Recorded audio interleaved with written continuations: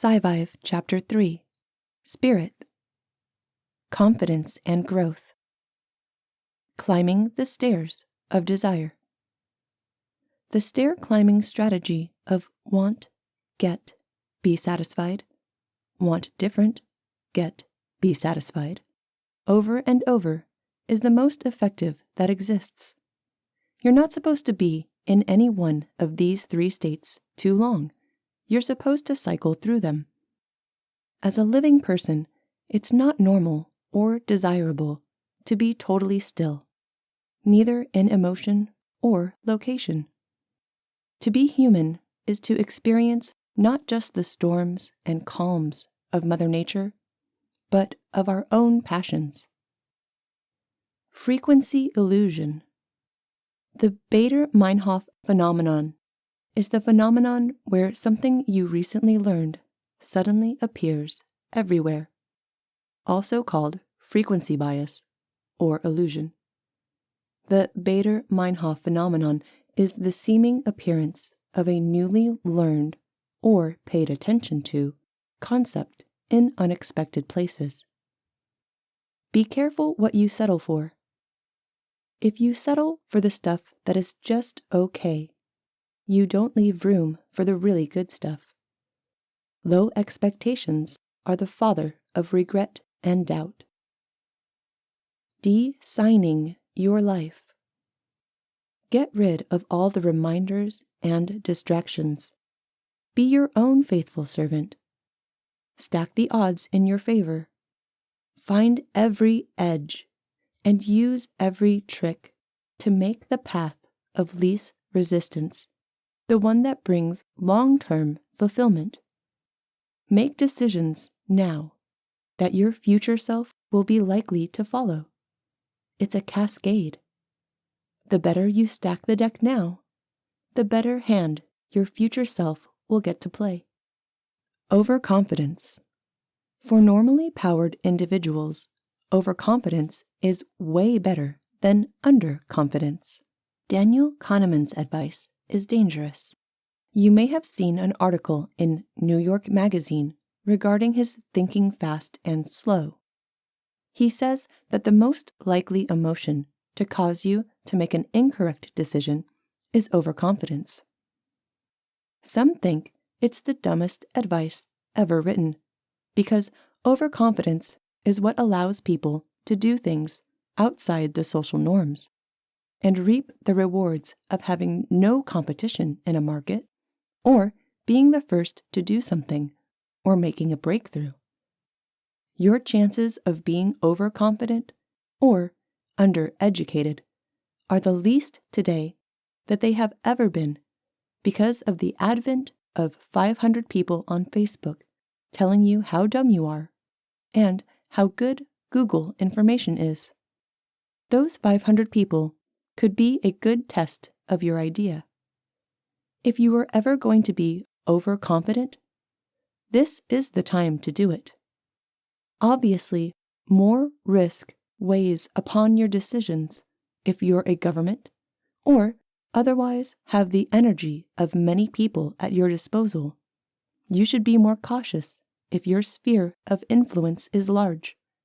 There may be more at stake than you initially realize. Overconfidence is hard to measure. Further in regard to Kahneman's advice is that he is giving you non-actionable advice. You can't tell whether you are overconfident or not, so you can't take his advice to not be overconfident. You can be full of doubt, and with today's progress, you could do a thing 4 times wrong and have enough confidence to do the 5th right, while the other guy is still doubting himself. Doubting doesn't produce anything. Overconfidence may produce many incorrect iterations, but also produces the possibility of getting it right eventually. Aging directors and storytellers mellow with age. Testosterone is a great deal when you've got much to gain and little to lose. Yet, the longer you've been around, the more the inverse becomes true. You end up with more to lose and less to gain. The same effective reduction in risk-taking that is wise in a weakening body is wise economically as well. Look at great musicians or great filmmakers. You will notice that as their testosterone dies down, the type of films they want to make become less aggressive. They become bigger wusses instead of rage or conquest-driven competitive people. Directors and storytellers mellow with age. Pathing. Pathing quotes. Benjamin Franklin said to write things worth reading or do things worth writing. Quote, "If you would not be forgotten as soon as you are dead and rotten, either write things worth reading or do things worth the writing." Quote, "Sell not virtue to purchase wealth, nor liberty to purchase power." Poor Richard, 1738. An Almanac for the Year of Christ, 1738. Do what wasn't inevitable. What you should do is your potential impact multiplied by the number of people it will impact. There's another question to ask in relation, which is, would someone else have achieved that instead of you anyway? Thus, there is value in doing the thing that wasn't going to happen anyway. Do what wasn't inevitable. If you're writing your thesis, do not do what is interesting. Instead, do what is interesting and useful, because it's easy to do. Interest is very easy to pique, and therefore, what is of interest to you should also be helpful to the world. The good news is, if it's helpful to the world, you can actually make money on it. A chain is only as strong as its weakest link. And in order to create some positive benefit to the world, you need to know how to do the thing, and then actually do the thing. Well then, which of these two is the weaker link? Is the world more lacking in the ability or knowledge of how to do things? Or is it more lacking in the desire to do things? SciVive will tell you that what the world is missing is desire. Otherwise, everyone would have a six-pack, be fit, and would spend time with their families and do all of the things that they know they should do. They don't have a lack of knowledge on how. They have a lack of desire and motivation to do so. Do one thing exceedingly well. Fear not the man who knows 1,000 different techniques, but fear the man who knows one technique very well. Well, why would the education system be any different? Shouldn't you just learn to do one thing really well and then move on to the next thing? A much higher, better use of your intellectual abilities, business talents, talents of any form, are to not solve what other people think are problems, but to solve what you think are problems. This is assuming that you're smarter than they are and have better beliefs. People wonder whether sometimes it's better to go into physics or biology. Well, you're made of meat, so you could say you're made of physics, but let's take a look at that. Our understanding in the application of physics has taken a great deal of money and very well-educated people to execute that knowledge over a couple of 100 years. The first instance of this atomization of the world may have been thousands of years ago with the Greek discovery of the theory of parts, where everything is actually made of smaller things. Now, let's take a look at the biological world. How much energy has the biological world put into figuring it out? Billions of years with the energy of the sun behind it. It literally invented sex. It invented DNA. It invented mutation. Amazing feats, This is good biology. Now, they've been at it for billions of years. They've had more time to do it. They didn't require experts to do it. Every species got to participate in the process, and they didn't require a small fortune to do it. You have to compare. What do you think is going to create more progress in the world?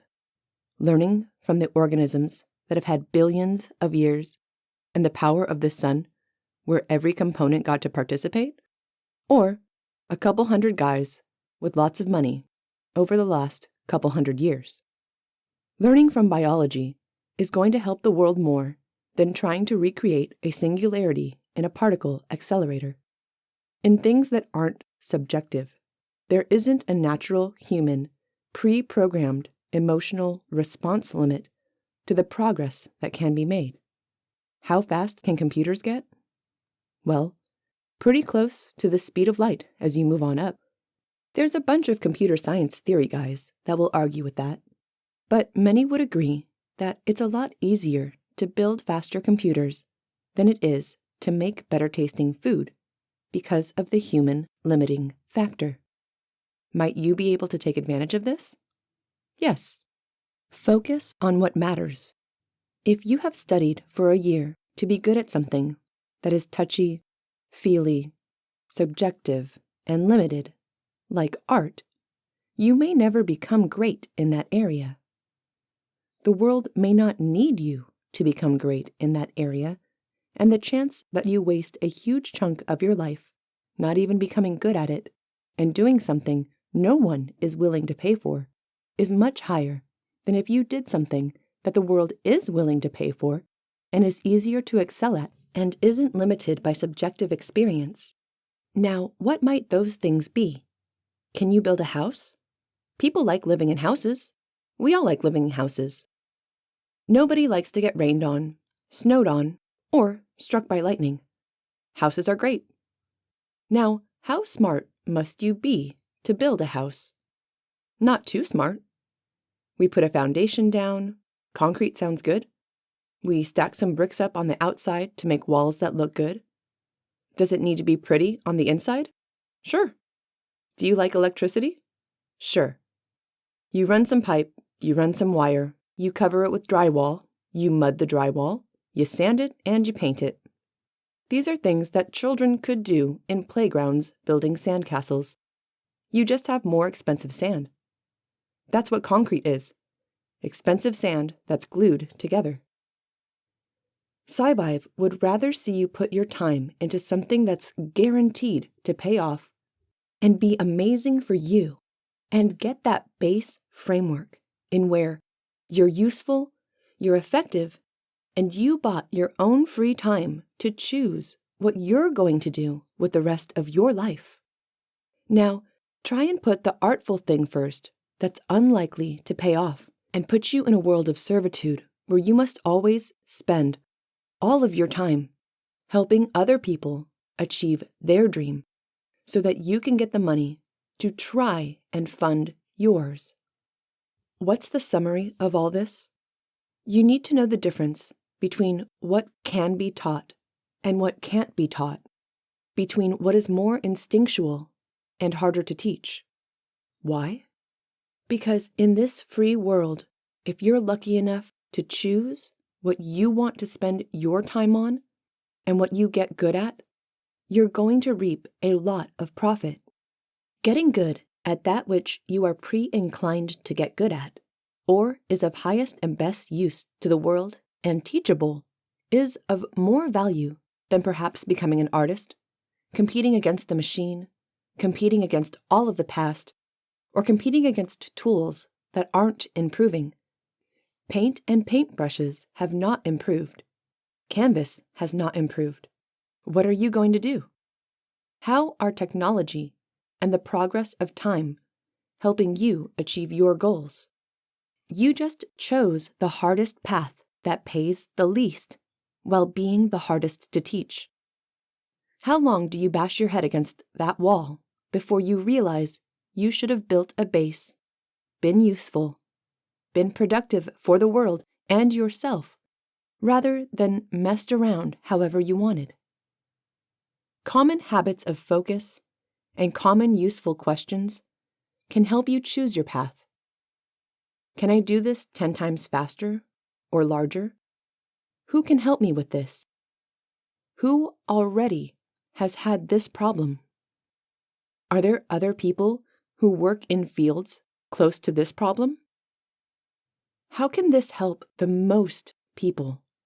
Is this the best thing I can be focused on? Jack of all trades, master of none. The more things you're good at, the more lost potential you have. Let's say that you're really good at more than one thing.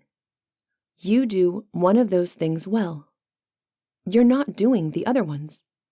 Thus, the ratio of things that you're good at, the more things you're good at, increases the ratio of things you're not doing.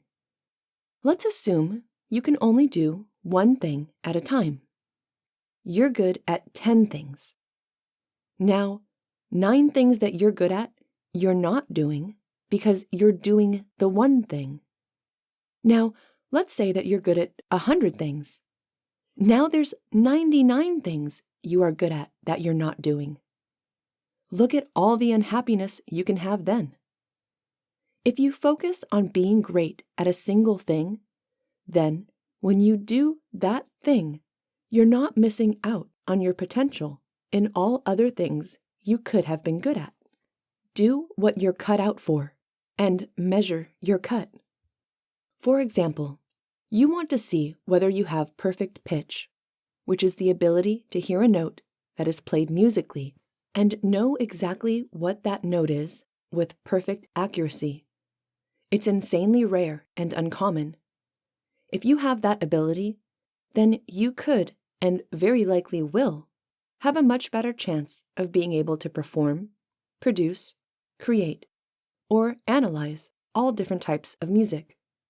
Just the same way that if you look at the percentage of people over 6'7" who play basketball, you will find that some majority of those people play in the NBA. If you've got perfect pitch, definitely focus on music.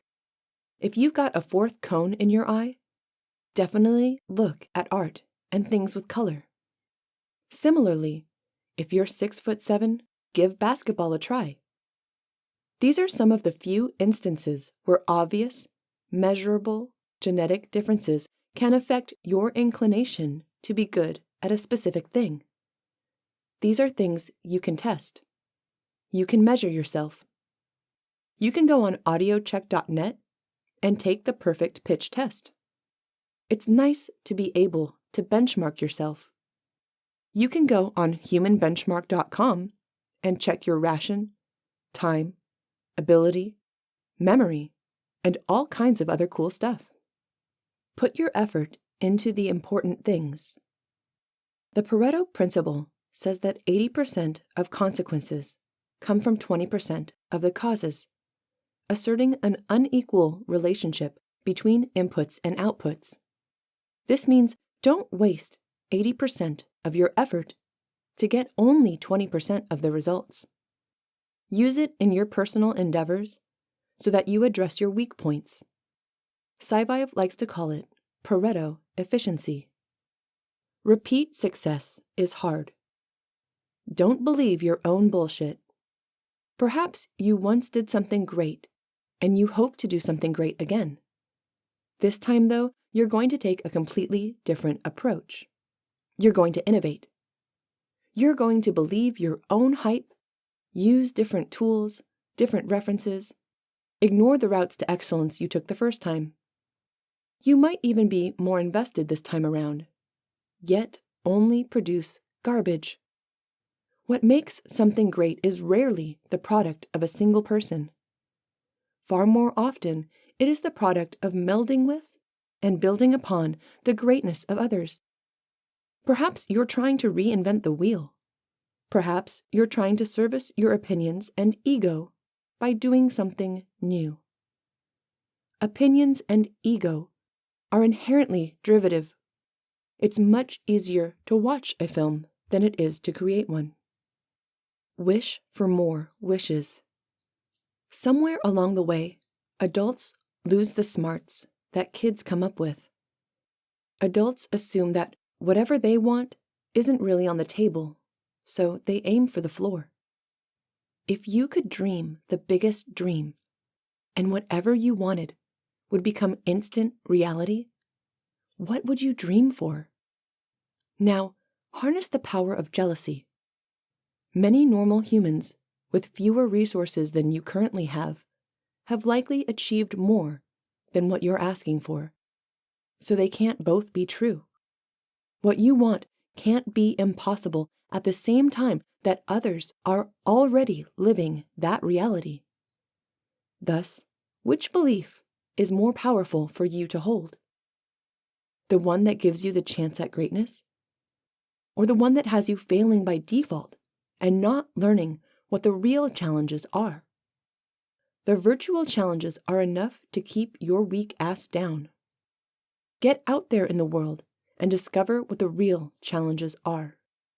Only 6 human needs? No. Tony Robbins' 6 human needs: certainty, connection, significance, variety, contribution, growth, are a bad way to organize human motivations. Nah, that's stupid. Where is greed on there? Where is fear? This is an inadequate system for organizing life. Emotions have a reason.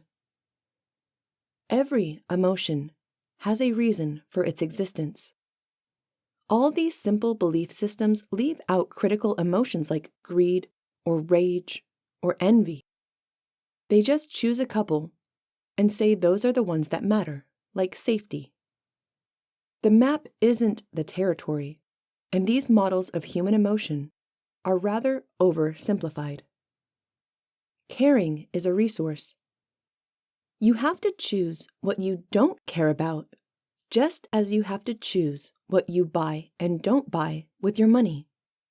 You have to choose which things you'll use your limited caring currency on.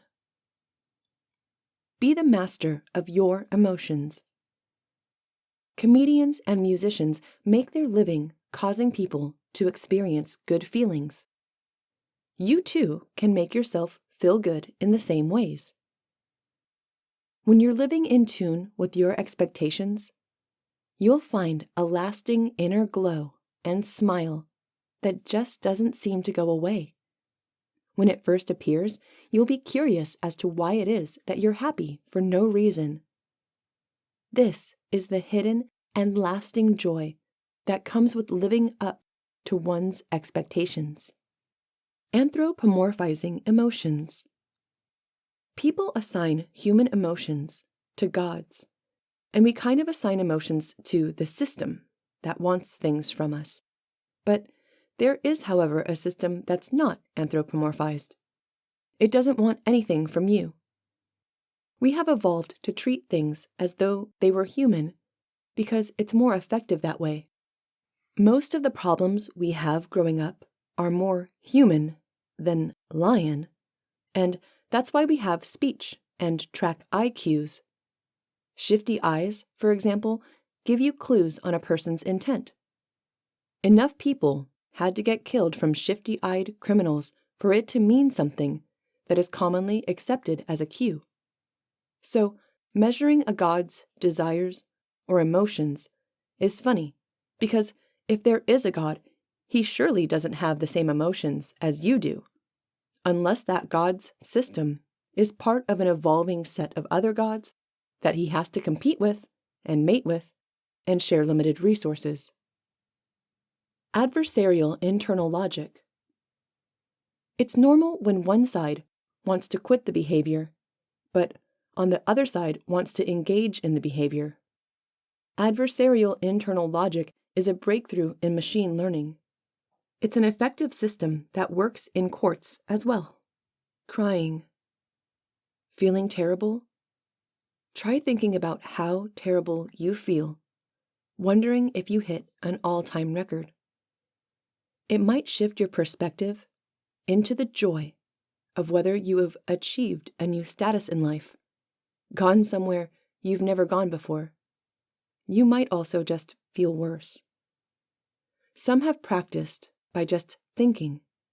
How amazing is it that one can feel so bad right now from things only in one's head, and instantly the feeling subsided. Everything matters. Temperature affects behavior. Diet affects behavior. Religion affects behavior. Gender affects behavior. Race affects behavior. Time of day affects behavior. Recent social interactions affect behavior. Weather affects behavior. People doing the same bad things commonly, and a single judge being tired of seeing it over and over, deals out harsher penalties to see if it can make a difference. Yes, literally everything matters. If you find yourself arguing that something doesn't matter, you are wrong. Everything matters. Judges are more lenient after they've had a snack and feel satiated. Being a nerd. You know you're a nerd when you realize the seasons are changing, and you know this solely because the ads you see on the internet start including bicycles and outdoor equipment. Socrates' death. You've optimized for a local maximum of good, without regard to the distant future. Had Socrates remained alive to discover and share more, the future of mankind would have benefited far more than whatever the local people of his time may have. Thus, for the majority of humans that will ever exist, it was surely not good. Values and beliefs. Choosing your destiny. Include quality in your value delta multiplied by market share. Elon Musk has said that the best way to choose what direction you take with a business or a career is that you estimate how much better what you think you can achieve is over what people are currently doing, and multiply that by how many people you will affect. So you can do a lot for a few people, or a little for many people. It's an okay way to look at things, but sadly, it relies entirely on what people will pay for, and as we've seen forever, fools and their money are easily parted, so people will pay dearly for all the wrong things. Qualitatively, it's not the best way to look at what you should be doing. Who gives a damn about what most idiots want? Let's make attempts at wanting something better. The Fermi Paradox. The Fermi Paradox, named after physicist Enrico Fermi, is the apparent contradiction between the lack of evidence for extraterrestrial civilizations and various high estimates for their probability. Where are all the aliens? The important question is whether that terrible event preventing aliens, who've had billions of years to dick around and be seen doing it, has already occurred and we passed it, or has yet to occur and we're screwed. It's basically a clue that some things are likely to be coming our way, extinction level events, or at least disassociate with physical space events. Because we're bound by the speed of light, appeals to there being infinite stars aren't useful. Those huge numbers of stars are too far away to matter. They might as well be different universes or the past. What is far away doesn't matter, and we aren't first. The reasons we're not likely to be first to be conscious and alive in the universe is because there's only a single first slot and nearly infinite not first slots. Thus, we're nearly infinitely not likely to be first. First or not doesn't matter, because everyone else is too far away to ever meet. Damn you, speed of light limit. Turning inward isn't as likely as turning outward. Choosing to turn inward instead of traveling the stars is not likely. For turning inward still has an energy cost, and energy is finite per unit of space. Thus, you must choose between starving other life forms of energy, think trees competing for height, or you can expand. Expanding has too much profit to be ignored by that which evolved to meet the question. We are adapted for scarcity. If you have a belief in anti-scarcity, which, by the way, is the opposite belief of those survivalists and many other people, then good for you. Just like road rage, just like pair bonding, like caring so much about significance, all the other stuff that's built into us, we're built to care about scarcity. Many people like to collect and hoard things that nobody else has, right? We find something that is unique or rare and feel an urge to obtain it for ourselves. We find it hard to understand the way the world really prospers, by abundance instead of scarcity, by exponential instead of linear growth. These are concepts that can be very hard for us to understand.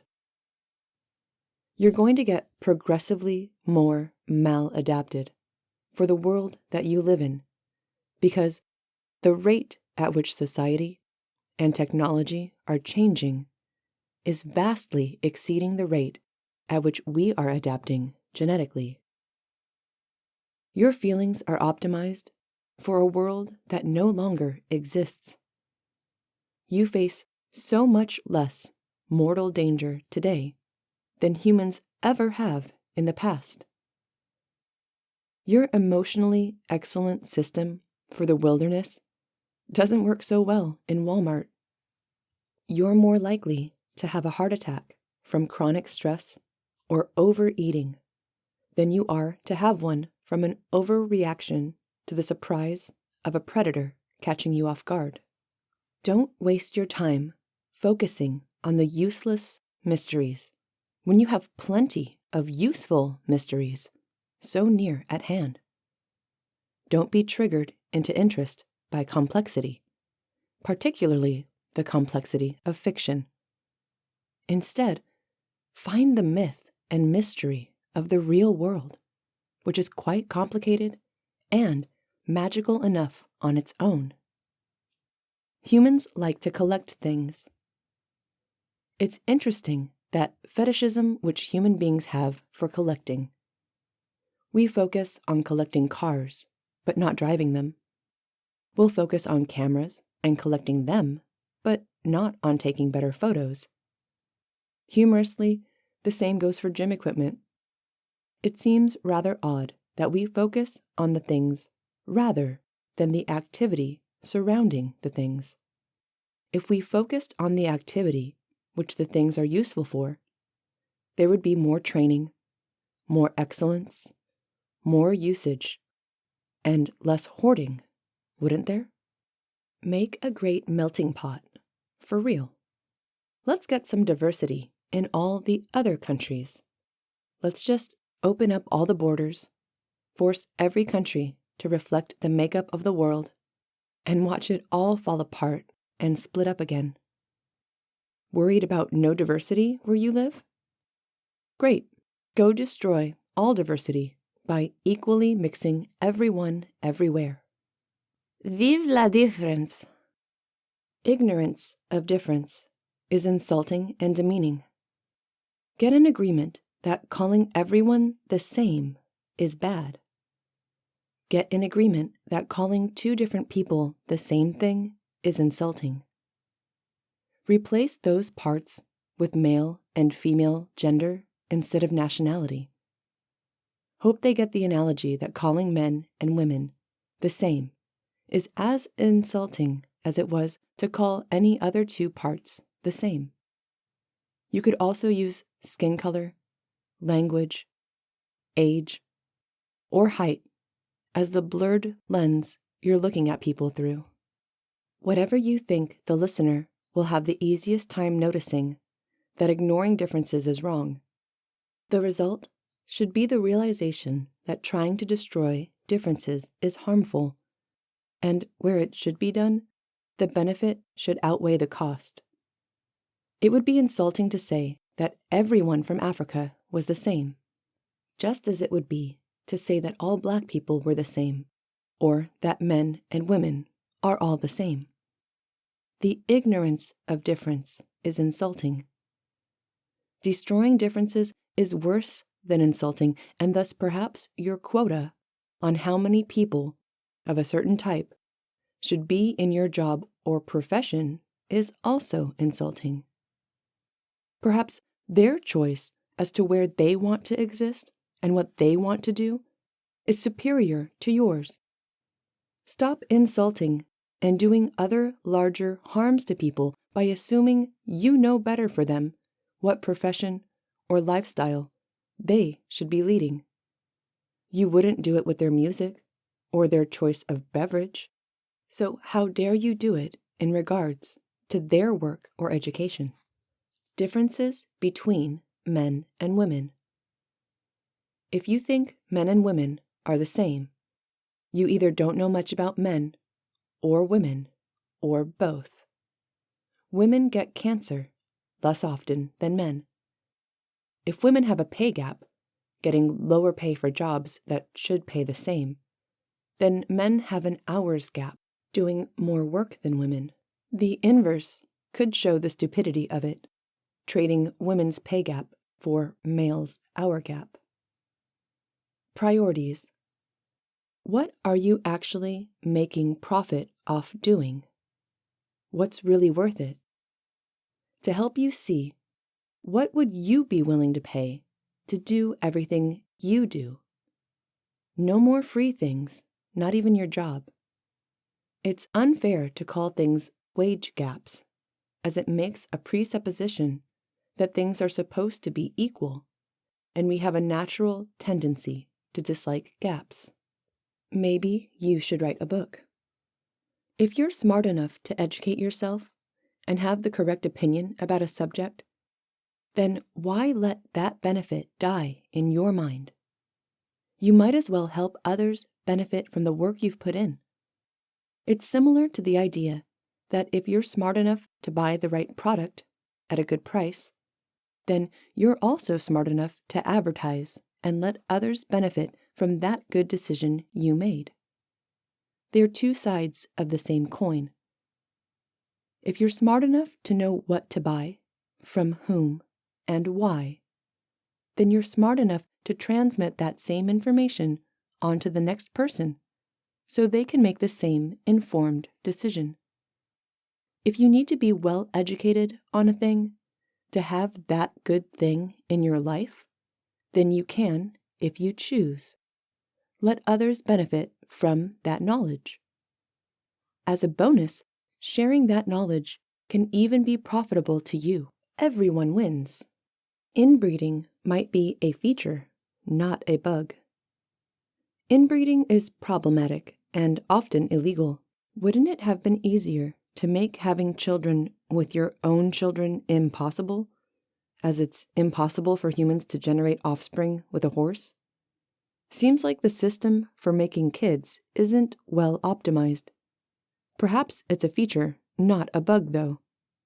If you can't find any other mate at all, maybe inbreeding beats extinction as far as survival goes.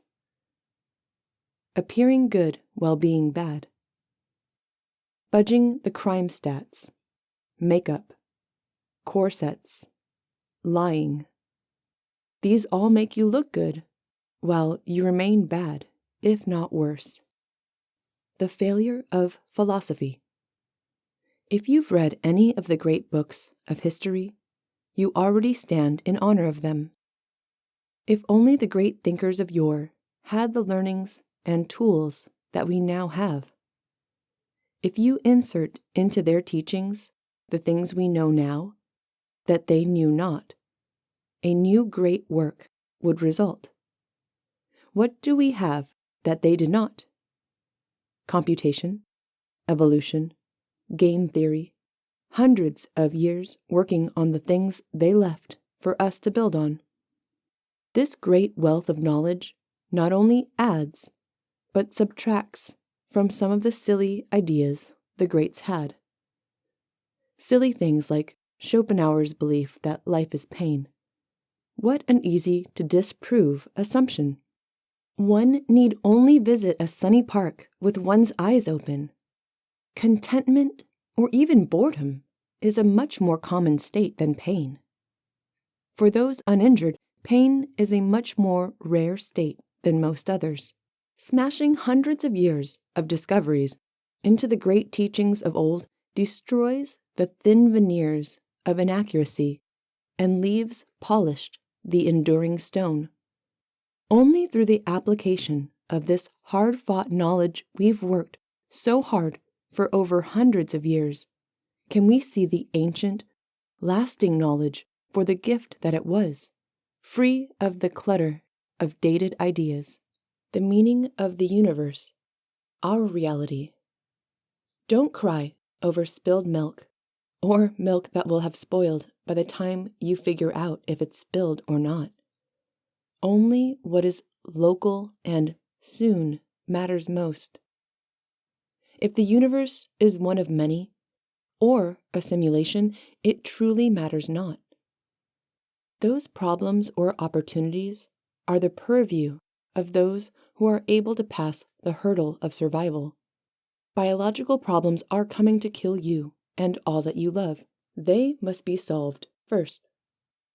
Mind and body are the same. Most people think their mind and body are separate. Until you remove little parts of the brain in their body, then you discover that the mind stops existing as you take bites out of the brain. That being said, you'll spend more time in your head than anywhere else in the world. So you might as well be great at it.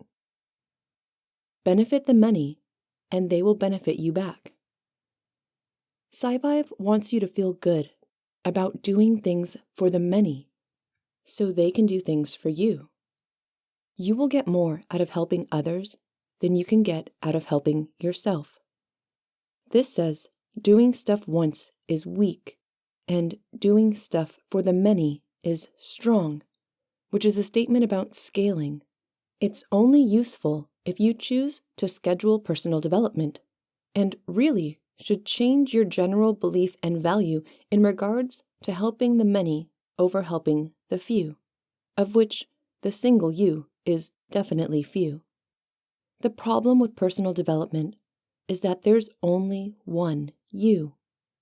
You can't multiply your benefit by a whole bunch of people. The point here is that in a world where you can scale, you will always get more by helping others than by helping yourself. If you live in a house and you didn't build it by hand, or if you speak a language you didn't invent, clearly your life is massively influenced by many people who you have likely never met. If you can help the masses, they will help you back in ways you couldn't dream. Focus on the many and know that you are not the many. Nightmares are awesome. What better thing could your brain be doing than pre-processing good actions for you to take if the worst things happen?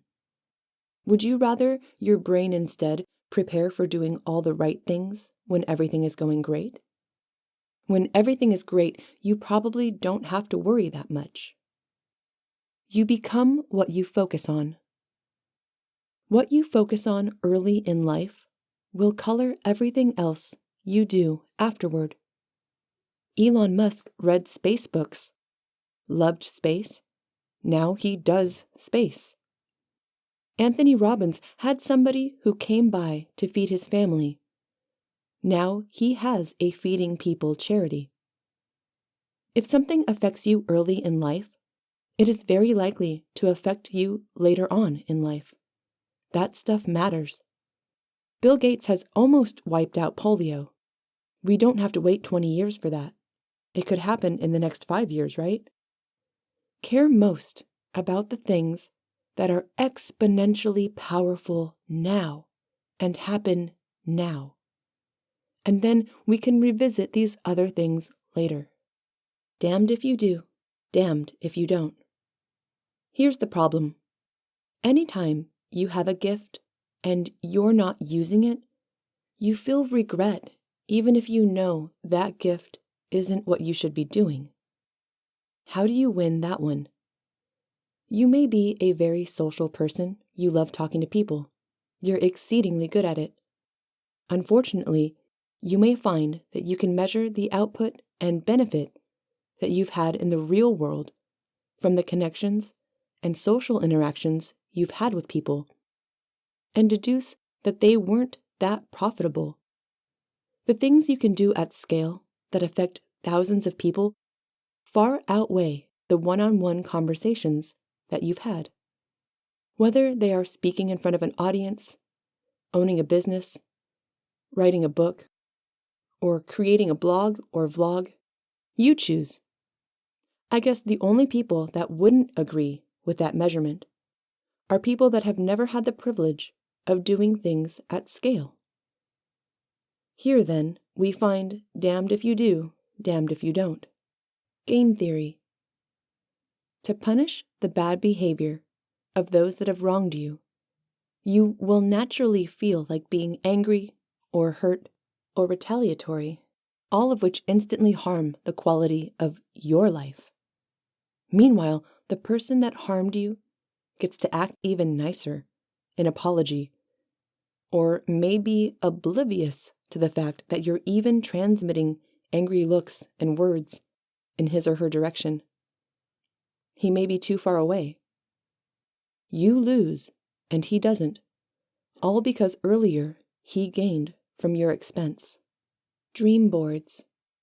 The best way to understand the value of a dream board, or whatever fancy word for reminding yourself through your environment of a different pattern of focus than you may otherwise engage in, is to know if it influences your behavior. If it influences your behavior, and you chose the image, chose the meaning, and you chose accurately, then it's useful.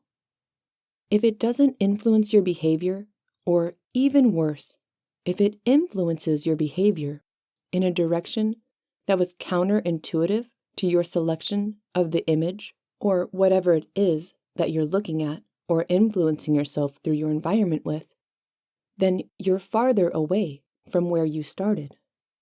Vision boards and dream boards can be a waste of time, but there's this specific exclusion to how one should use them.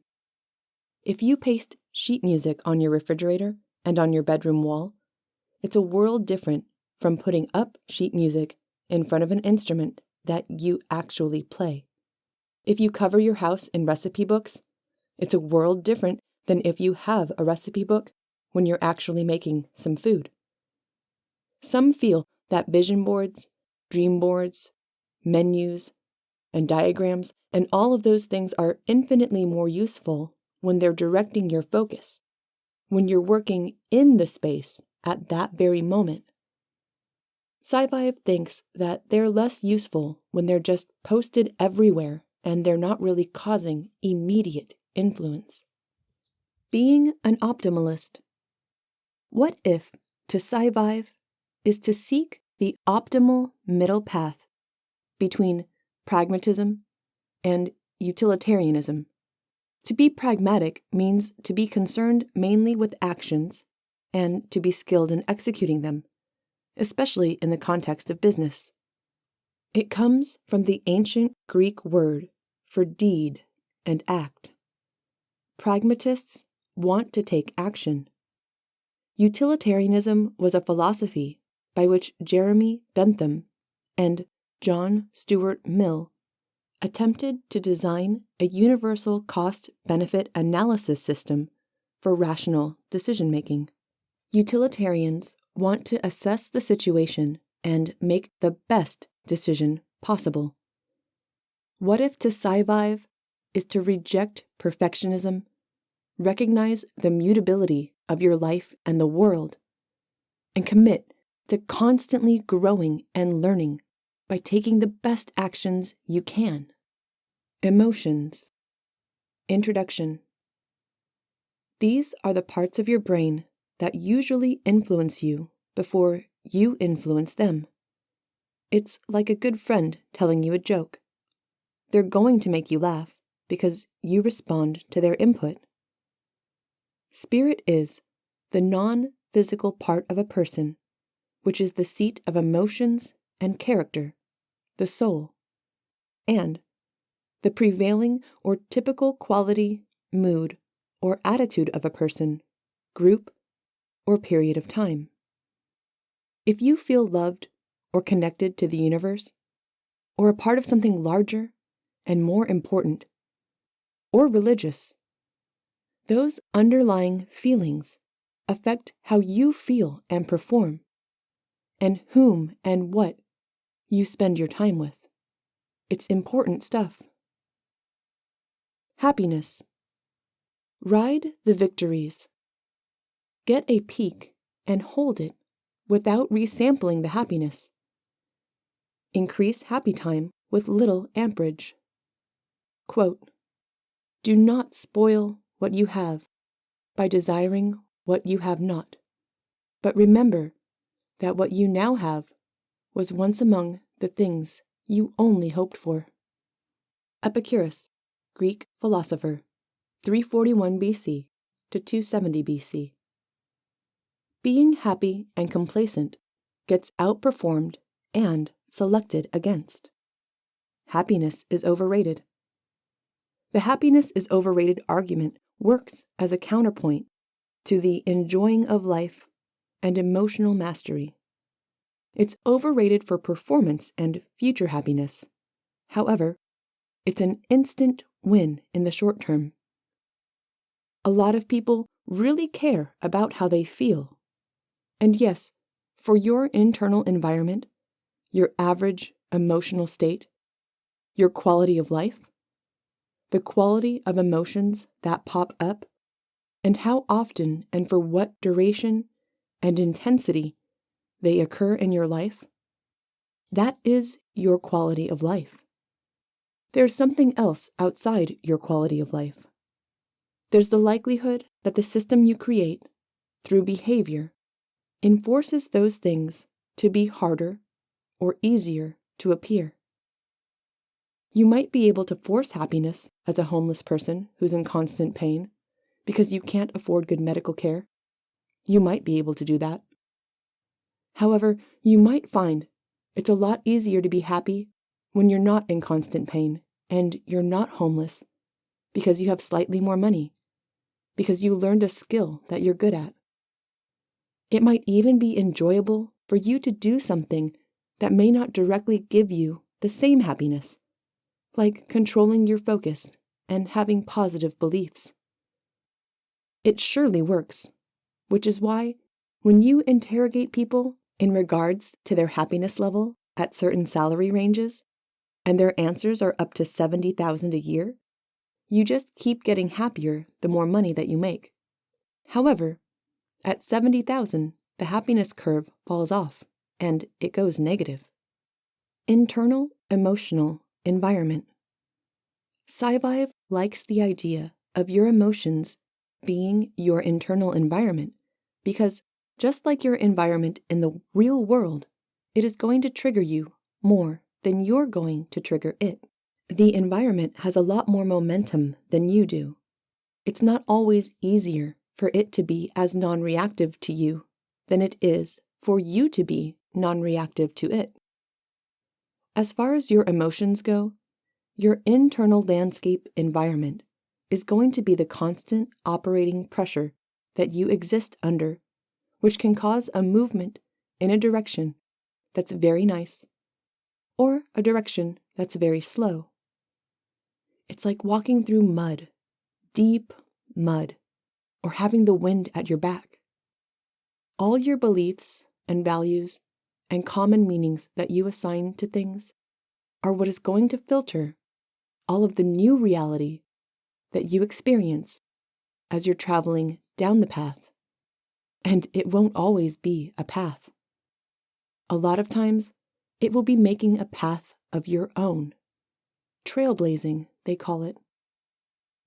Those filters of belief, values, and meanings that you assign are going to change the internal environment with the matchup between the new things that you run into that are either inside or coming from the outside, but they're entering your consciousness either subconsciously or consciously. Once they've gone through that filter, they change the wind, they change the weather, and they change the walking. Unlike many environments, your internal emotional environment can change in a heartbeat. Unlike the environment in the real world, in your emotional environment, it is you that has the momentum, whereas the environment itself is actually another variable. Better emotions in your life. Do you want to have better emotions in your life? Great. Sit up straight in your chair right now. Breathe deeply and just hold that posture for a minute. Think of a time when you felt really proud about something, really intense feelings of pride. You deserve to feel great right now. Feeling great right now?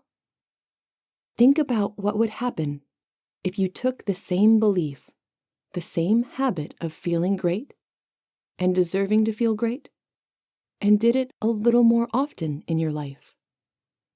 It's only a couple sentences of work, and it could pay a lifetime of benefits if you feel like it's a good thing to throw in there. If you read a book and it tells you to do a little mind trick that makes you sit up and feel good, you will actually follow along. Most people have to. Don't think about a giant pink elephant right now. SciVive commands you, no giant pink elephant thinking. The human brain can't understand that.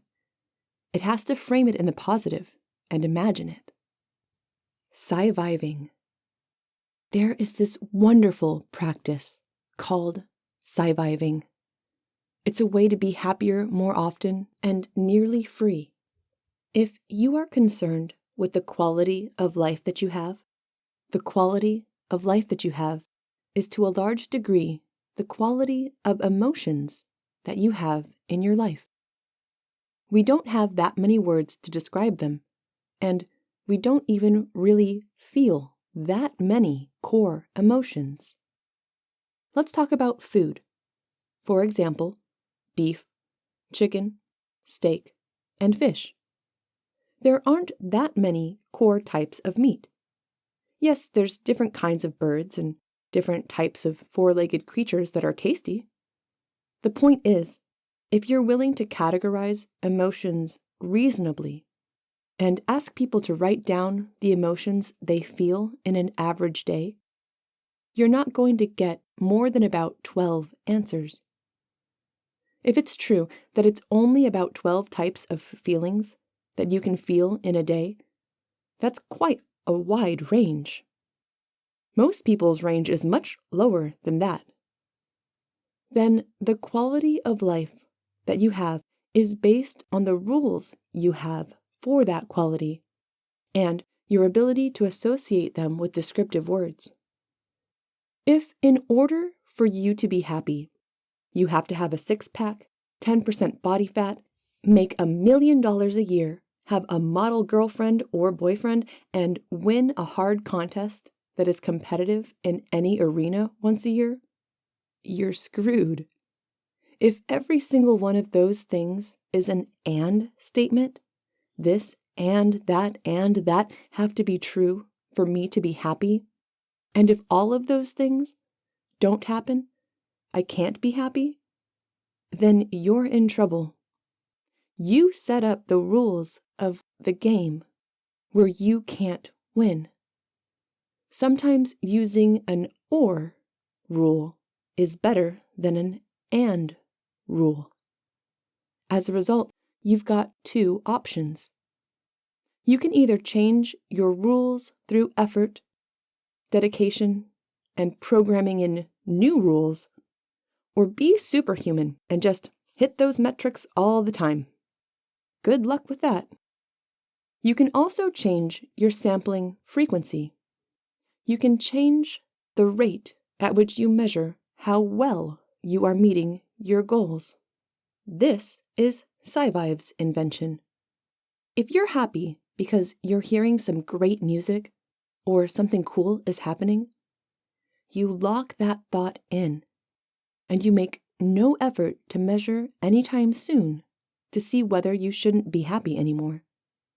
You prolong the next sample, the frequency, the rate, the time between this sample and the next one. As soon as you've got a good one, you slow down your sampling. Ride the dream. Why not ride that high for longer? If the mission of doing the thing is to feel important, and you already feel important, why risk that feeling of success you just had? Achieve a high and ride it. If the goal is to maintain happiness, then you can greatly increase the chance that you will remain happy by achieving a high and riding it. If you catch a wave as a surfer, you stay on until it's over. You don't try to catch another wave while you're still riding the first awesome wave that you caught, because you would crash and you would burn. More accurately for surfers, you would wipe out. Short, measurable goals. If you don't want to wipe out emotionally, have reasonable goals. Set reasonably attainable goals that give you a taste of success, and then find the easier way to your next goal. Set smaller goals and do it more frequently instead of setting a goal you can never reach, which just causes you pain. Having goals that are too large and sampled slowly is not smart. Having goals that are small and sampled quickly is smart. You get faster rewards. That's why video games are so addictive. You don't have to wait a year to see whether you beat the boss or not. You fight the boss, you win right now within 5 or 10 minutes, maybe an hour or 2 max.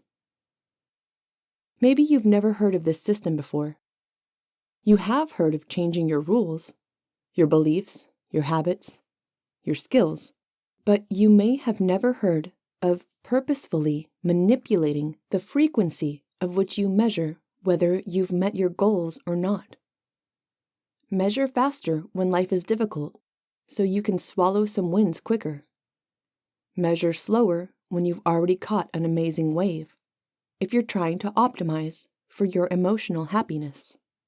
If you're not trying to optimize for that, if you're trying to optimize for just crushing and being the most effective person in the world, and you're the kind of person who can crush and be effective while sad or otherwise emotionally distracted, you might find more performance by not being extra happy, through changing the way you measure whether you should be or not.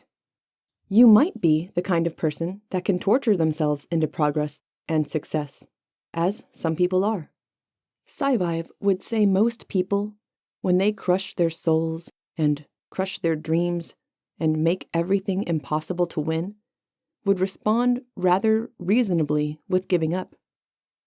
Many would rather go do something else, nearly anything else, whether it be drink, smoke, blow one's ears out with loud music, or otherwise distract from the frustration. Forget all that pressure. The funniest part is there isn't any pressure. You invent it. There is no actual pressure. You're in one atmosphere of pressure, just like everybody else. If you want to ride the waves and have a slightly more enjoyable life, ride the highs. Don't ride them forever. When the wave is over, it's over. But don't jump off a good wave to jump back into the horror if you're trying to actually enjoy life. Take the time to be proud of yourself as well. Sampling frequency is a totally awesome way to refer to it. Anyone that's ever had a CD player has been exposed to that word for a long time. Few people know what it means. Mind set to feeling. If you ever want a nice excuse to get rid of feeling bad or some negative emotion, just think about how non-productive you are, and think if you're non-productive anyway, you might as well be happy, regardless. Paul Ekman, Emotions. Paul Ekman is an American psychologist and professor emeritus at the University of California, San Francisco. He's a pioneer in the study of emotions and how they manifest in facial expressions. He has created an atlas of emotions with more than 10,000 facial expressions and has gained a reputation as the world's foremost human lie detector. For more than 40 years, Ekman has supported the view that emotions are discrete, measurable, and physiologically distinct. His most influential work revolved around the finding that certain emotions appeared to be universally recognized, even in cultures that were pre-literate and could not have learned associations for facial expressions through media. Another classic study found that when participants contorted their facial muscles into distinct facial expressions, such as disgust, they reported subjective and physiological experiences that matched the distinct facial expressions. Ekman's research findings led him to classify 6 emotions as basic: anger, disgust, fear, happiness, sadness, and surprise. Robert Plutchik, who was a professor emeritus at the Albert Einstein College of Medicine and adjunct professor at the University of South Florida, agreed with Ekman's biologically driven perspective, but developed the wheel of emotions, suggesting 8 primary emotions grouped on a positive or negative basis: joy versus sadness, anger versus fear, trust versus disgust, and surprise versus anticipation. Some basic emotions can be modified to form complex emotions. The complex emotions could arise from cultural conditioning or association combined with the basic emotions. Alternatively, similar to the way primary colors combine, primary emotions could blend to form the full spectrum of human emotional experience. For example, interpersonal anger and disgust could blend to form contempt. Relationships exist between basic emotions, resulting in positive or negative influences. 2 dimensions of emotion. Through the use of multidimensional scaling, psychologists can map out similar emotional experiences, allowing a visual depiction of the emotional distance between experiences. A further step can be taken by looking at the map's dimensions of the emotional experiences. The emotional experiences are divided into 2 dimensions known as valence, how negative or positive the experience feels, and arousal, how energized or enervated the experience feels. These 2 dimensions can be depicted on a 2D coordinate map. This 2-dimensional map was theorized to capture one important component of emotion, called core affect. Core affect is not the only component to emotion, but gives the emotion its hedonic and felt energy. Pulling and pushing emotions. We've got pulling emotions and we've got pushing emotions.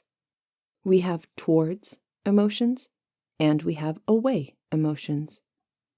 If you're trying to build a new belief, a new strategy, and a new way of thinking about things, as much as you may try to always stay in a positive frame, you'll find that it's harder and that sometimes you need to program and think about identifying the wrong way so that it gives you a trigger that you notice. Oh, I'm doing this the wrong way. Let me do it the right way. SciVive doesn't want you to live there. don't spend time there. Think about problems only long enough to develop solutions and focus on solutions. In the area of human thought, you don't get to immerse yourself. Things are going to pop up. Conversations are going to pop up. Social media is going to pop up. And you're going to stub your toe. Life is going to happen. And then you're basically back in la la land, and you're going to fall back into old habits. And you need to know, hey, old habit, okay, I see it. It's triggered me. Now, what do I do? What's the right habit? Maybe your old habit was maximizing for market share, maximizing for profitability, and achieving the mindset of a salesman and marketer. That alone is not going to save your life. That is not going to save your loved ones' lives, and that is not going to save the planet. You need to program yourself and learn to think in a way where the profit, sometimes financial, often not financial, is the wholesome idea of getting human beings to take responsibility for saving their own lives. The sooner you start justifying your actions, beliefs, thoughts, and behaviors by noticing your old school style of profitability, and scale by saying, that was great for then, when money was the object, but money is not the object now, the sooner you are creating and memorizing new frameworks of getting yourself to care about what really matters. Psychological construction. The idea that core effect is but one component of the emotion led to a theory called psychological construction. According to this theory, an emotional episode consists of a set of components, each of which is an ongoing process, and none of which is necessary or sufficient for the emotion to be instantiated. The set of components is not fixed, either by human evolutionary history or by social norms and roles. Instead, the emotional episode is assembled at the moment of its occurrence to suit its specific circumstances. One implication is that all cases of, for example, fear, are not identical, but instead bear a family resemblance to one another. Emotional programming. If you built living things from scratch, how would you program them?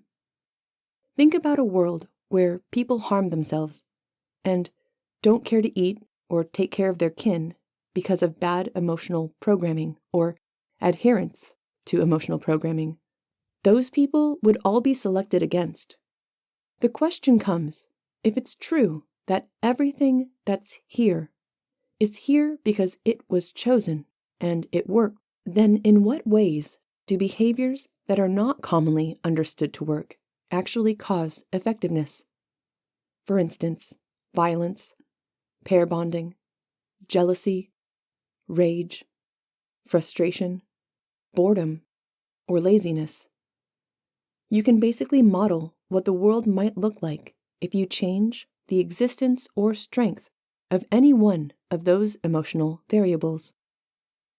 You take something that's universally effective, like delayed gratification, and you wonder how that emotion came into being. For instance, farming. If you don't farm at the right time, then you don't have food when you need it. Then there's people that couldn't work where it wasn't obviously necessary, and would lose productivity to those people that could do work when only it was necessary in a more hidden and tacit sense. Emotions are how you got here. Emotions are the programming that allowed the unbroken chain of thousands of lovers to become your ancestors. If one single pair of people in that chain didn't raise their children to the point where they could find a partner of their own and raise children to do the same, you wouldn't exist to read this book of SciVive right now. This is also the reason that you feel so strongly about the opposite sex. It's the pull of your ancestors, and the same effective programming that served them for those many thousands of years. Don't be the weakest and last link. Make babies, or make sure you're okay with being the last of a 100,000-year chain of successful parents. Life's main purpose is to survive and produce more life. And we owe this debt to the universe in return for allowing us this experience. If you don't feel that pull, then you might be executing the variety strategy, which means that we must be different from our ancestors, for the robust species wins in the long run over the super specialized species. Being an omnivore is hugely advantageous.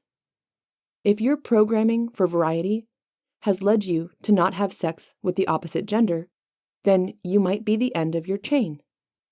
Maybe you can cheat by being a sperm donor or artificial insemination, but the odds are that you'll just be the last of your lineage. It's a funny way to look at the paths we find ourselves on. Either you're different from your ancestors for robustness, or you're doing what they did because it's known to work. You can't really escape the paradigm. If you look at spiders, they often make exactly the same pattern of webs that their parents made, even though they've never met them. Some creatures are born with less desire to be novel, or break the model, so to speak.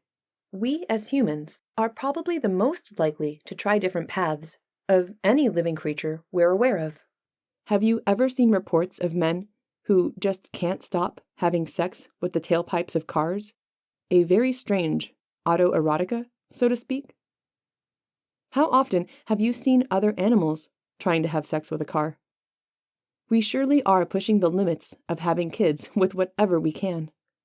If there's ever a fertility treatment for steel and aluminum, the world might experience a car population explosion. Thus, your spirit is your feelings, the programming which has served tens of thousands of men and women who ate, made love, and made sure your ancestors ate and made love and were safe until you were old enough to have sex and perpetuate the process. That programming, that giant, long, unbroken chain that results in you here, hearing these words, that is the real decider of what you will become, what your actual soul is. Our programming. The programming that governs our behavior isn't our needs. It's our moods and emotions. Needs are just a weird combination of certain selected emotions. We come programmed with some pretty great software. For the well and normally programmed of us, lying feels really bad. Keeping secrets is hard. We want people to like us. We get bored. We want to travel. Programming exists without software and hardware. Take a look at any Rube Goldberg machine or windmill. That's also programming. We need to procreate. Some may not particularly like when the truth leads to ethical or moral places that they're not too happy with. For instance, let's say you're on the edge, 50-50, between being gay and being straight. If you flop towards the straight side, you are likely to have kids and your genes go on. If you flop to the gay side, you most likely get off the gene pool. There's a very strong evolutionary advantage to flipping on the side of being straight, because if you flip to the side of preferring women to men, or at least try that behavior a couple more times, it might lead to pregnancy. Should people be able to love whomever they want? Between consenting, unrelated adults, yes. Should people get hated on for the choices that they make? No. Should everyone understand why homosexuality has been less selected for by reality? Not by us, not by evil, just by what must happen to create more of us. Since we're what's left, the only beings that have worked in the 99.9% of permanent extinction, you have to be sympathetic and empathetic for both sides. The stupid people who may not have too many tools to help manage who and what they are and what they do, are executing an effective strategy that, if for some reason they were born on the fence, they might flop to the side of having kids, and you have to honor that intention. Then you also have gay people, because we have to have variation for evolution. They're doing the best they can too. They just happen to sometimes be girls in guys' bodies, or guys in girls' bodies, or choose a certain aesthetic over another. Thus, you've got two different systems, both trying to create people and more effective people. In this case, they have conflict, and it creates basically an eternal conflict. 50-50 will always happen. Choosing straight over gay works and gets selected for in terms of evolution. Yet, having variation leads to excellence and durability, so queer gets selected for. And part of variation is liking different stuff. It seems there's always going to be conflict in this area. It results in two conflicting behaviors that are both getting selected for. If you have more execution of gay in your crew or tribe of humans, that may appear as a sign of weakness to other tribes of humans, and they may decide to attack you first to take your resources. Sometimes it's not just selected for at the individual level. It is important to note, under evolutionary selection, that robustness and the ability to adapt vastly outperforms specialization and niche filling over time. Perceptual excellence. Squinting is a natural response to things being unclear, as is head bobbing and head movement. This is the reason birds bob their heads around, and these things are related to the emotional programming for perceptual excellence. Color response. Animals are great at lots of skills we're not. You wouldn't want to get into an arm wrestling match with a similarly sized ape, because its muscles attach at different spots to its bones, and therefore it will easily destroy your arm, and maybe eat your face to teach you a lesson about interprimate respect. Cats can hear up to 60,000 hertz. We can only hear up to 20,000. We can see about 10 million colors with our eyes, while lizards, frogs, birds, and bugs can see about 100 million. Emotional fitness. Seek love, but don't chase it. Either get some love in your life, make that constant distraction dissipate, or see it as a distraction and focus on it later. If it's a goal, it's a great goal. If it's in the way, it's in the way big time. Or maybe you aren't so passionate or hormonal, and thus less controlled by your baser impulses. Appreciation is the only true wealth. Since gratitude is a key to happiness, it's good to honor those that we owe so much.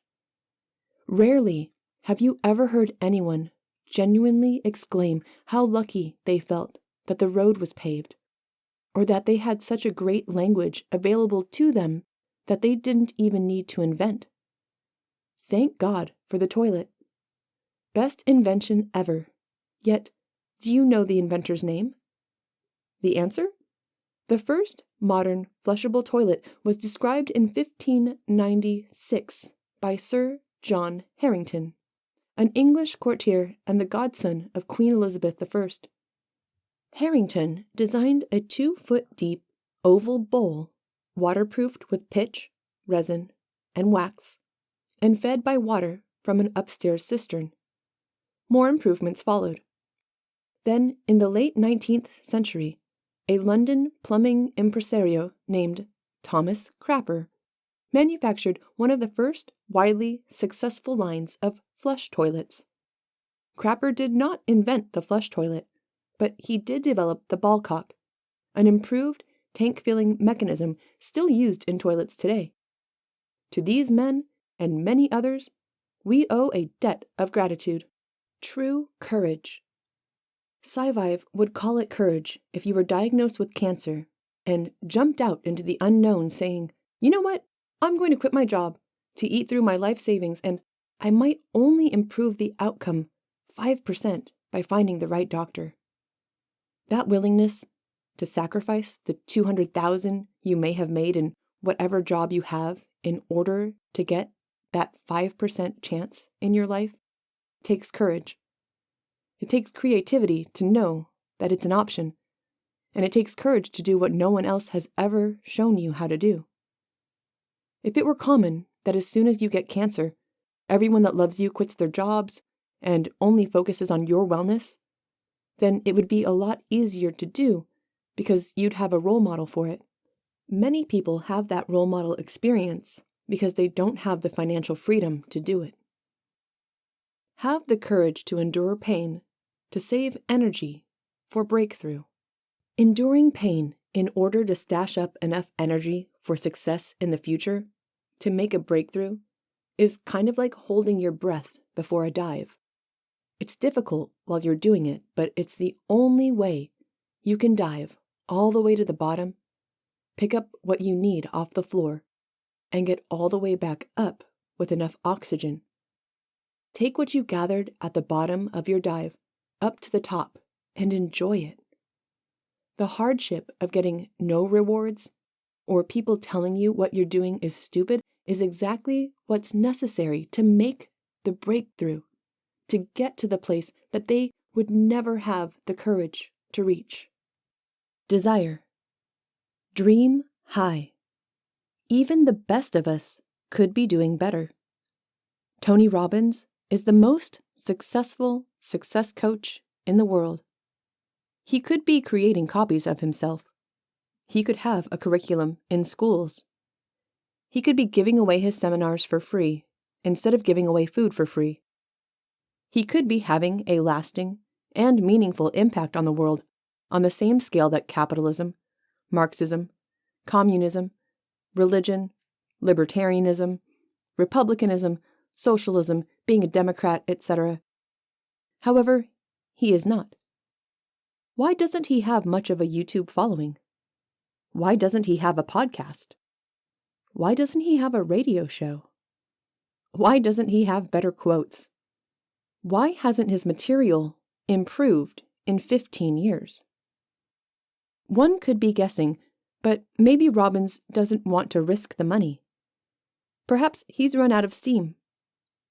He was a better organizer and presenter of others' ideas, but ran out of steam when he stopped absorbing from others.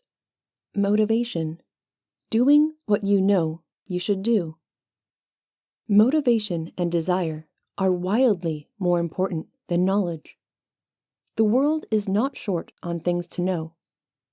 There is an infinite amount of complex things that can engulf all your time that you may never fully understand. Those things don't matter. What matters most is doing the things that we already know that we should do. The world does not need more knowledge. The world needs more motivation. With the advent of $40 tablets and $20 smartphones, you could do anything you want for yourself if you are motivated to watch a video and try it. It's funny how much effort and time goes into the education system and not the motivation system. Kids would be better off dedicating 50% of their time getting motivated to build and create, and 50% of their time learning what steps they need to take to do those things. That would be better than spending 100% of their time learning things they will never use, can't use, don't want to use, or shouldn't learn. How many people have a collection of exercise equipment in their house that goes unused? How many people have the ability to do push-ups because they have arms and they have a floor? How many are unsure of the tools needed to exercise or unsure of the knowledge on how to exercise? We are short on the desire to exercise, not the knowledge of how it can be done. If you compare the papers that have been released in the systems of doctrinaire and education, and you compare all of the output in regards to IQ testing instead of motivation testing and score, memory, reasoning, and creative ability instead of motivational ability, it seems like getting things done is the most important but the least taught subject. Discipline beats motivation. Discipline is more useful than motivation. Measure the two mindsets. See where all the good things in the world are coming from. You will likely find a bunch of tortured souls that are out there kicking ass while sad, as opposed to the happy-go-lucky potheads who are not producing anything.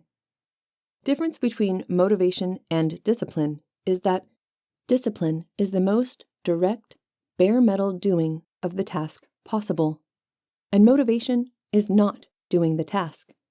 It's having the emotions around the task, and emotions are very slippery and they're very hard to hold on to. Let's say you wanted to hit something with a stick. Discipline is, you grab the stick and you immediately hit it. Motivation is, you hype yourself up, you make yourself happy and feel good about it, then maybe you reach and grab the stick because you feel good doing it. Negative emotions. Behavioral benefits of boredom. Boredom exists to make us do something new.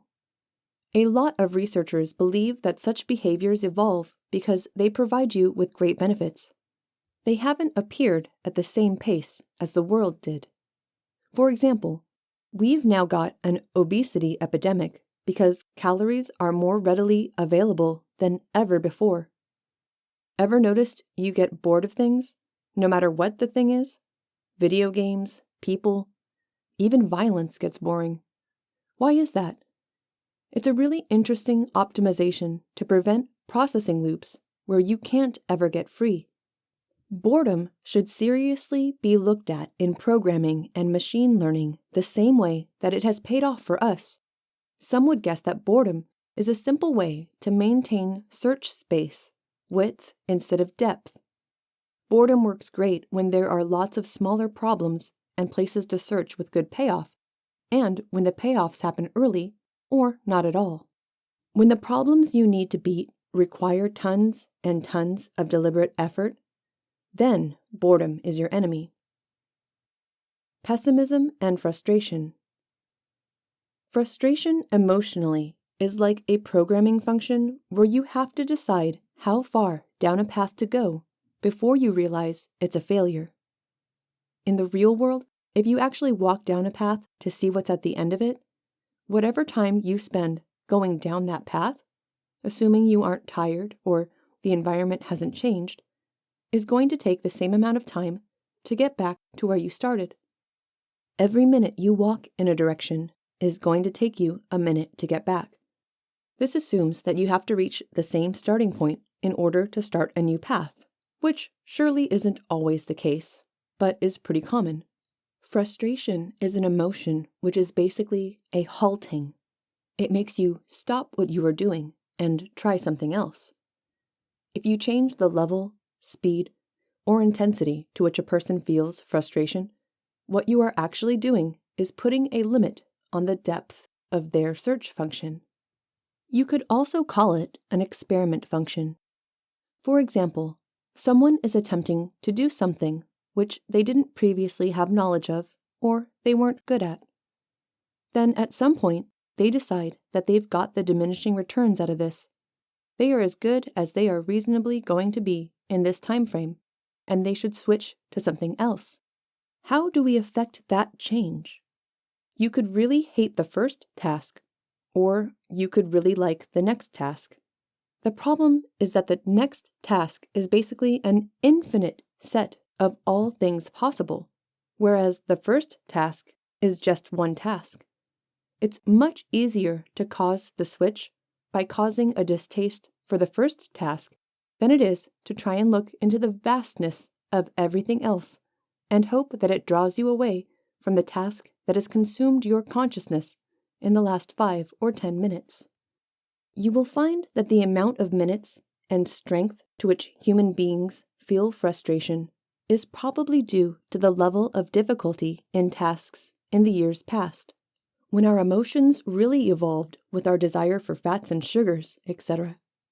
It wouldn't be surprising if the vast majority of tasks existed during that formative period. That's actually a misleading term. We are still being formed just as much now, if not more. For the purpose of this argument, we'll just say formative period. If you looked from an outside perspective at those people having the problems that they did at the time, you would find that the frustration timing and intensity matched pretty closely with the difficulty of achieving whatever task might have been at hand, whether it was to plant a seed, get a monkey to stop stealing your food, or keep the other cave guys away from your cave chick. We may never have the opportunity to look at that, because progress is happening ever so quickly that, based on our own technological innovation, the natural, biological kind is going to be outpaced. Jealousy. Everyone is cheating, so don't be too jealous. If you're ever curious why the people of the world are so beautiful, skinny, fit, and energetic, guess what? Just like you discover all the athletes of the world are doping and cheating, everyone else in the world is cheating too. Look at all the drugs that are getting sold. All the diet pills, all the Botox, all of the surgeries, all of the steroids, you name it. Those multi-billion-dollar industries, they have customers. And the customers, they are all those people that you look at and wonder, how did they do that? Even though jealousy doesn't lead you directly to a specific outcome, since there is a finite number of paths that lead to the outcome that you want, it can still be a good intermediary step that gets the same benefits eventually. For example, having kids may follow the same code. You don't want to have to program people to want to have kids, but rather you have to program them to want to have sex, even though they don't want the kid. They want the sex, and therefore end up having a child anyway because the sex leads to children. So the intermediate step has produced the same outcome. Just like school, you might not want to get a job, but you don't want to get arrested or have your parents yell at you, so they tell you to go to school. And then, in the end, you end up with a job that you were qualified for because you had the schooling. Evolutionary psychology. If you believe that physical traits evolved, like monkeys having longer arms to be better at maneuvering in trees and reaching branches farther away, how could you not believe that the monkeys' emotions had to evolve as well, to coerce them towards even looking up at the tree and deciding that was a place where any monkey would want to climb the trunk to get to the limbs anyway? The motivation and desire to use the physical tools of one's body is equally important. Imagine what use those long arms would be if monkeys' emotions instead evolved to go swimming. They would be destroyed by crocodiles and sharks. All of our emotions are as, if not more, evolved than our bodies. Greed.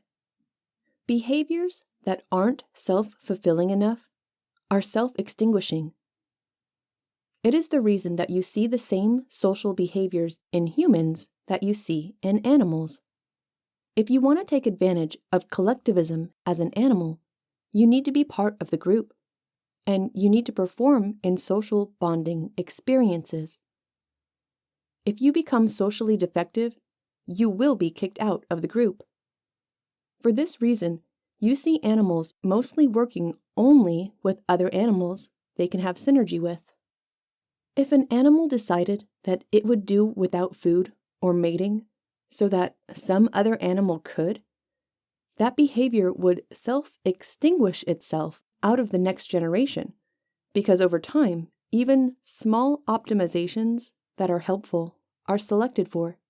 Neglecting your own needs to benefit someone else that is either useless to you or, even worse, wants to harm you is self-extinguishing behavior, and is the reason that pacifists are by far the minority in behavior strategy, both among humans and most other creatures.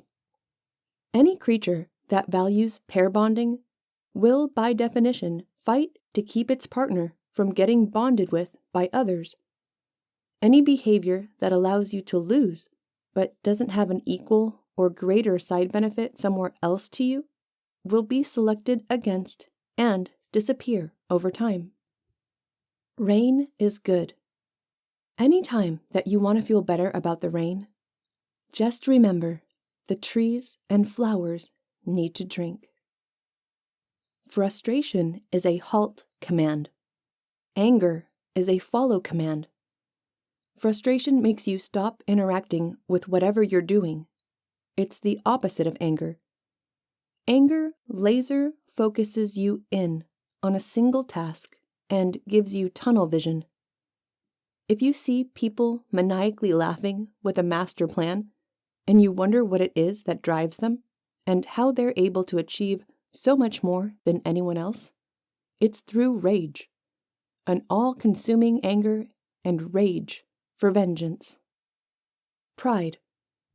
If people call you arrogant, and they only ever hear the good things you say about yourself, how could they feel any different?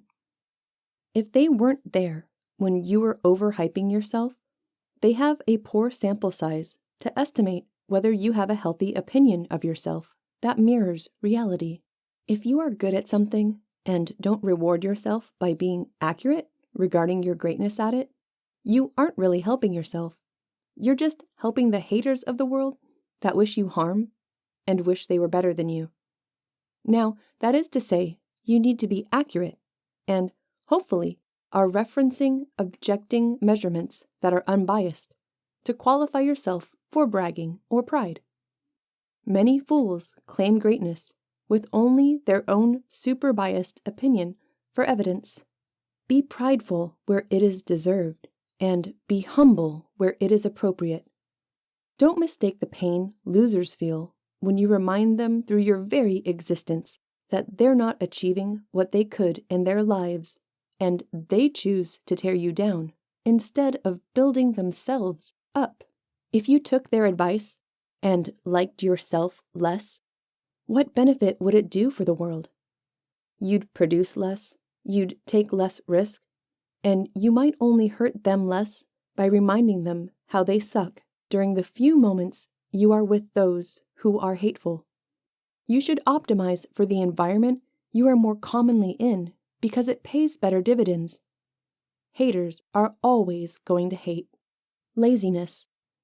Nearly all of the great comedians and productive people that you find in the world weren't born with silver spoons in their mouths, some of which even had crappy jobs that were dead ends, i.e. dock workers, crappy retail, no room for advancement style jobs. Most of them fought and saved and studied their way into greatness, which means that you will need to fight and study your way into greatness by saving and building an intellect that has the traits that other people care about and are willing to pay for. Now, an easy way to analogize that is that as human beings, we all have to receive our nutrients through breastfeeding before we're old enough to chew. And nobody likes it, and nobody brags about it later in life, but at some point, we were all attached to our mothers, literally, for survival. Personal development involves lobbying for what you want in the world. There is an internal lobbying you do with yourself by creating things you'll actually do, instead of thinking, these are all the things that I would do if I had the guts to actually do everything I planned. You could call this infinite discipline, which would require infinite time. Maybe, though, you're not that creative. Maybe everything you'd ever want to do personally doesn't take that much time because you have a small standard for what must exist in your life. So there's a set of things that you would tell yourself to do if you had infinite willpower to do everything, right? You might strive to do only sets of your max bench press, or only eat foods that are flavorless but have maximum health benefits like omega-3s, proteins, and foods with very little refined sugars. You'll get the proper, perfect dose of vitamin D and on down the list, doing all the perfect things. I'll call my mom this many times a year, I'll volunteer this many times a year, etc., etc. At some point, you discover you're not doing most of this. Why? Because laziness exists. You are programmed for laziness. Laziness has paid off great dividends by using less calories for hundreds of thousands of years, so you're going to engage in laziness. So what do? We start knocking things off that set that you want to do, but you know you're not actually going to do. Then you figure out which of these things you can keep doing over time. So you went to the gym twice and then you stopped. Who cares? Oh, you went and learned 10 new words of a new language and then you stopped? Again, no one cares. Then there are things that are even worse. There are things you can learn a little bit about and you think that you actually know what you're talking about, but you have no clue. Maybe it's drug use, shooting firearms without enough safety, or driving like a race car driver. You think you're good at it, but now you're dead and wrapped around a pole. Or worse, you've injured someone else's family because you think you're as good a driver as Lewis Hamilton. What lesson is to be learned here? SciVive is telling you that there's an internal conflict inside ourselves, which is the set of things you would do ideally, the set of things you'll actually do, then the smaller subset of things that you'll actually do over a long enough period of time to get the benefits you want. Then we have another smaller set called the things you convinced other people to do, and then that set gets run through the same filters that yours did. All you did was add to their big list, and then it gets to their smaller list, and then it gets to their smaller sublists. The actual amount of things you can convince people to do for a long enough period of time in their own life to improve their life is super small and probably an order of magnitude smaller than what you can do for yourself. Force your brain to get something into your own psychology and program it, and do it long enough for it to become a lasting habit. Spirit mind. What is good or bad? Happiness is not the best target. Let's be serious. If you only want happiness out of this life, you're not asking for much. Some argue that it is impossible to do the calculation that utilitarianism requires because consequences are inherently unknowable. Daniel Dennett describes this as the 3-mile island effect. Dennett points out that not only is it impossible to assign a precise utility value to the incident, it is impossible to know whether ultimately the near meltdown that occurred was good or bad. He suggests that it would have been good if plant operators learned lessons that prevented future serious incidents that could have been even more disastrous. The question is poorly formed, as there is no such thing as good or bad, unless you include when and for whom. As most things that are good or bad are sometimes one way in the short term and another in the long term, and always different based on the party to whom they're occurring. To leave out those obvious variables is negligent. They're obvious, unavoidable, and super important, nearly impossible to not measure things. Wrong for whom? With what objective? At what time? It isn't perfect, but it's a lot better. Why are all these utilitarians trying to optimize for people they don't care about? There is no universal good in resource allocation with infinite human desire and limited real resources. When bad things happen, they might be good in the long run. So do you focus on the short term and feel bad, or the long term and feel good?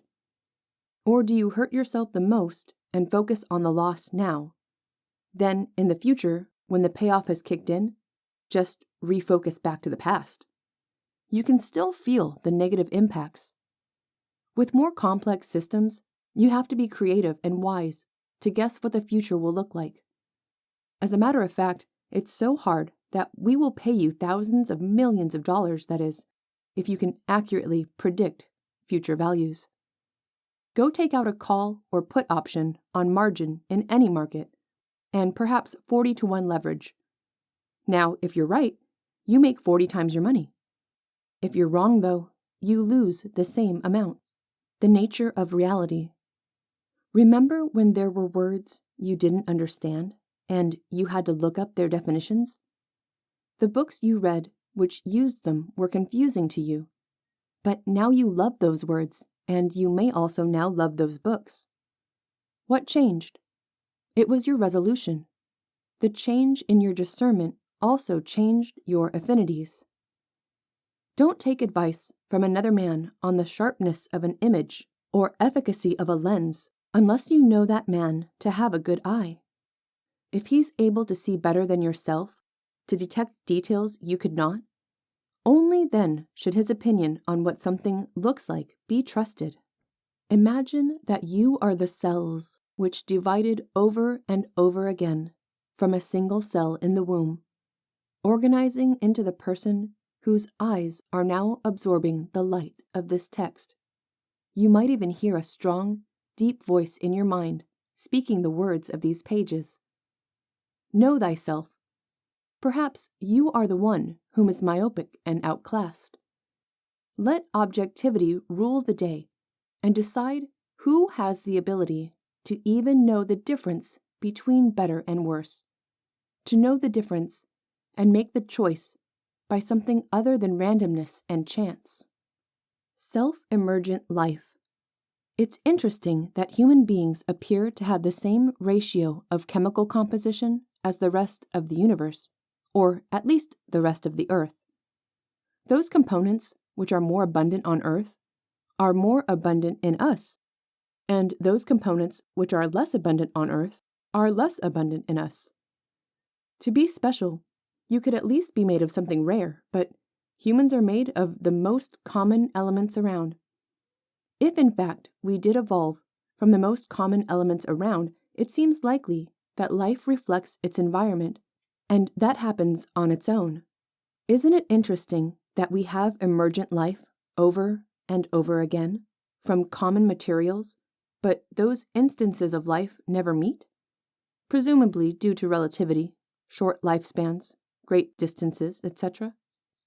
If in a separate universe, two species were to survive long enough and overcame the possibilities for self-destruction, they might go on to actually have the opportunity to meet each other. Would they care about doing that or about each other?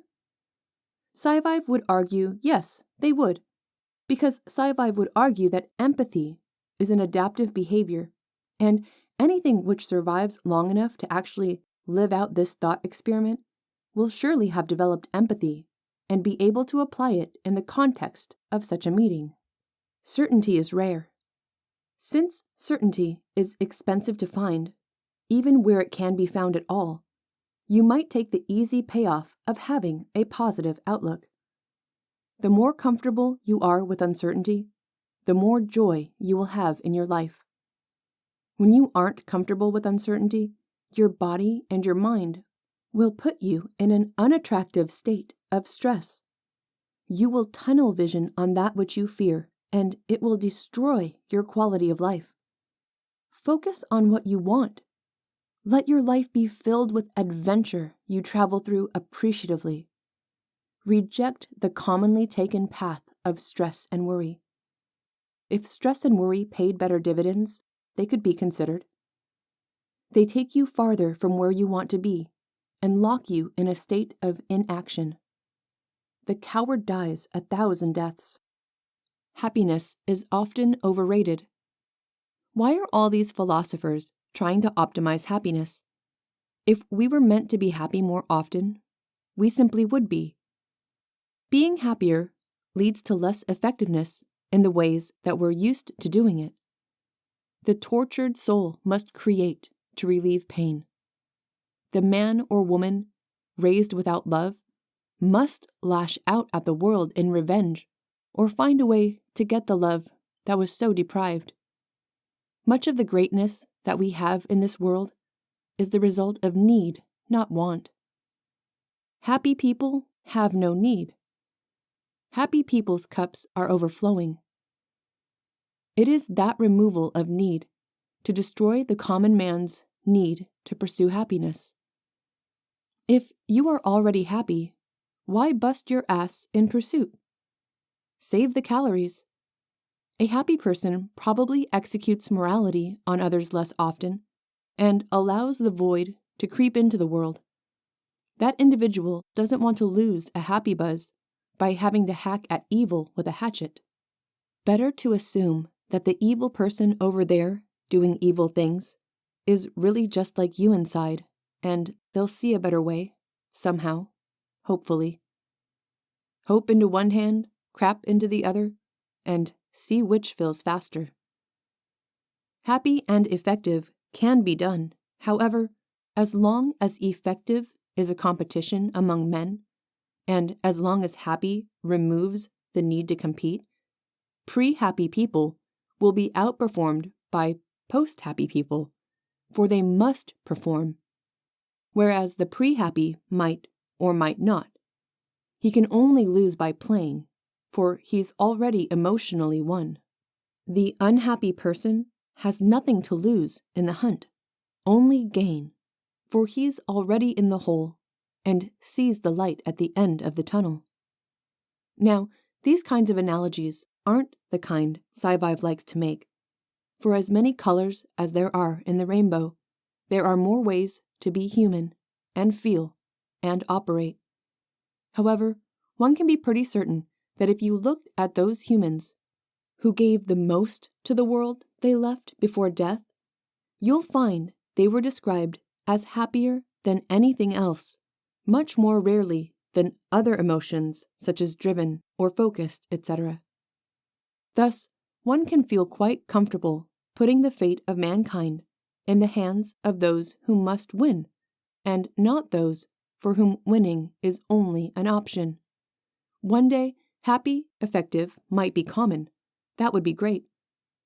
As it stands, happy effective is an end put after effective. If you really want happiness first, just keep lowering your standards and your salvation can be found in a day. Use your happiness wisely. Be reasonable with your happiness. It's a tool, like all the tools you've been born with. Emotions work, and they work well for what they've evolved to do. When you start altering them without honoring their original intentions and reasons for being, you're likely to find out the other people with the old programming are going to outcast you, punish you, and take advantage of your pretty new system of happiness no matter what. During a childhood quarrel, if you were struck in the face and turned the other cheek and smiled, your ass could be beat until they could figure out what exactly was wrong with you. For what could be more interesting than a person you can pummel and they actually enjoy it? Now you're getting your ass kicked constantly, and to the casual observer, you've found a way to love it, so that's great. Now some other poor kid doesn't have to get bullied when he or she wouldn't have enjoyed it. You're here to be the new whipping boy of the neighborhood. You could honor the world in the way that it's been most responsive to, and do a tit-for-tat strategy, where you give as well as you receive, or perhaps better. The world becomes a better place. Tit-for-tat is the most effective strategy we've found, and it's how we hand out and authorize use of force by the government. If you commit a harsher wrong, you receive a harsher punishment. That's tit-for-tat. Perhaps your fighting back is getting someone in the state to retaliate for you through the use of law. That's fine too. The point is, when you try to cheat the nice social system that we live in by taking more happiness than is reasonable, you will be punished for it. Your fellow man will make sure that you don't get the happiness he's felt deprived of so easily if he can find a reasonable way to make that happen. There's a reason vandalism and mischief is so common among men, and it's because it's effective. If you break everyone else's belongings, the things you have are more valuable. Every experimental, non-tit-for-tat way of interacting with others has been shown to get abused by others that notice that they can get free profit out of the deal.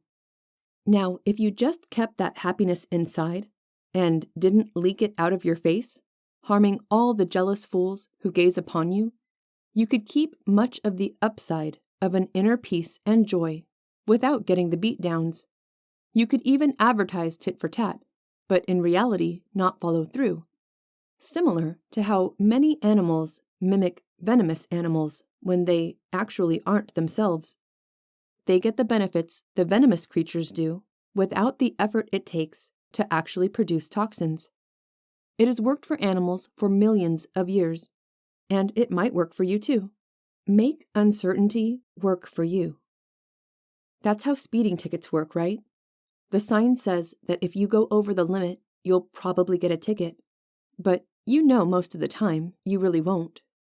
And thus the highway itself is a mimicking poisonous animal. Sometimes you will get bit, sometimes you won't. Is it worth the risk? Many tend to follow the speed limit because to know the difference between the day you will get caught for speeding and the day that you won't is too hard to tell and too expensive to risk. Just like toying with a snake if you can't tell whether it's a real venomous coral snake or a harmless red milk snake that looks similar. Sun Tzu said that all war is deception, and The Art of War has been a bestseller for 2,500 years. Kind of makes deception in animals even more interesting. Think of all the instances we use in our own armed services, the same tactics that animals have been using for millions of years. If you are weak, attempt to look strong. If you are strong, attempt to look weak. Anglerfish. If you are near, try to seem far. If you are far, try to seem near. This is what camouflage does.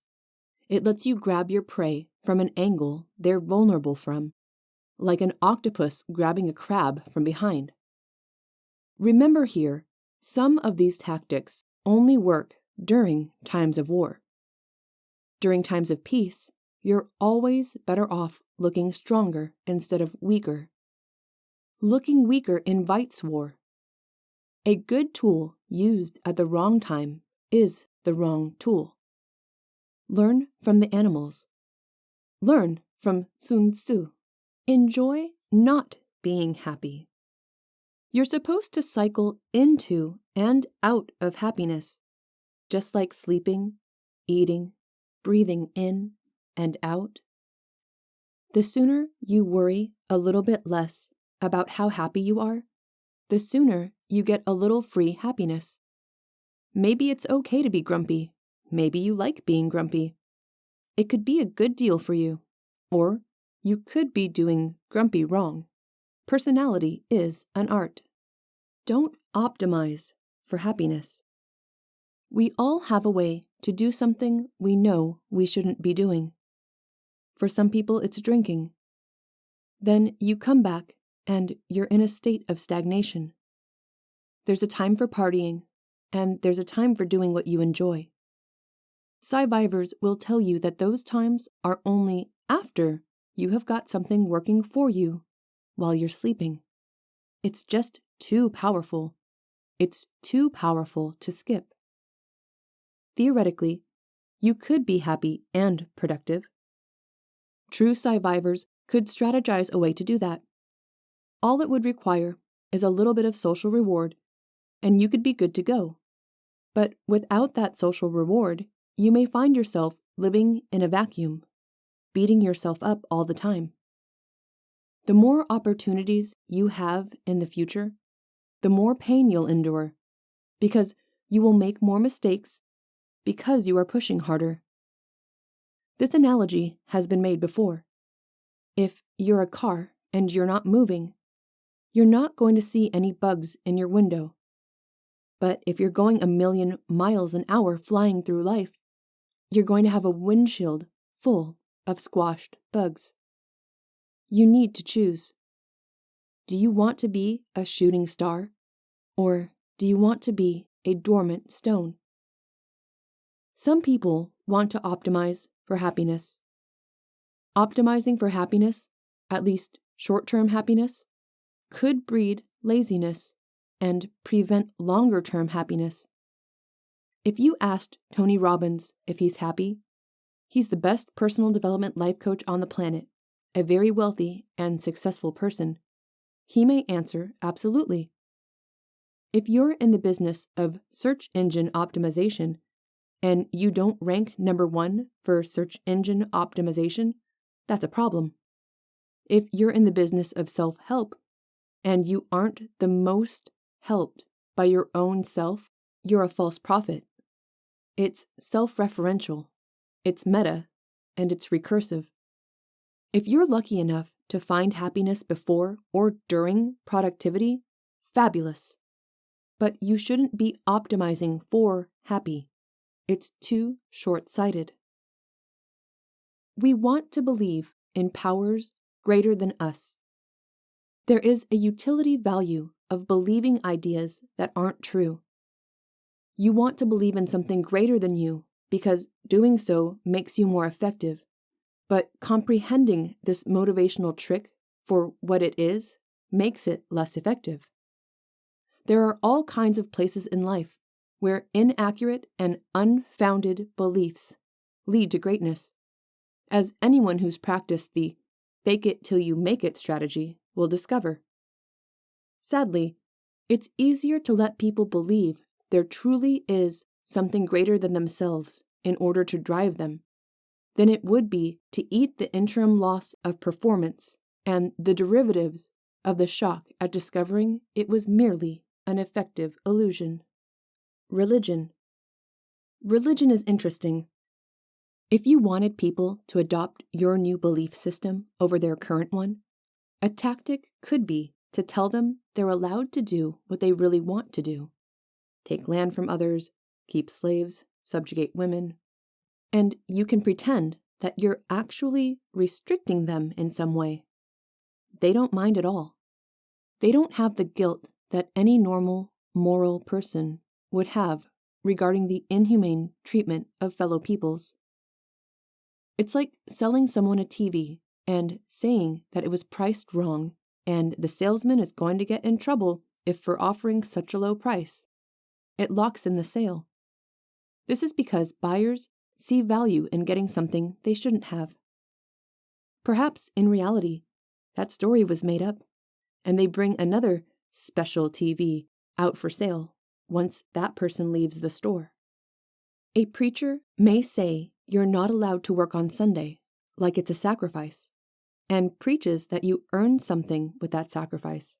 But lo and behold, you didn't want to actually work Sunday at all. Now the preacher has not only given you exactly what you actually wanted, but also gave you the pride in that you were being paid extra to do what you wanted to do anyway.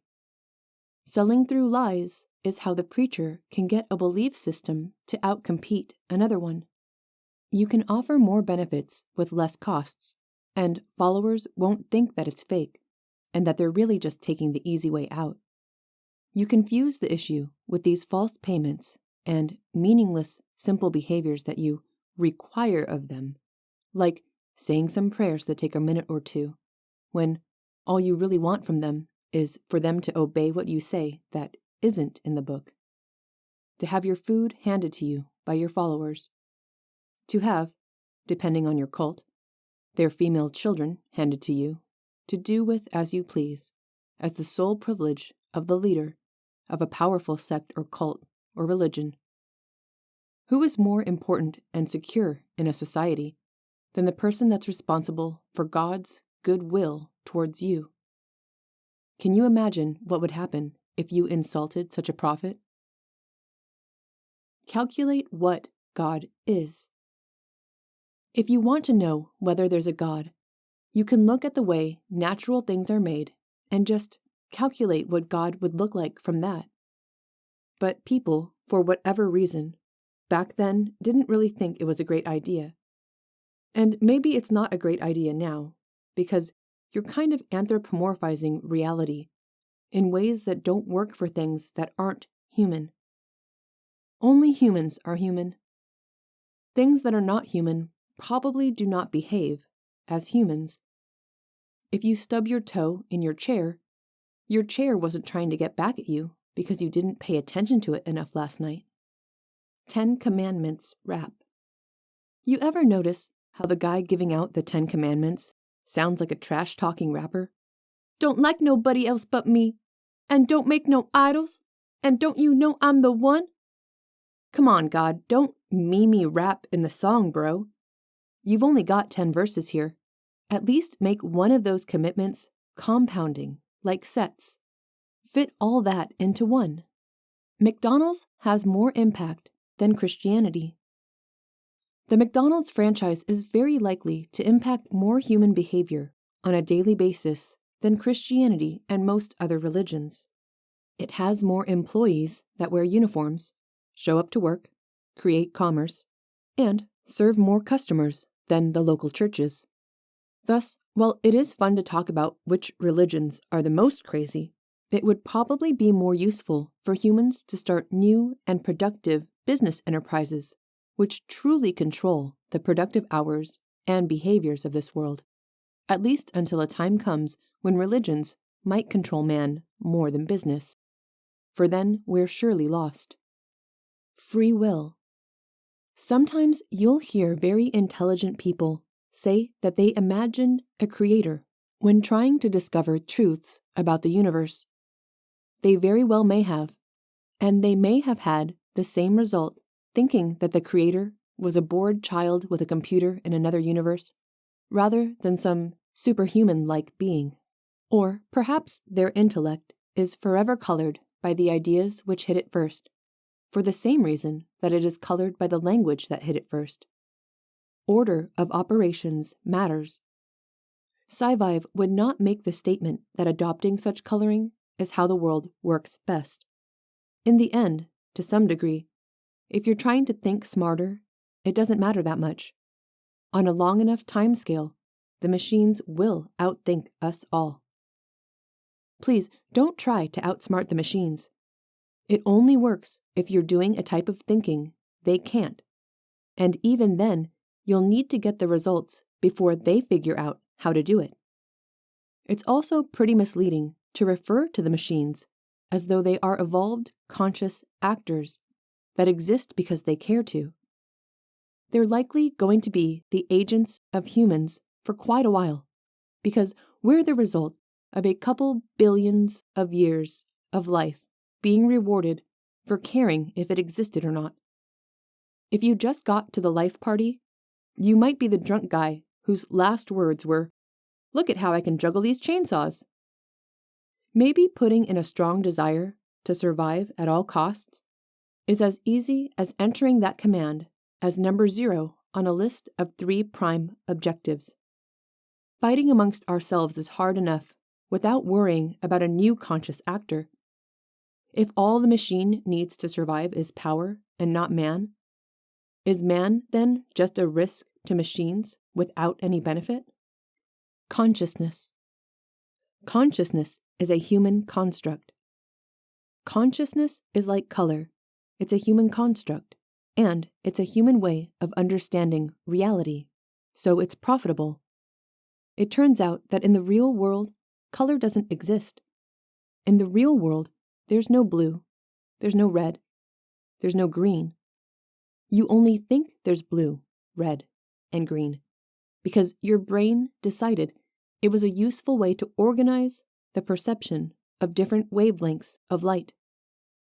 Different wavelengths of light do exist, and different materials refract the light from the sun and other sources into the photoreceptors of our eyes in varying degrees, depending on the wavelength of the light, and that's all great. But that's just a human construct, right? The same way your brain is deleting you seeing your blinking, you don't notice every time you blink, the same way that you don't notice you can always actually see your nose, is the same way that you think that there's this consciousness thing, and it's important. But in reality, it's just a phenomenon of belief that's profitable and useful. However, Just like color, it doesn't really exist. Consciousness doesn't actually exist. You just think it does. The same way that color doesn't actually exist, and you just think it does. Can you still make great discoveries and useful things in life by thinking color exists? Certainly, sure you can. It's very useful, but when it stops becoming useful, feel free to stop using it. The consciousness economy. Sales and marketing people have power over your consciousness. If it's true that the most rare and valuable thing in the world is human consciousness, and salespeople affect human consciousness, then salespeople are pretty powerful. Furthermore, salespeople and comedians are constantly refining their craft, mastering better timing and better wording to maximize the amount of response that they get from their target audience. Self-consciousness. Self-consciousness just means that instead of operating at your meta level, you can now see above you that there's another meta level with people walking around on it and a glass floor, and you can then hop up there and then back down into the minds of other players. You could call that empathy. The issue is that empathy is more important for team effectiveness than for calling to some sense of fairness. Team beats fair. Fair is kind of the weak flour that makes the team cake. Flour can be okay, but given the choice, you take the cake. Thus, stop being ignorant in regards to other animals having emotions. They do. And even if they didn't, you would profit from the rest of the people in your society not thinking you were a psycho and might kill them by treating those non-next level seeing entities as beings that should be treated well. It's less important the concept of fairness, and more important the team effect. Empathy is often the privilege of the powerless. Quote, "Patience is a minor form of despair disguised as a virtue." Ambrose Bierce. The rage you feel when things aren't doing what you want them to do is useful for humans and animals. It's not useful for machines, not at all, and it hurts you. Let's say that you default and execute a good tit-for-tat strategy, and someone makes you wait or doesn't do what they said they would do. Now you feel that you have to punish that behavior. Here's the bad part. You start executing the punishment and are experiencing a negative personal state yourself long before the punished is ever there to notice at all. And thus, you have destroyed your own state of mind and your own well-being in order to execute a useful tit-for-tat revenge strategy, and in the end, all you have done is hurt yourself. Let's say the person you are interacting with is a real piece of trash, the kind of piece of trash that shuts down the moment you try to show them the error of their ways. Now, in the end, all you have done is negatively alter your emotions and your quality of life for that tit-for-tat strategy that doesn't even work in this case, because as already stated, they are a piece of trash. They feel no remorse, they have no empathy, and they're not interested enough in being excellent to care about your relationship, so they'll just fail out as soon as you raise your expectations and move on to their next victim. The low-hanging fruit is to learn to not treat machines like people, for they truly, genuinely don't dedicate a single thought regarding your rage and will not modify their behavior to avoid it. They are not conscious actors, and thank goodness, because if they were judgmental, imagine how they'd treat you based on your internet search history. Consciousness isn't really a thing. Consciousness, you think it exists, but it doesn't actually exist. It's useful to think that it does. It's like fuchsia. Fuchsia is not a combination of pink and purple. It is the color your brain comes up with when it sees contradictory color signals, such as very high and very low wavelengths, without the appropriate middle stimulation. It's the only color not in the rainbow. Pink and purple create a lavender color, whereas fuchsia is what happens when you combine colors in an unusual way. To be yet more pedantic, it's the only fully saturated color that's not present in the rainbow. Colors are perceptual phenomena, the interpretation of a spectrum of light impinging on a patch of retina that almost invariably contains more than one frequency at a time. Colors include white, black, gray, pink, tan, beige, baby blue, none of which are in the rainbow, barely existing. Most people subsist in a gray middle ground with little shame and little honor.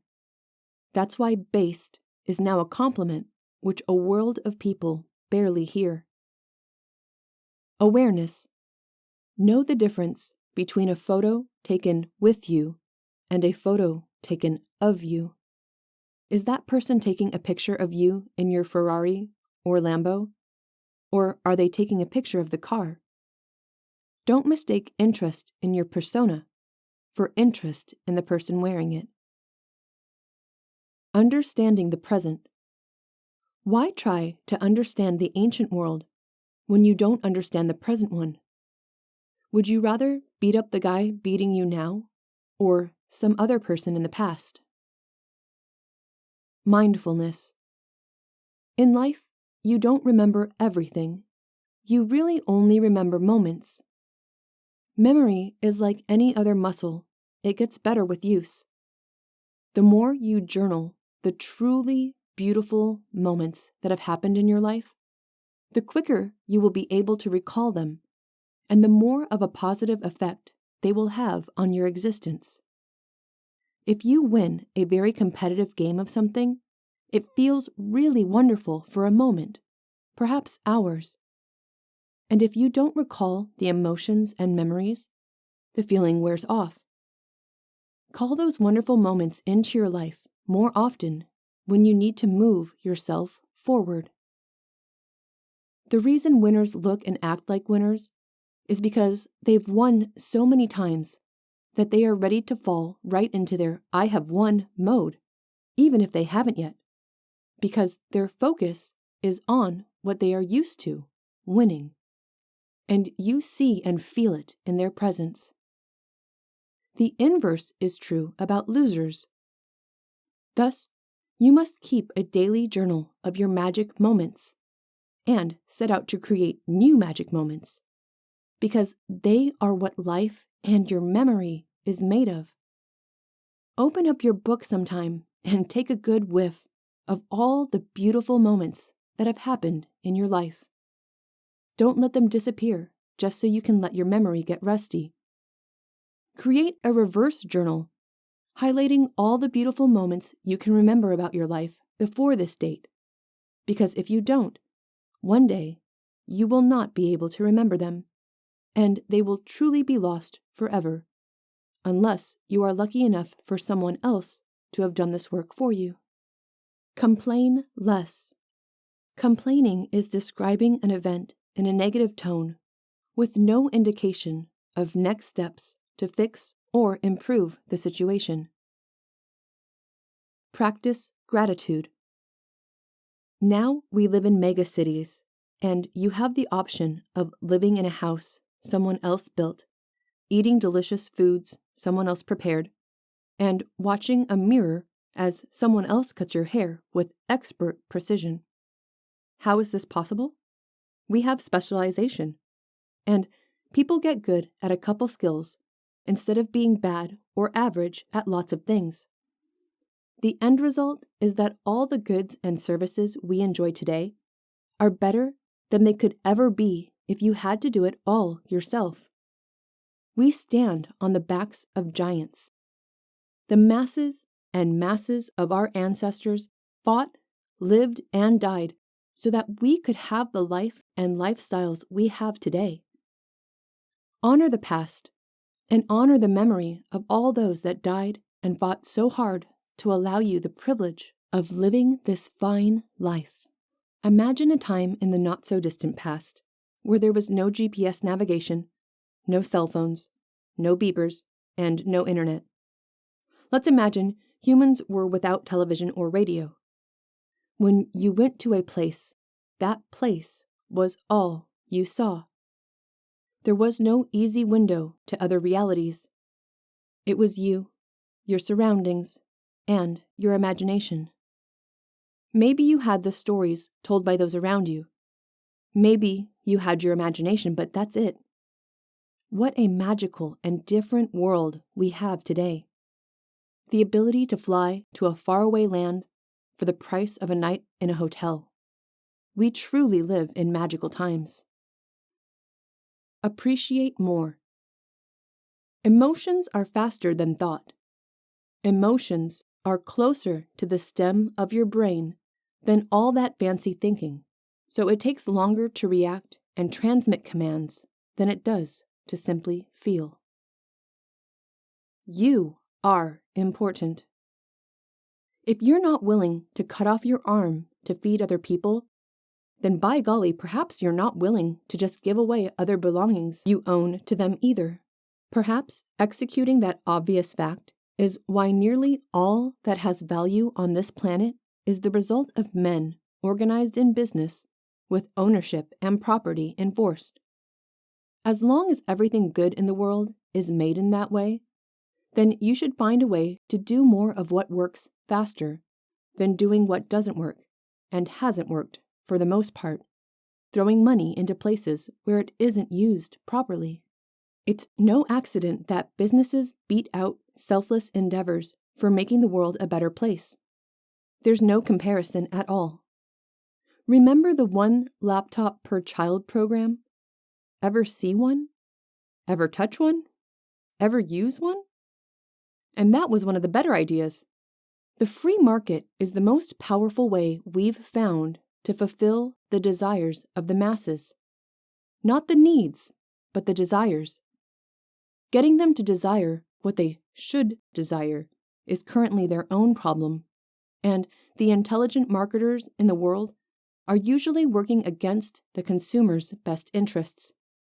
These days, the marketers are winning big time over the wholesome individual's ideal behaviors. Call the world of marketing out there what you like. Many can tell you that if you designed the system from the ground up yourself, you'd probably not have everyone spending large percentages of their conscious life putting on a false face, hair, smell, etc., to trick their fellow man. It's kind of like the Cold War. If everyone would chill out with the arms race of personal appearance, everyone could relax a bit and our desires would re-normalize back to when everyone had pubic hair but were still quite horny. Pity the crab louse.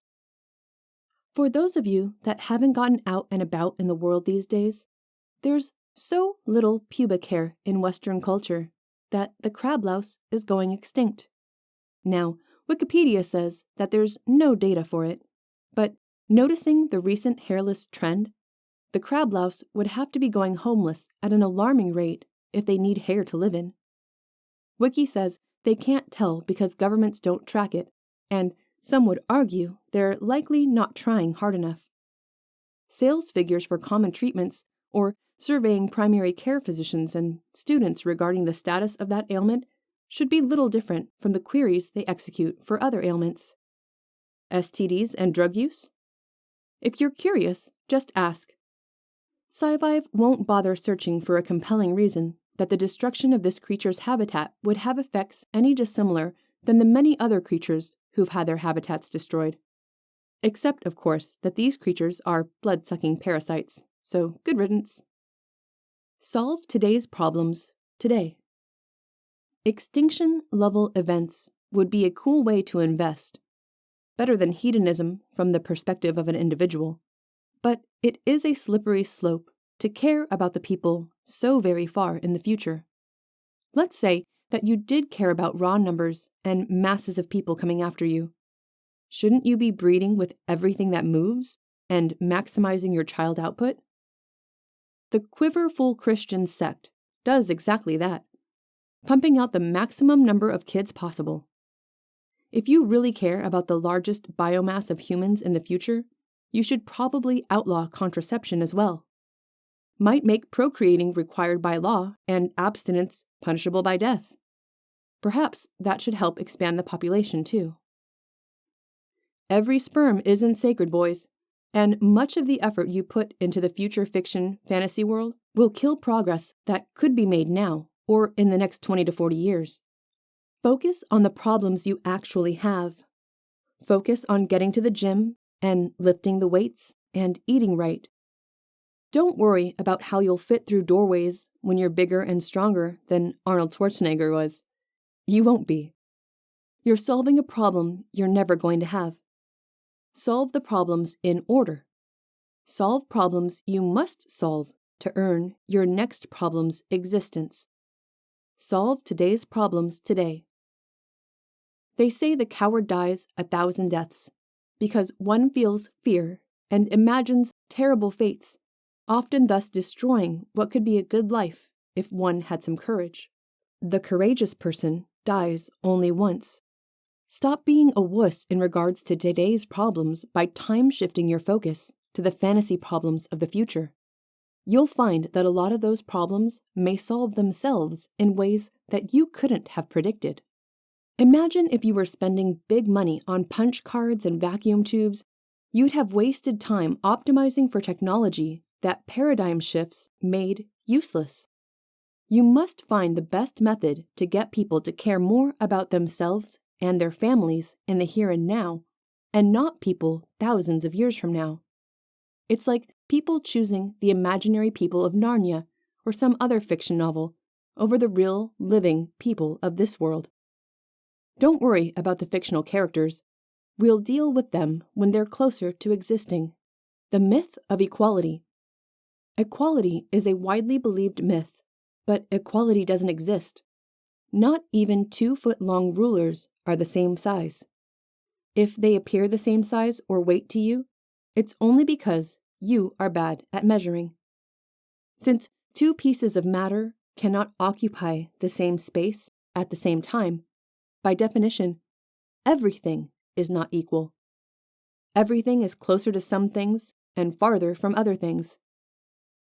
There are other situations where humans try to force equality where it would actually do harm. If you take the concept of pair bonding for social mating and rearing of children, you remove specialization and attempt to make both members good at the same tasks, you sacrifice the breadth of ability that comes from specializing in different areas. Men are supposed to do the heavy lifting, quite literally, which is why their muscles are bigger. Women are supposed to breastfeed, which is why their breasts make milk. The hunt for equality, where there should be specialization, does harm, not good. The art is to avoid thinking that specialization is subjugation. Different doesn't imply hierarchy. In some places, hierarchy is surely implied. However, who should do the fighting, men or women? Hand-to-hand combat. Who looks more able?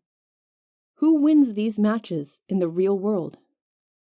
Reciprocity. Equality exists in theory. If you push in this direction, there's an equal and opposite force. Equality is useful for physics and useful for finding similarities. You must be a believer in equality to execute reciprocity. If the other teammates that you're interacting with realize that you don't believe in reciprocity and try to excel far beyond the equal, they will punish you. You will become hated for trying to gain the system.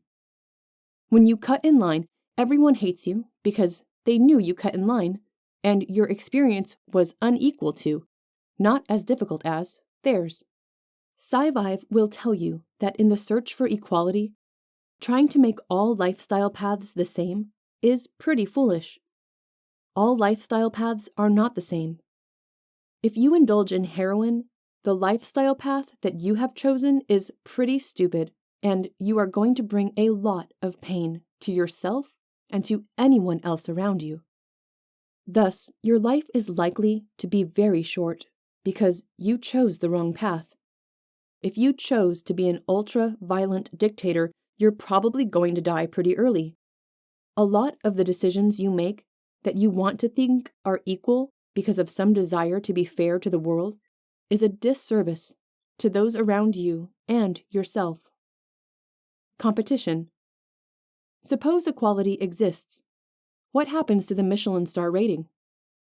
If equality exists, why do people choose Cheerios instead of tasteless oats? Why do they listen to different genres of music? Equality doesn't exist, but competition does. And competition is where items or aspects of life that need refurbishing get demolished by what is superior. Natural and unnatural selection at its finest. Better and worse exist. All choices are not the same, and all paths are not the same. It is worth dedicating a great deal of time on better and worse exists, the idea that different exists, because the whole world is so trapped in finding equality. This is just a delusion. If everyone's life is worth the same value, then what is a nation state, and what is a family? It's quite obvious we hold different standards for those people which you exclude out of your circle. Not only personal living quarters, but anyone regionally near you. It seems slightly absurd that people are so cowardly and so fearful of finding better in their life that they're willing to brainwash and convince themselves that better doesn't even exist. It can't be measured, and therefore whatever they're doing is already probably working because there's no such thing as better, just different. Computers are better calculators than abacuses. OLED screens are better than LCD screens. And if you want documents to last a long time, the pen is better than the pencil. Better and worst exists. People rarely change for the better, but seem to easily change for the worse. Let us look at this from another perspective. Take the whiny, irritated complaint about the world position, or take a more advanced position that explains how lucky you are. You get to build free yes momentum and free authority by building off of something simple that these people already actually know to be true. So how lucky are you that you can win a seemingly contentious point easily by showing that better and worse obviously exists, and then building upon it for your next topic? You had to build yes momentum anyway. You had to get an opposing argument to pre-commit to agree with you anyway by finding that first common ground.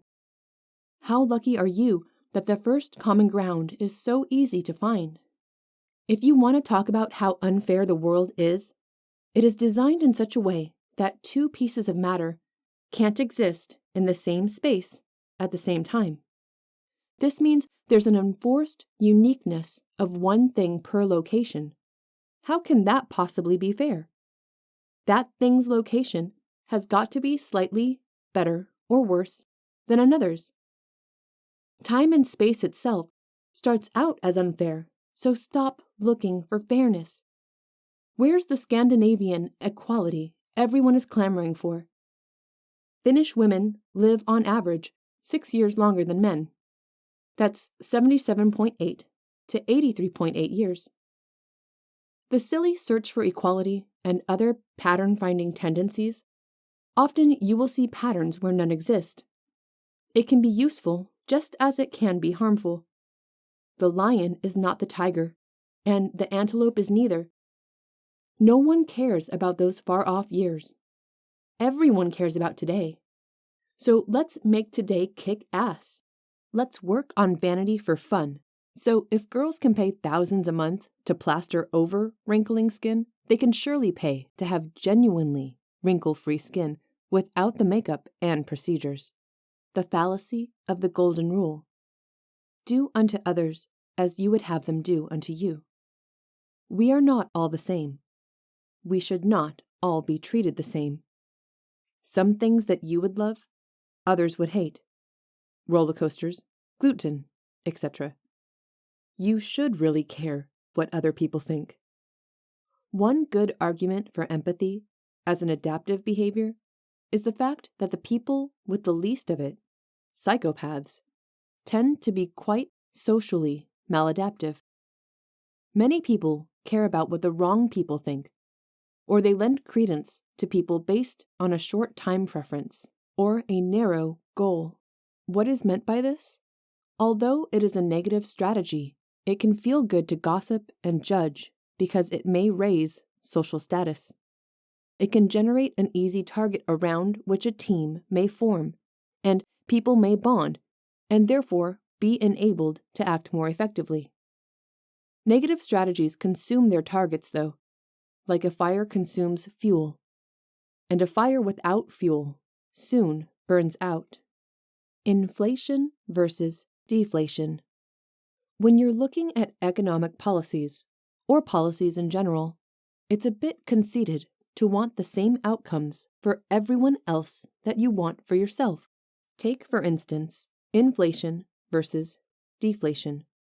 Most would prefer deflation for their currency, wanting its value to go higher and higher. For everyone else, however, you may prefer that theirs go lower and lower because it will amplify the amount of trade and creation that those people in that economic situation create.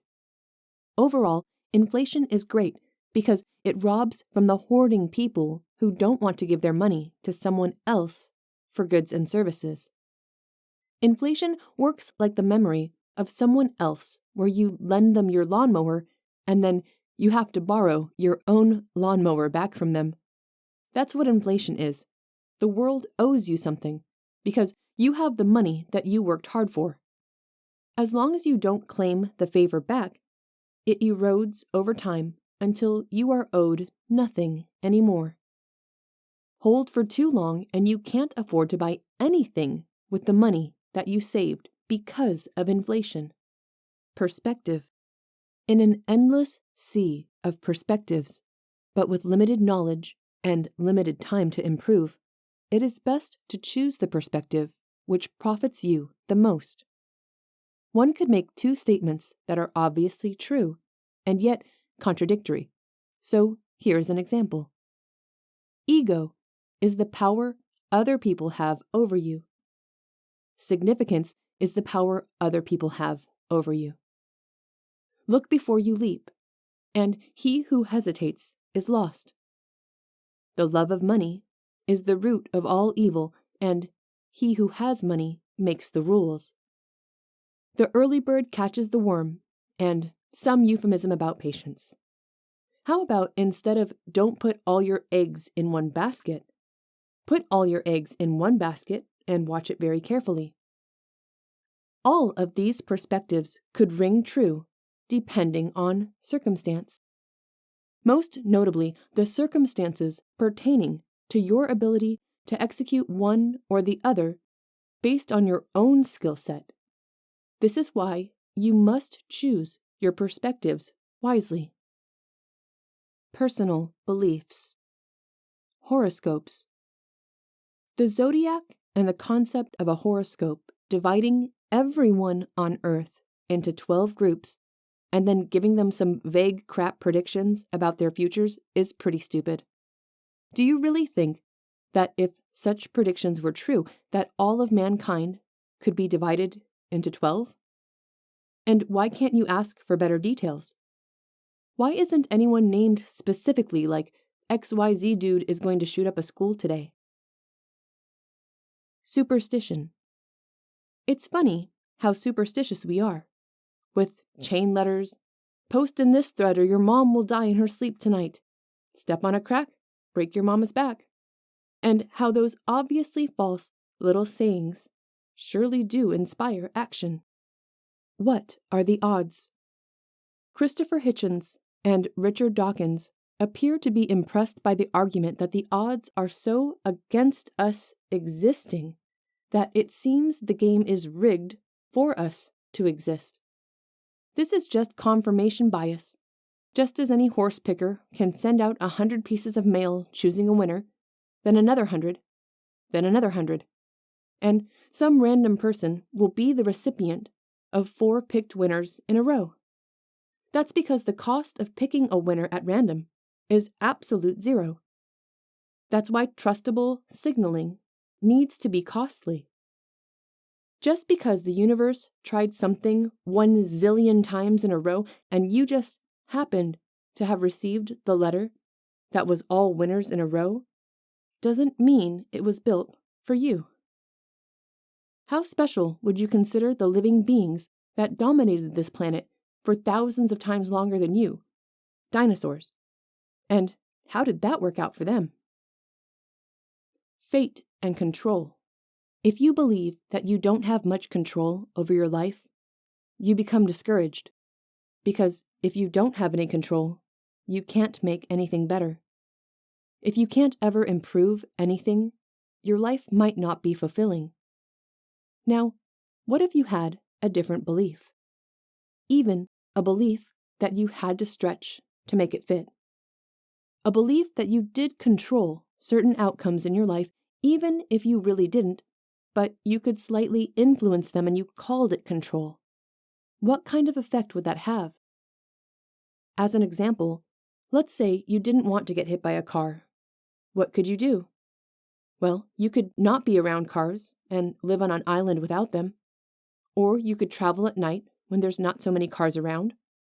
Or if you're driving your own car, you could paint it bright yellow. There are 100 options you could try that wouldn't actually cost that much, that would greatly reduce the chance that you ever experience a car accident. And that same type of creativity and responsibility can apply anywhere in your life. Do you have a drinking problem? What is the real problem? Alcohol is near your hand. Your hand grabs it and puts it in your body. How do we get the hand further from the alcohol? You could chop your hands off, or you could go somewhere where there isn't alcohol, or you can find an empowering meaning that you felt stronger about through deep soul searching than the reason you are reaching for the drink. More people in the world need to take responsibility for what's happening to them in their own lives. Responsibility for oneself is absolutely massive. So if you want to live longer, then maybe watching the Discovery Channel is not enough. Maybe being part of what the Discovery Channel is covering would be better.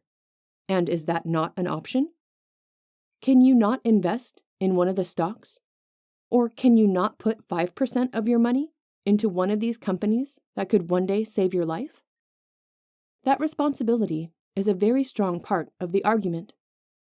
One thing Tony Robbins says about limiting beliefs is, if you don't think you have any, you just found your first one. Stop saying everything happens for a reason. It doesn't. Chance really does exist.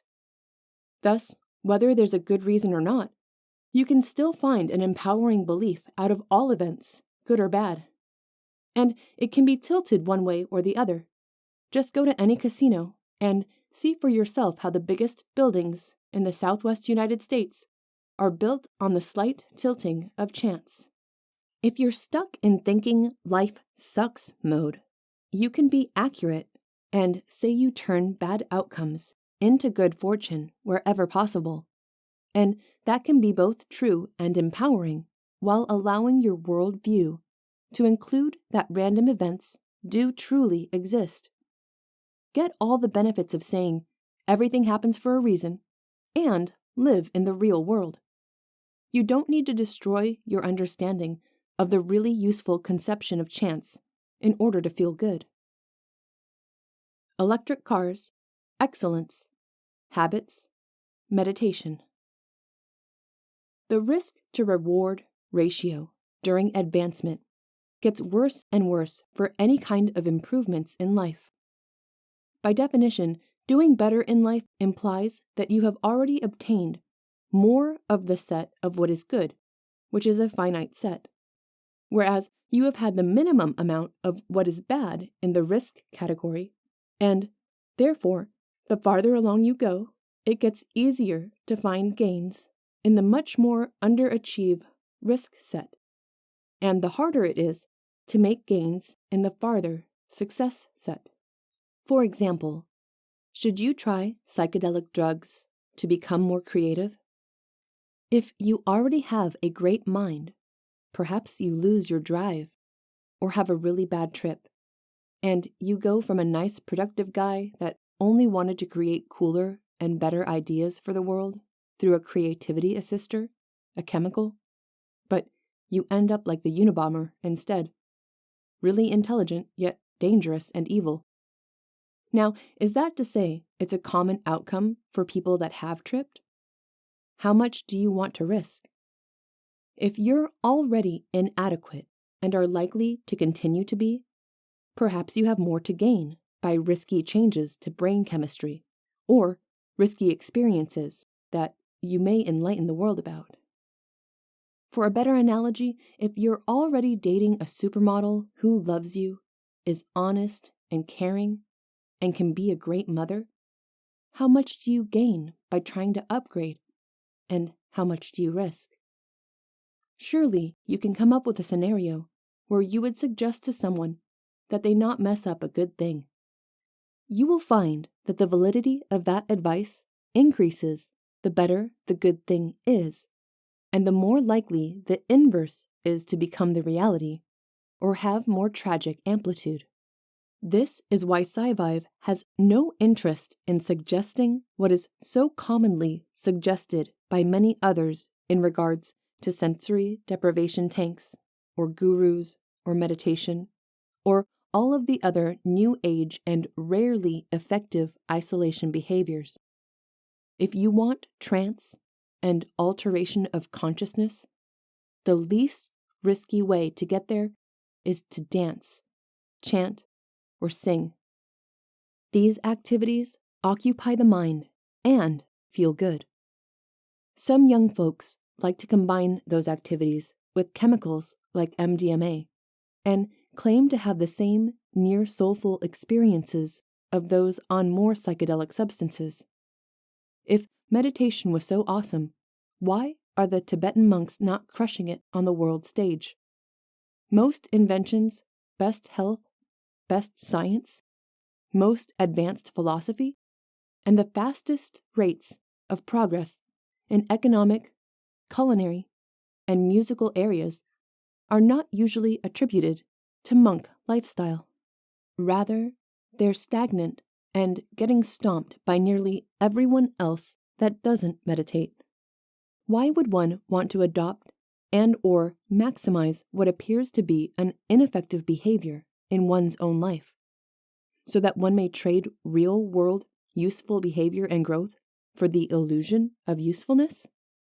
Is it better to trick yourself into thinking that you're doing great things, when in reality you're sitting uselessly, leeching the resources and productivity out of the other people in the world that actually keep you safe and develop the music and literature you might enjoy, only to give little to nothing back in return, except perhaps the observable warning that you leave that life truly can be wasted? Not realizing your underachieved status is one way to do it, and this enhances the likelihood that you continue to underachieve until the day you die. You've found a way to be content with sucking and continue to lie to yourself about your own reality. If you're not giving back to the world that brought you into it and gave you roads to walk on, understandings to learn and benefit from, a nice language to speak, beautiful art and music to immerse yourself in, and a body not riddled with bullet holes or under Nazi government control, you are an ass. Many good men fought and were tortured and died so that you could have the rather awesome quality of life that you get to enjoy today. And meanwhile, you disrespect their sacrifice and throw your life in the garbage and waste it by giving little to nothing back. To what degree are you doing these people a favor by allowing their enduring pain or achievements to go unnoticed? You don't help them or anyone else by speaking well of ideas that are sick. Improper tolerance or ignorance of the real effects that occur in this world because the decisions, people, religions, and belief systems caused to be executed is the road to damnation. Perhaps the Tibetan pacifist monks actually did do something to free the world of Nazism and genocide. One would have to say it seems unlikely they were useful. If you're looking for people who take more than they give and aren't doing what they should or could to make this world a better place, you really don't need to look far. The jails have tons of them behind their bars, and perhaps we are all guilty of this impropriety ourselves from time to time. Let's call the crap what it is. Find it and cut it out where reasonable. Some experimentation in the areas of usefulness is actually useful. However, it should be kept to a minimum, for the likelihood that useless behavior remains useless is greater than the likelihood that a great discovery is made. Soul. How can damage to the brain be consistent in its effect by location of injury, yet in death, if you kill it all, somehow you just transport to an afterlife? You're obviously too important to not be alive and active and conscious when you're sleeping. Every night when you go to sleep, there's another you that appears in heaven, and every time you doze off, another copy of you gets issued. Just as there's no afterworld for your sleeping self, there is no afterworld for your dead self. There is only one you, and it's here or nowhere. If everything that makes you what you think you are, your behaviors, your feelings, your thoughts, your abilities, can be edited by transcranial magnetic stimulation or lobotomy, how likely is it that you will survive the complete destruction of your brain? It's funny that we think we have bodies, when in reality, we are bodies. Is the likelihood that you perform a certain set of behaviors? If what you are likely to do changes your identity, then your very soul should change. For what is a person except thoughts and actions? Your identity and soul is nothing more than the likelihood that you think and act in certain ways in the present and future. What about permanence? What about that everlasting, undying thing which isn't meat and isn't your mind or body? That other third thing. That is a fancy fantasy that makes you feel special and allows you to do better in the world. Those people that think they don't have a soul, they have a harder time of it. It can be harder for them to find happiness and harder for them to find meaning because there's this gap in understanding. So many people want to make the division between mind and body, even soul and mind. Then you put them in an arm bar, apply some pain, and all that fancy crap disappears. Or take the mentally ill, who are totally lost in soul, personality, and everything that goes along with it. Then you put a little man-made pill in their tummy, and they're back. Where was their soul when they were crazy? Where was everything that made them so special? The mythical value of ancient things. As human beings, we spent much of our formative years without written language, and therefore much, if not all, of the learning that we got from our elders came in the form of stories.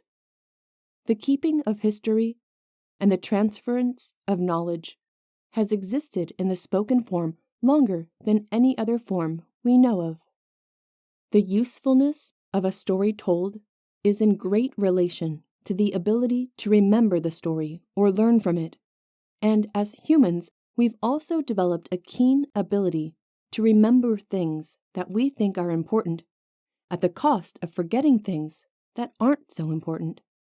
If you take a look at the power section of this book, particularly the mnemonics section, you'll find that if you imagine things vividly with colors, textures, and exaggerated size, use motion and sexuality or humor, your brain will find them more important, and therefore, you'll be more likely to remember them.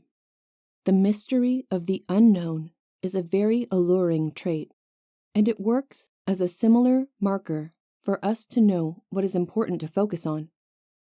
Things that are mysterious are able to maximally satisfy our curiosity, because, by definition, curiosity can only be satisfied by the unknown. This is where we find a hiccup in otherwise good programming. Things that are ancient are inherently unknown because of bad record keeping and or bad communication. Even if good records were kept, you might not ever be delivered the information regarding an event because everyone that was there from your team died. Say a battle or a natural disaster killed all the potential message deliverers. There's almost always a language barrier, because if the event or object or place which you are feeling mysterious vibes from was over 1,500 years ago, the English language didn't exist yet. When you combine bad communication with bad record keeping and do it in a language not even spoken today, you've got quite a few good ingredients for triggering the feeling of mystery. Thus, because we are driven by curiosity, and because the ancient past, due to its obscurity and often unknowable nature, many of us find ancient things fascinating. Sadly, sometimes there's things you'd be better off being curious about that are actually useful, instead of those that are not useful. The longer we exist on this planet, creating more and more history, fiction, and culture, the larger the set of rather non-useful interests grows, and the smaller the set of really useful, interesting things becomes in comparison. The reality is that the ancient past was much more difficult in terms of daily life. It's not very easy to derive value from what those backwards and ancient cultures did.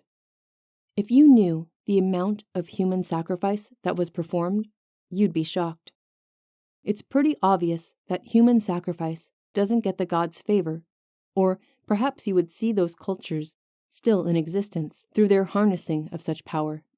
Fiction is fun. Mystery is fun. Not useful. Look at it this way. If the past was useful, and perhaps better than today, especially technologically, how would we go about forgetting about those discoveries and not having them available in the present time? When, in the future, do you think that the world will forget about how to make the cheeseburger?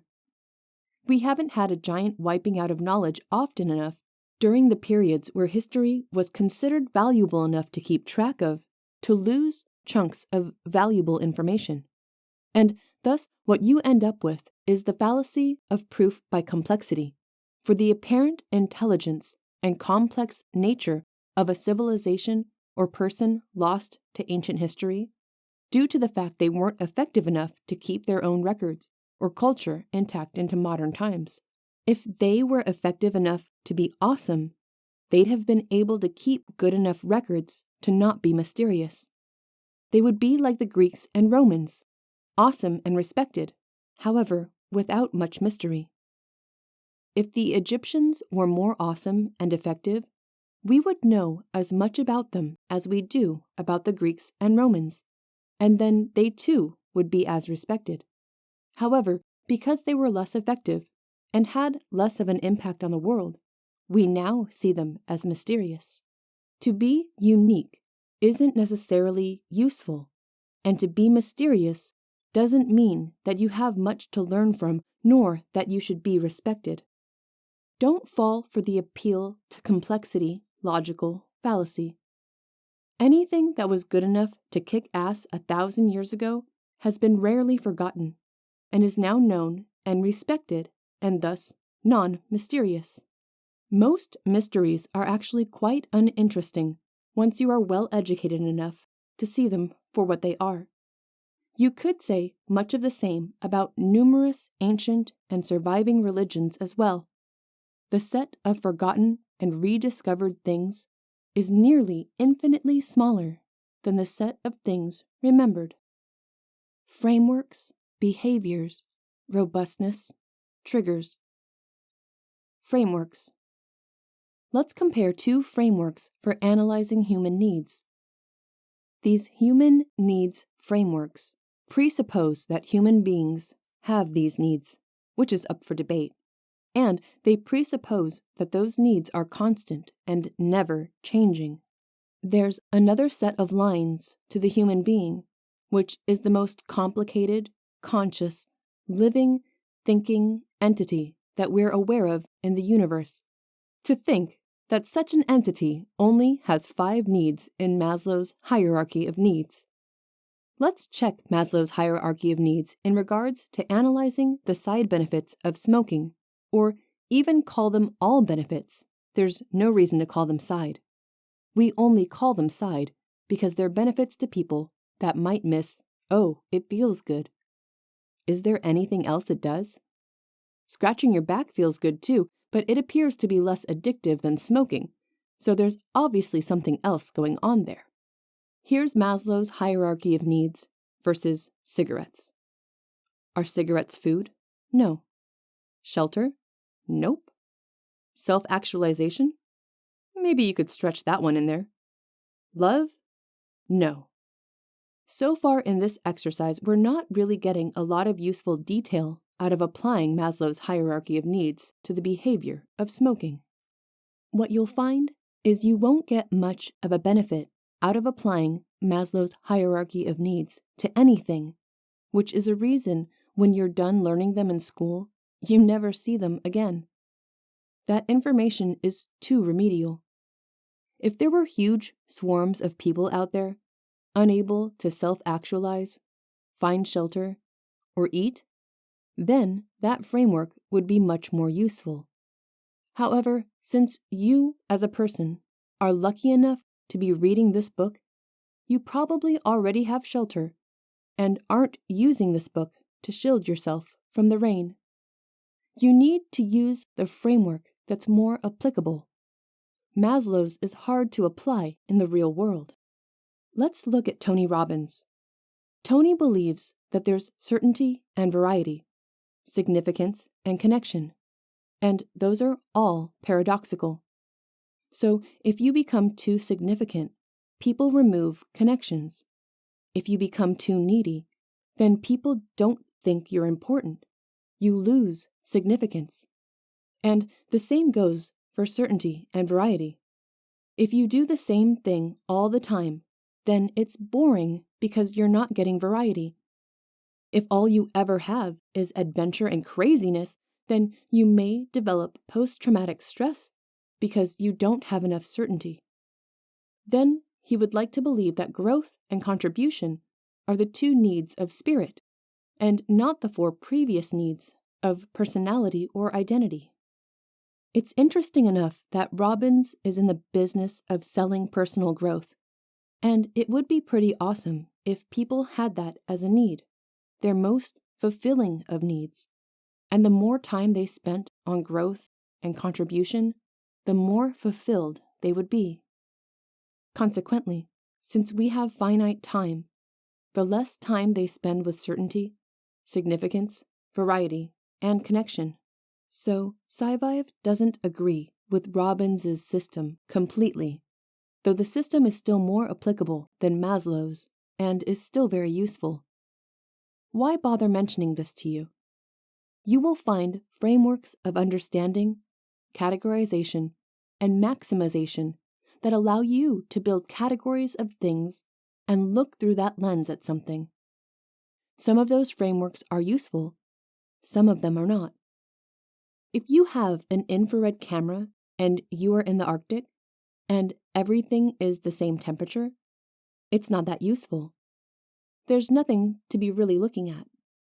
If you have an infrared camera and you're in a wooded area and there are animals that are generating heat, then the infrared camera is much more useful, and In that environment, infrared is a great lens to look through because the animals will stick out massively.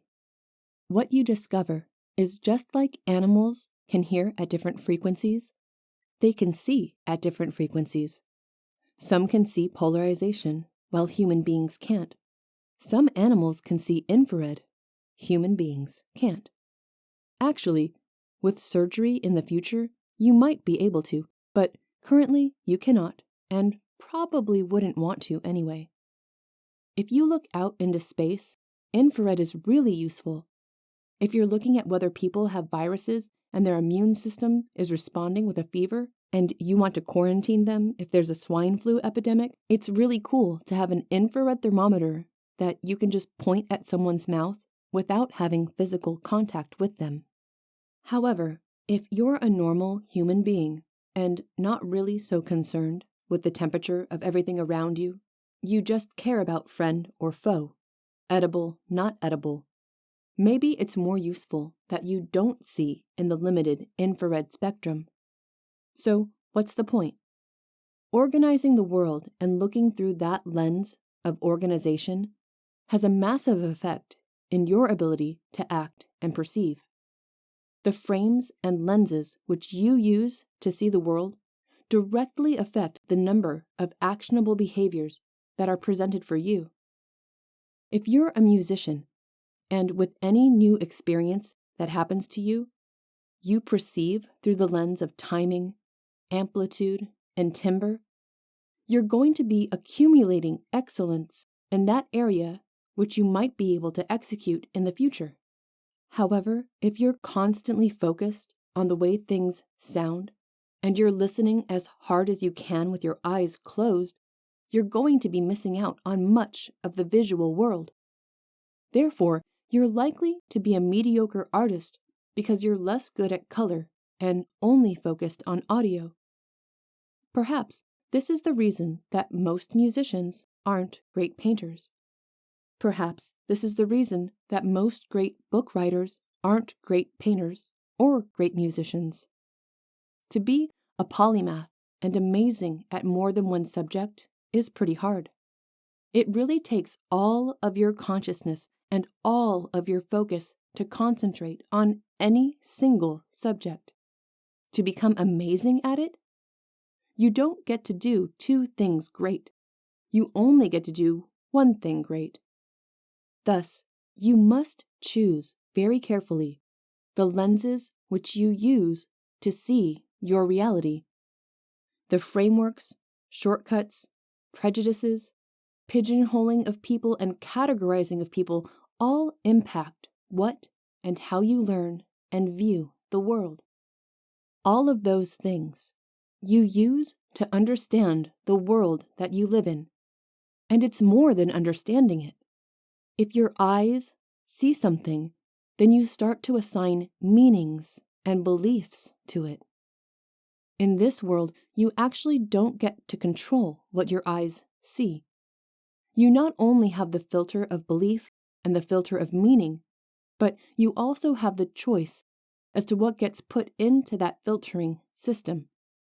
Thus, choose the most powerful and useful belief systems, hopefully ones that have been proven to be useful for others. Values, meanings, shortcuts of categorization, shortcuts of prejudice, shortcuts of wanting to be good at these skills and not other skills.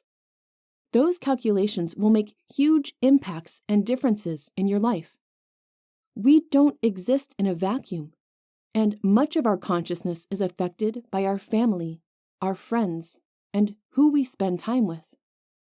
When you hear commonly held beliefs, such as the amount of money you make is the average of your 4 best friends, you may think, why is that? Because those are the people that are going to affect what you focus on, what you do, and what you see as actionable behavior based on the inputs that you allow into your mind. Whatever allowed them to achieve success is likely to rub off on you. Not only are your beliefs, your values, and what you focus on an influencing factor in your life, But so are the people that are nearest to you, because they will trigger you in ways that may be both positive and negative. If you spend time with friends that are rather free-flowing with the new beliefs, they want to tell you about all the new ideas they want to believe. However, sometimes their 1 hour of watching something believable and interesting on television turns into 12 hours of you disproving it for them. You develop with that person an asymmetrical relationship, which is a little bit okay for an author, but unless you're harnessing that energy to benefit the world somewhere else, you can end up wasting a lot of time. You could say Tony Robbins' 6 Human Needs Psychology is not very useful psychology for needs, but it's very wishful. For instance, certainty and variety could also be called fear and greed, because variety just means do different from what you're currently doing, which is caused by greed, and doing the same thing that you've been doing is caused by fear. Those 2 definitions are so vague as to apply to all behaviors, which is basically do the same thing or do a different thing. There's a lot of people that don't really ever try different things. So the needs of growth and contribution, you could say, are very wishful. He says that growth and contribution are optional, but those other 4, certainty, variety, significance, and connection, he refers to them as the needs of the identity. He states that one of the most important needs that you have is to remain consistent with what you think your identity is, which is interesting because perhaps that would also have to be called certainty. However, it really seems like a cop-out because any complex system, particularly a human being, probably has a lot more than 4 inputs and weightings that it's using to measure and control the actions it takes. To tell you the truth, that's what feelings and emotions are. If you were going to say that human beings had needs, which could be a misnomer, you must question that we even have needs. Maybe we just have behaviors. Side benefits of behaviors. Let's say you want to change your behavior. Well, behaviors have side benefits. There was a study done on people who claimed they had cancer, even though they really didn't, and they tried to figure out why someone would lie about something that is so important. What they discovered was that part of the reason someone would lie about having cancer when they didn't have it was the only time that their family called, and it was the only time that they felt important, and it was the only time that they felt part of their family's lives. So, that terrible problem, they had to will into seeming to exist in the real world because it paid in real-world benefits. Smoking pays real-world benefits. It gives you a temporary excuse to stop doing something that you dislike. It gives you an excuse to go out with people and talk to them when you may otherwise feel uncomfortable by not having a common activity to perform with them. It gives you the ability to perform a ritual, which makes you look cool to other people and allow you to feel cool through having this ritual and good marketing on behalf of the tobacco companies to make it look cool, so that you can be associated with the Marlboro Man, a tough and rugged persona who needs nothing, who's very useful, powerful, and confident. Robustness.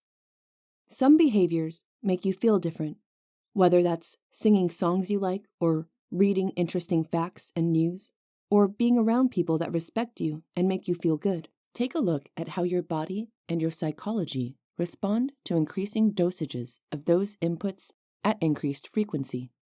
You might find that there's a minimum effective dose for friendship. There might be a minimum effective dose for singing. Then, as you go over that minimum effective dose, you get diminishing returns.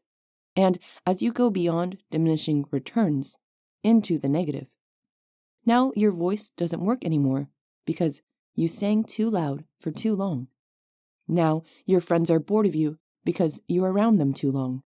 You can't enforce optimal, charitable choices amongst all citizens. Humans are built to be robust, and robustness requires that we all have slight differences in desires and efficacy so that we can find optimal paths or create them where they can be made. If everyone felt the same way about everything, it would leave us open to more risk and less excellence. Living things have mutations to find excellence. We have experimentation, and we all have chance and luck. What's the point?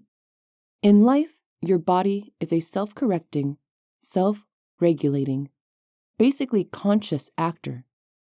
Without stretching the use of the word conscious too far, it has its own agenda.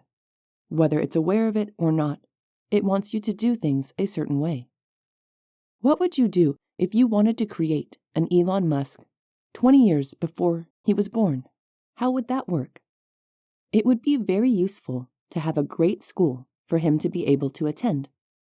Apparently, it would also be useful to have some interesting science fiction for him to read and enjoy.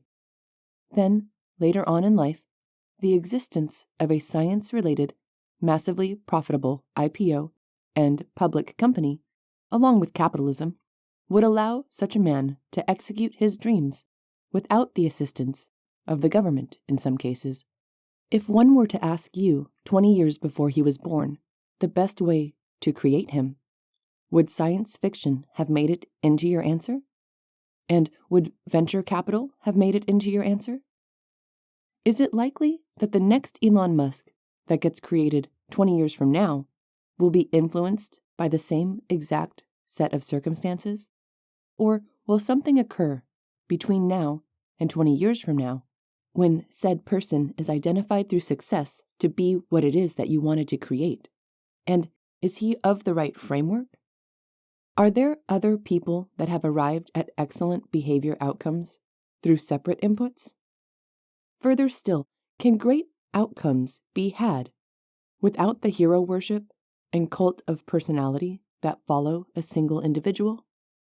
Or is it that one human accomplishes so much without a following that actually paves the way of progress in this world? Know thyself and thy potential. There are many things that aren't fair. One is that you are too cowardly to admit how great any human being's potential can truly be.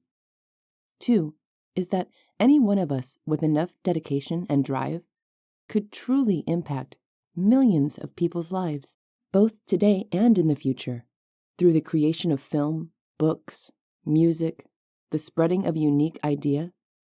There's so many ways that we can affect those near us and in perpetuity into the future. And it's unfair to not be aware of that. It's also unfair to focus and feel bad about something that is so hard, nearly unobtainable for much of the world. There is art and magic to knowing what you are capable of and what is reasonable or even unreasonable but worth trying to do, and still feel good while failing. You are going to fail a lot along the way. In explanation, there is what you can and can't do. There's what you think you can and think you can't do. It would be a miracle if you were completely correct in knowing what you could or couldn't do. Thus, we must all take calculated risks and reach as far as our arms will allow to see what we might grasp. We can stand on the shoulders of friends and the great men that came before us and reach higher than we ever thought possible. Shakespeare had a nice turn of phrase when he said, "Do not find yourself, create yourself." Silicon Valley is about getting rich by giving people what they want or could be addicted to, instead of what they should want. Sadly, the battle to better the common man is costly, and where should the money come from to do it? Ideally, businesses could find a way to empower people for profit rather than weaken people for profit. the mindless numbing of our future generations is truly a tragedy. When you listen to music, to some degree, you are executing someone else's software for you. When you watch a movie, you are executing someone else's software for you. You hope they have positive intentions for you and that they want you to have positive experiences. We have good peer review, which can warn you if a particular piece is garbage. You might listen to a friend's movie review and reply, "Oh, you watched it and it wasn't good? Thanks for saving my time." But in the end, you're living someone else's life. You're living what they gave you through their advice, their lensing. Maybe it's a wonderful gift, or maybe at some point you've run out of time. You may have enjoyed the ride, but no one else will get to enjoy your ride now. You had a chance to build a nice ride for the rest of the world, to make the world a better place, to give back to the people that gave to you. You had that chance, and instead you just took and never gave. You ate up the music, you ate up the language, you ate up the education, you ate up the recipes, and then you took it with you when you died. You didn't give anything back. If you don't show people the detriment of their ways, and there is profit in them executing other methods, they will certainly run those poorly designed programs. If people see profit in being corrupt, they will do it. It's one's duty to show them a better way. Stop living everyone else's program for you. Build your own program. Stop absorbing everyone else's content to the exclusion and deletion of yourself. Have balance. Give and take.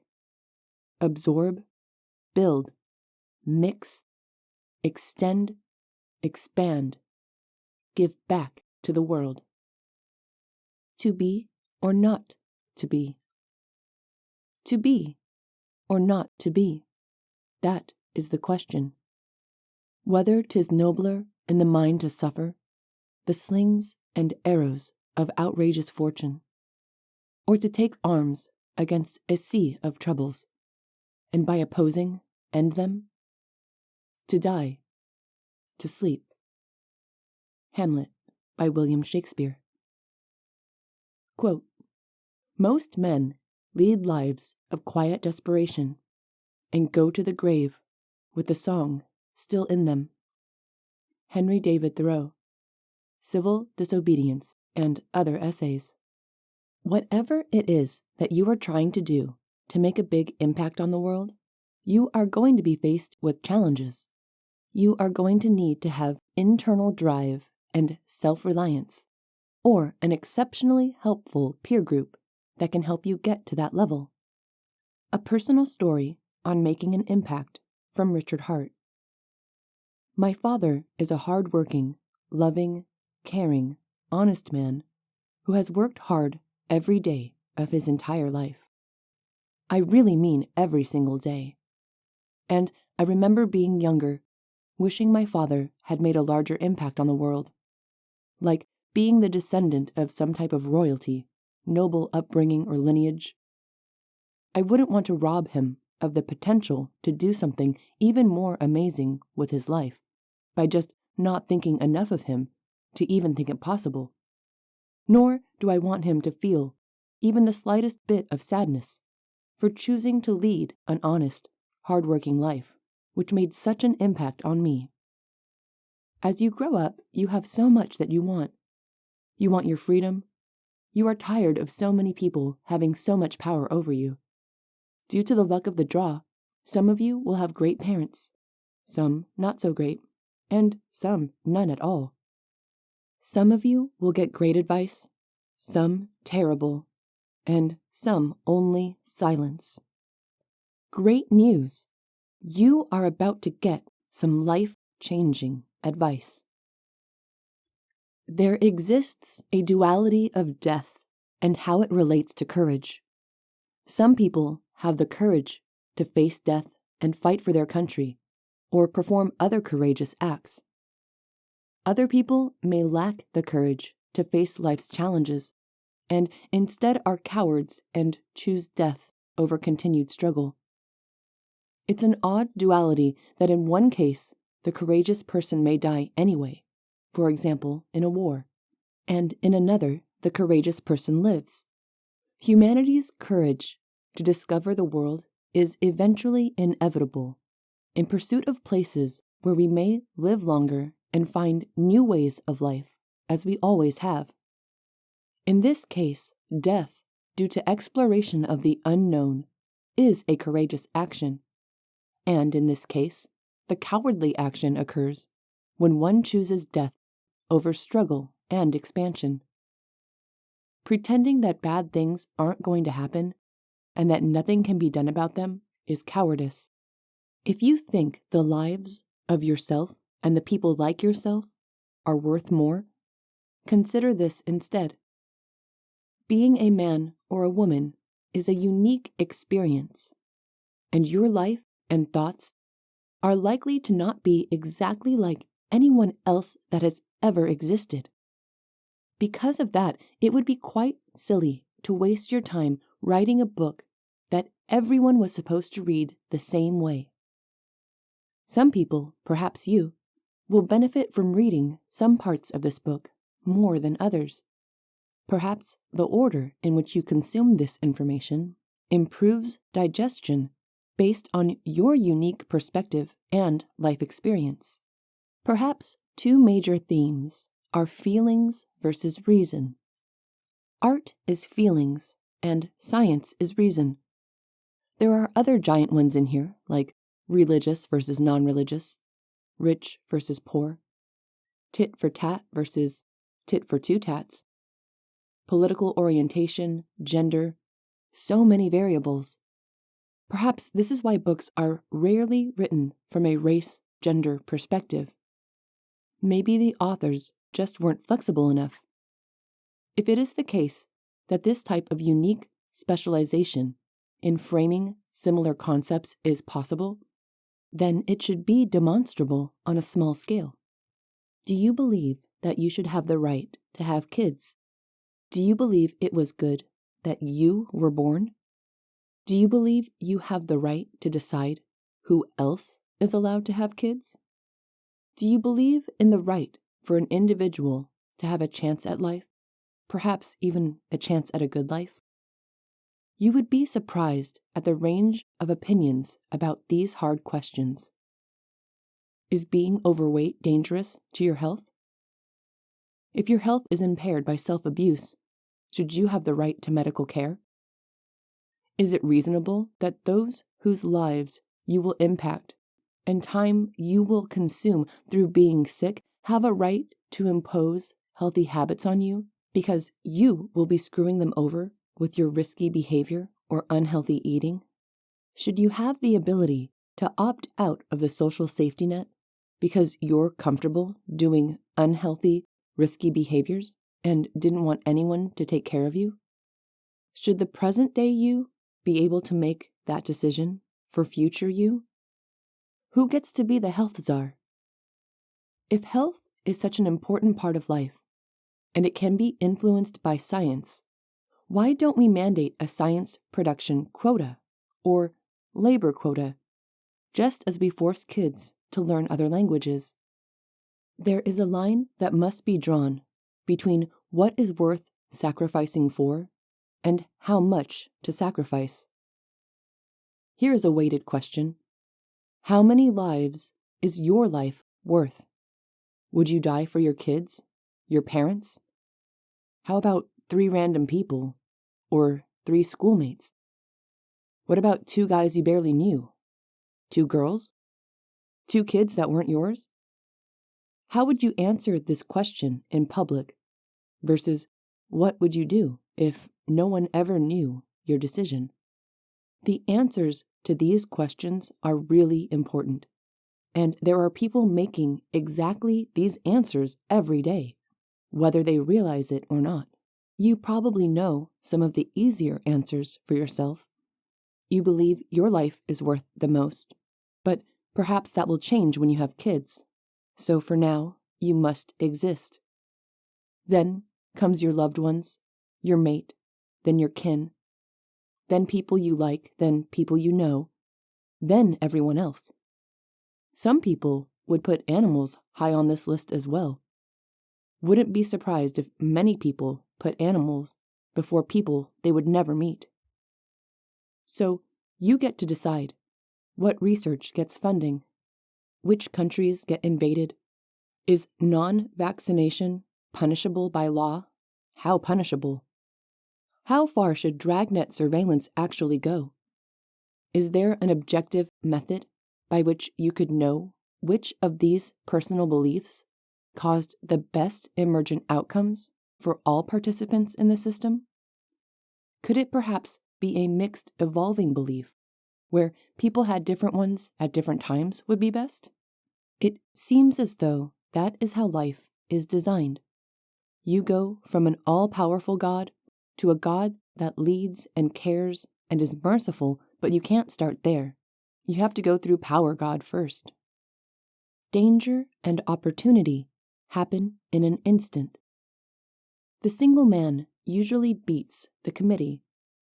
This is why most successful organizations in the world rest upon the decision of a single man.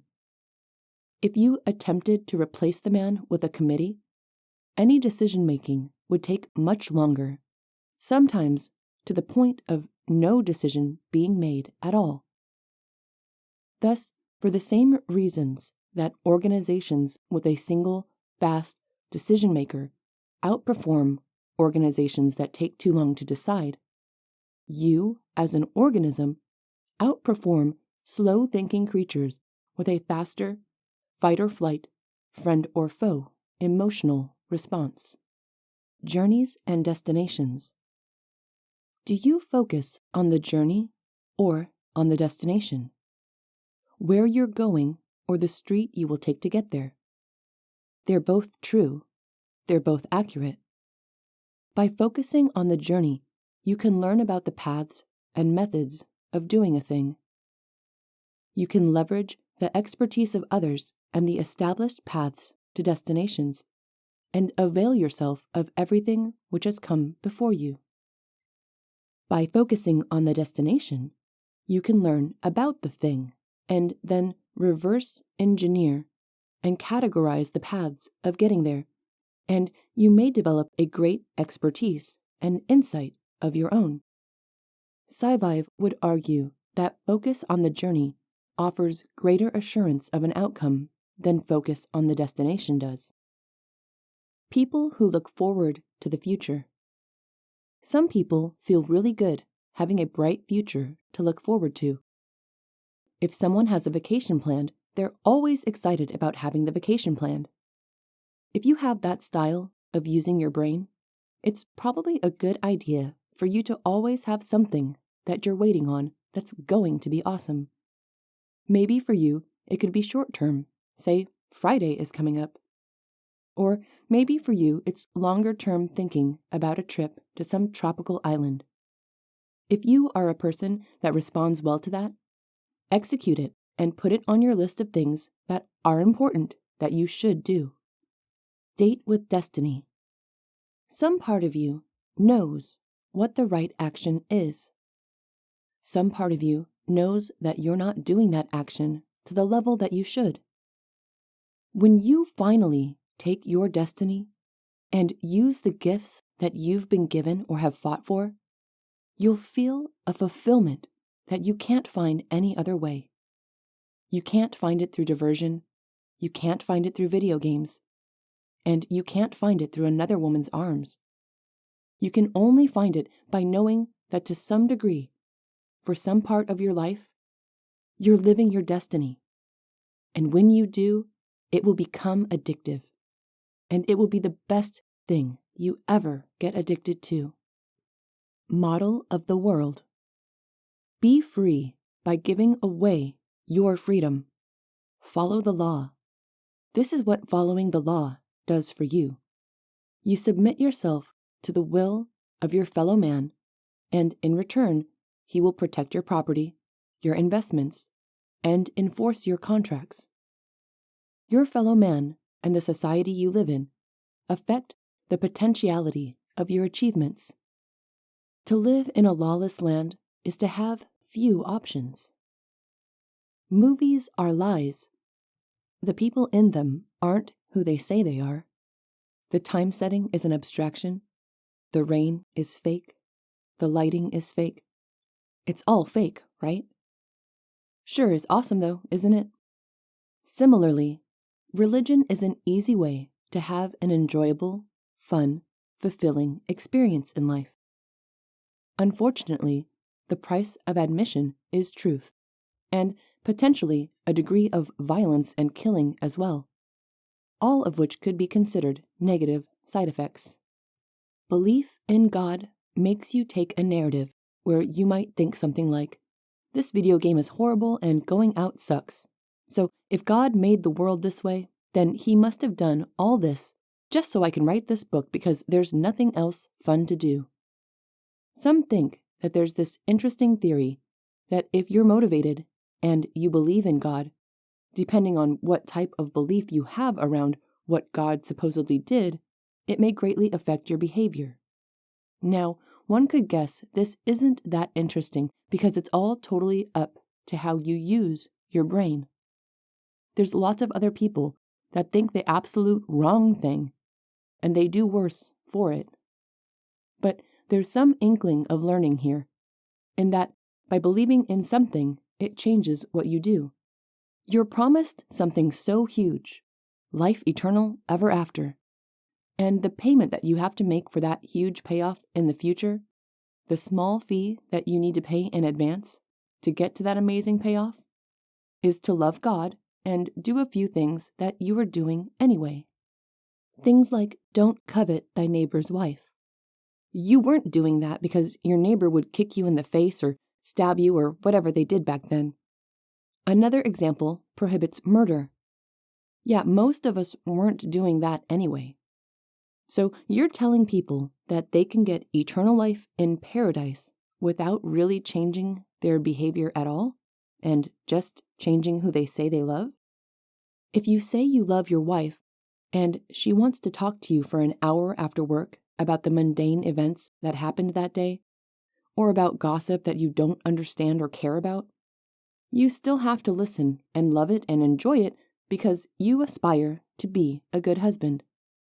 Your wife needs to feel important, and you need to listen to what's important to her.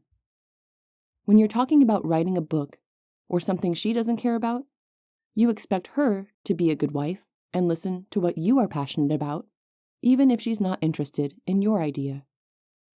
If you want eternal, everlasting life, God is never going to call you to discuss a bad day he had at work and talk to you for an hour about news you don't want to hear. He'll give you everlasting life, and all you need to give him in return is basically nothing. Just do what you would have already done anyway and were already doing for the last religion you were in. If you look at the variety of human experience, there is happiness and sadness. Now, are those needs? Do we have a need to feel happy and a need to feel sad and a need to change our state if possible? What about all the other emotions? Revenge, rage, and guilt? Are those needs? Is guilt a need? Many people feel it. It seems to be a useful way to gather wisdom of the crowds. Yes, obviously it is often misused. However, one could say guilt and having a conscience is definitely more good than bad. You can make another analogy to understand the inaccuracy of having only 6 human needs, of which 2 are optional, so you really only have 4. Then you could just say it's to be or not to be, to do same or to do different. You could learn something from that, but perhaps, if you're a smart dude, you'd be better off with a more in-depth and nuanced understanding of the human, the most complicated being we're aware of in the universe. It is useful to think very highly of yourself, and to even think you are amazing and special, because to yourself, You are truly the most special thing you will ever experience. In reality, the factors that make us who we are very modifiable based on the temperature, how much sleep you have had, or whether you have had any mushrooms that make you hallucinate or drugs in your system.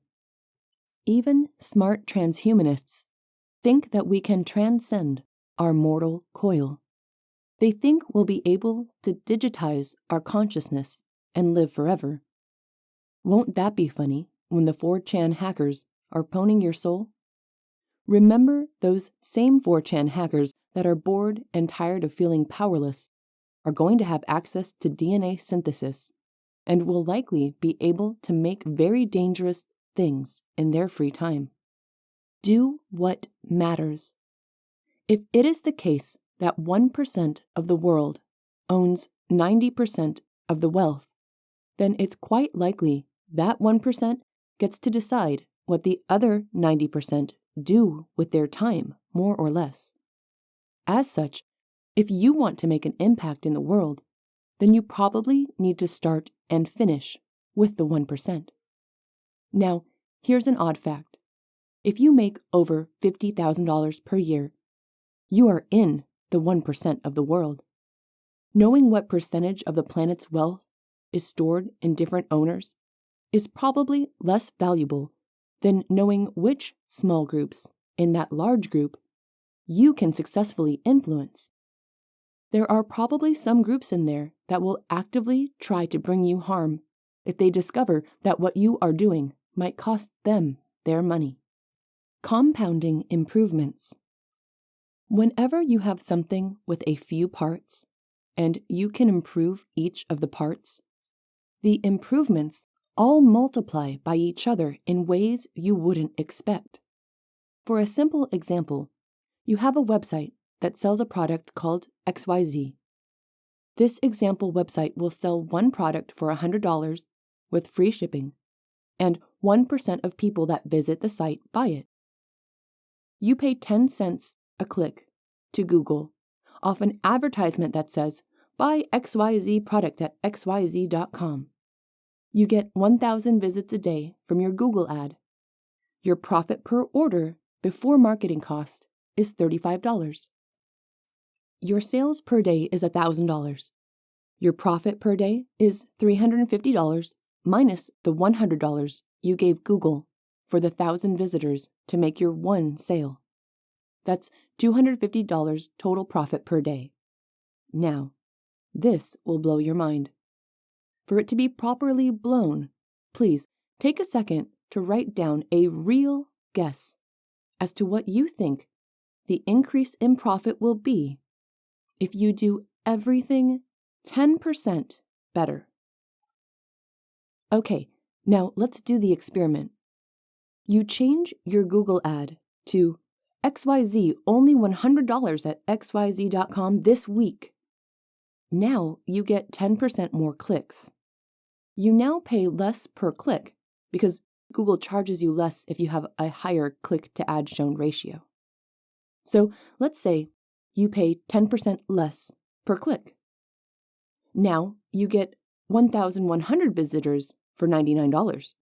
You improve your website, and now you get 1.1 sales per 100 visitors, and they charge $110 from you, and you receive better prices on XYZ from the manufacturer, so your profit per order at $100 sale price goes from $35 to $38.50. But you're actually making another free $10 from being able to sell at $110 instead of $100. If you have more parts you can improve, you get more compounding. Imagine if you cut your cost per product in half. You still wouldn't make as much as just making everything 10% better. A little improvement in lots of places is worth more than one large improvement in a single place. Small improvements that multiply each other are more profitable. If you improve each of your skills that affect each other by 10%, you get 100% more profit. Hobbies synergy. choose your hobbies wisely. You only have time for a few. Ideally, they could amplify each other. If you love having sex with beautiful people, it'd probably be great if you loved exercise as well. If you just happen to enjoy being playful, fun, and confident, all those hobbies would mesh wonderfully together. They're not magic. They can be learned and practiced like anything else. Therefore, if your hobbies all amplify each other, you get exponential returns. What kind of person would you like to be? Some people want you to think that you, your loved ones, and your friends are worth more than people you will never meet. One is not usually willing to accept death or let one's own family die because seamen somewhere else are having a bad time. Lucky for us, the rising tide usually raises all ships. What we do to help ourselves will almost always help others, not including some exceptions to that rule like property rights. If you have the right to kick other people off a piece of land, then you having that power is nearly exclusive of anyone else having it. In that case, we really do have a battle of powers. The illusion of importance. Many successful people, along with many of their peers, misattribute the importance they actually have to the company they founded or currently manage.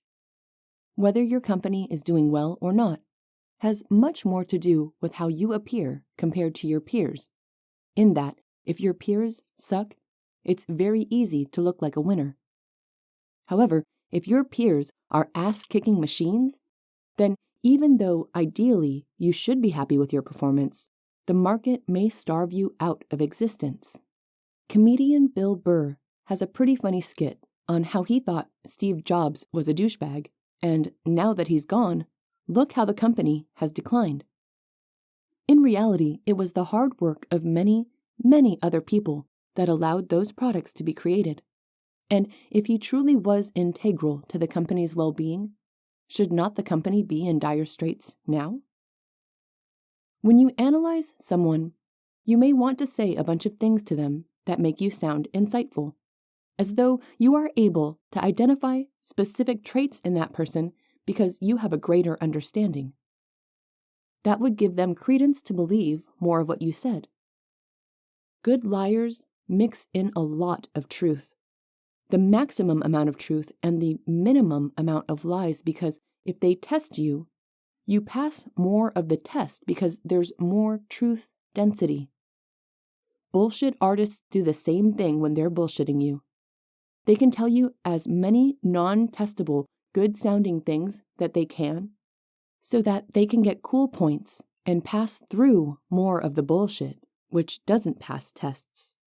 What are some standardized, feel-good, complimentary, sound smart, intellectual, mumbo-jumbo false truths that you can tell people that they love to hear? People have found profit in believing that they are unique, special, and deserve great resources, particularly more resources than people who aren't them that may not be as great. They believe that consciousness is something that is hard to understand, hard to measure. Confidence leads to excellence. Adopt increased behavioral variance and follow through volatility. Mutations that allow for variation and robustness are the result of lacking self-doubt. The more self-doubt that you have, the less decisive you are, the longer you remain in a non-mutated state, and thus the less variation in behavior you will have. Thus, the less likely you are to become an outlier or have legendary robustness. This is closely related to analysis paralysis and the opposite of ready, fire, aim. Fake it till you make it. Quote, "The fundamental cause of the trouble is that in the modern world, the stupid are cocksure while the intelligent are full of doubt." Bertram Arthur William Russell, Christian Ethics, from Marriage and Morals, 1950. Quote, "One of the painful things about our time is that those who feel certainty are stupid, and those with any imagination and understanding, are filled with doubt and indecision.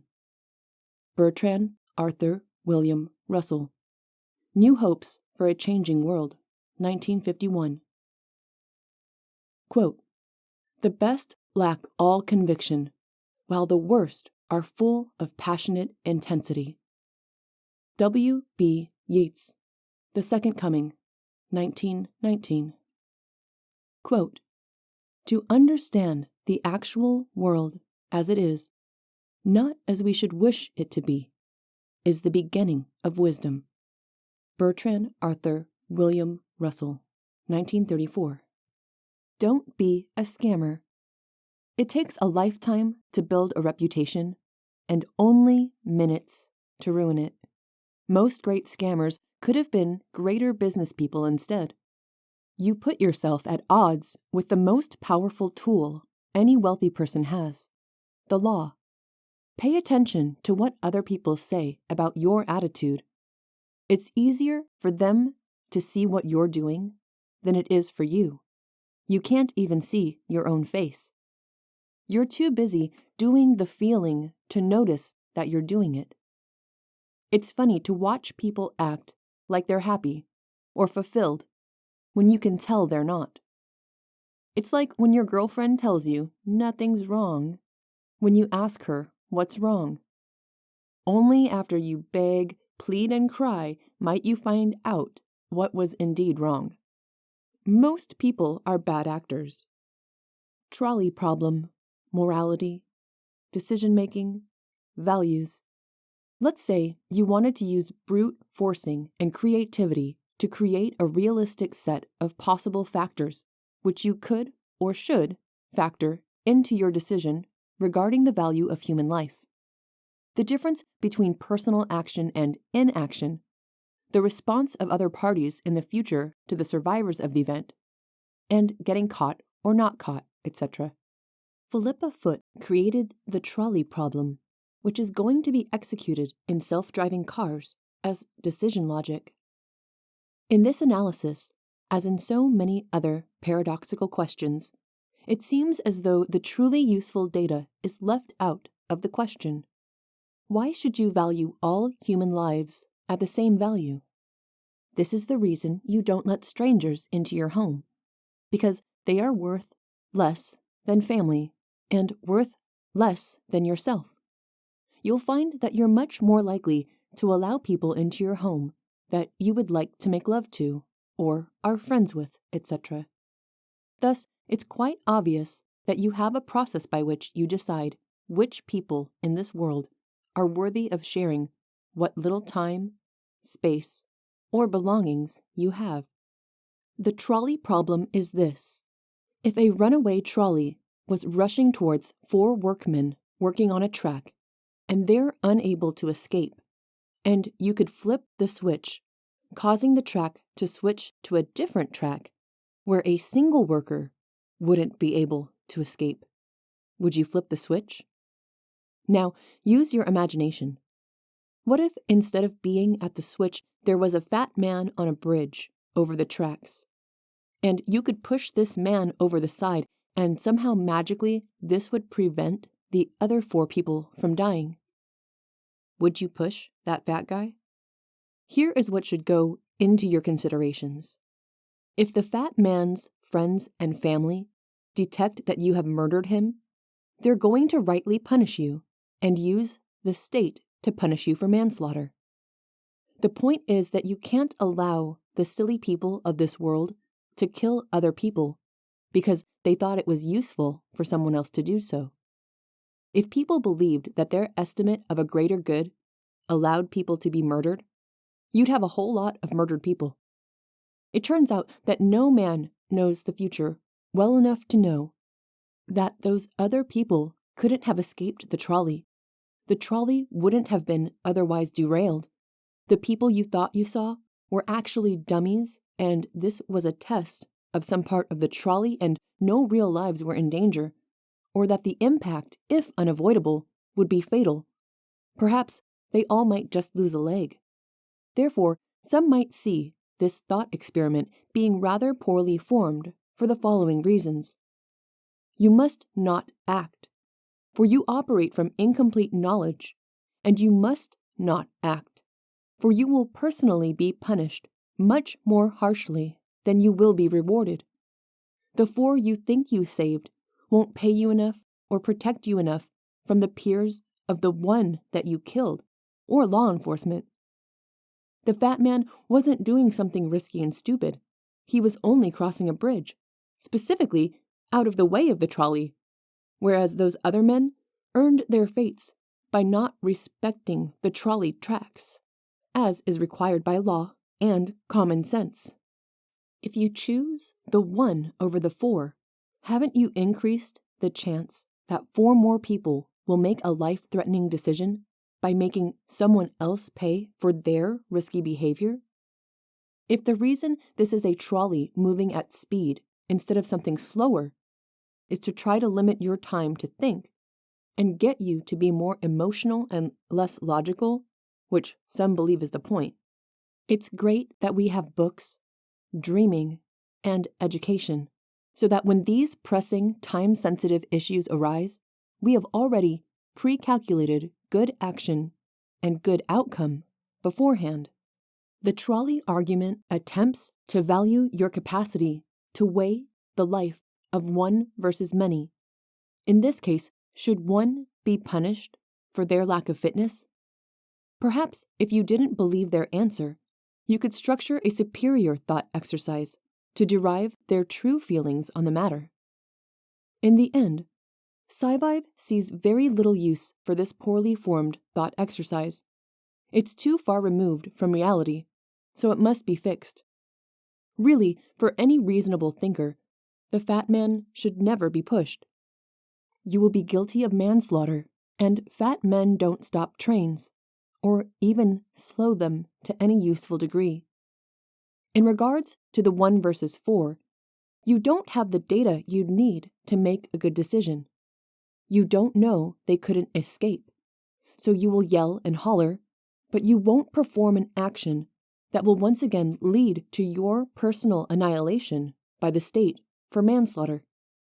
The law and society you live in has a much harsher penalty for causing harm through action personally than it does through watching as harm occurs but being too much in shock to act.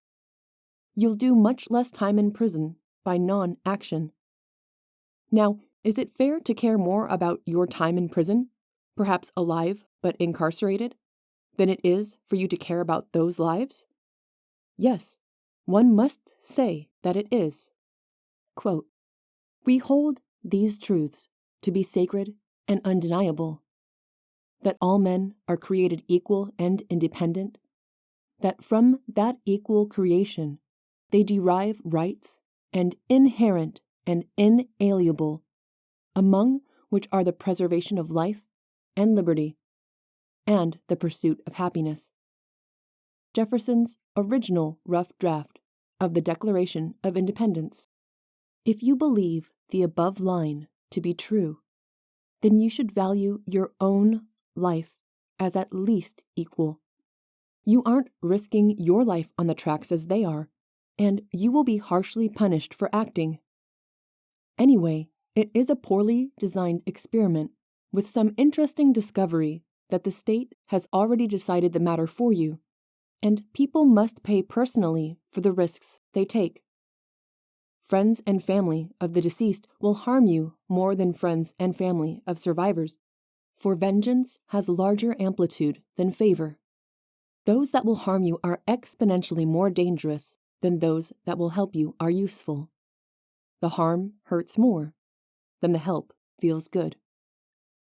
SciVive would say that fixing the question and looking at the system are 2 important steps that seem to be left out of all the common teaching of logical thought.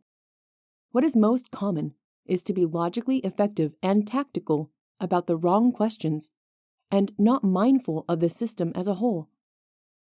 Do not trust the question. Do not trust the data. Know your desired outcome in positive terms and know the system.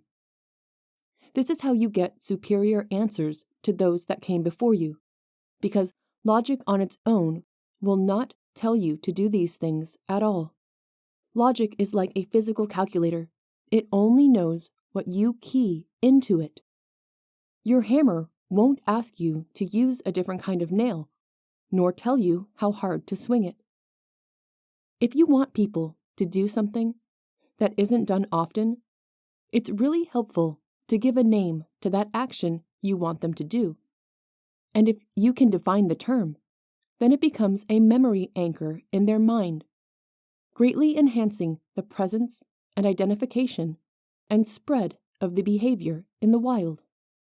Words need to exist to quickly describe the specific pre-work that needs to be done before using the hammer of logic.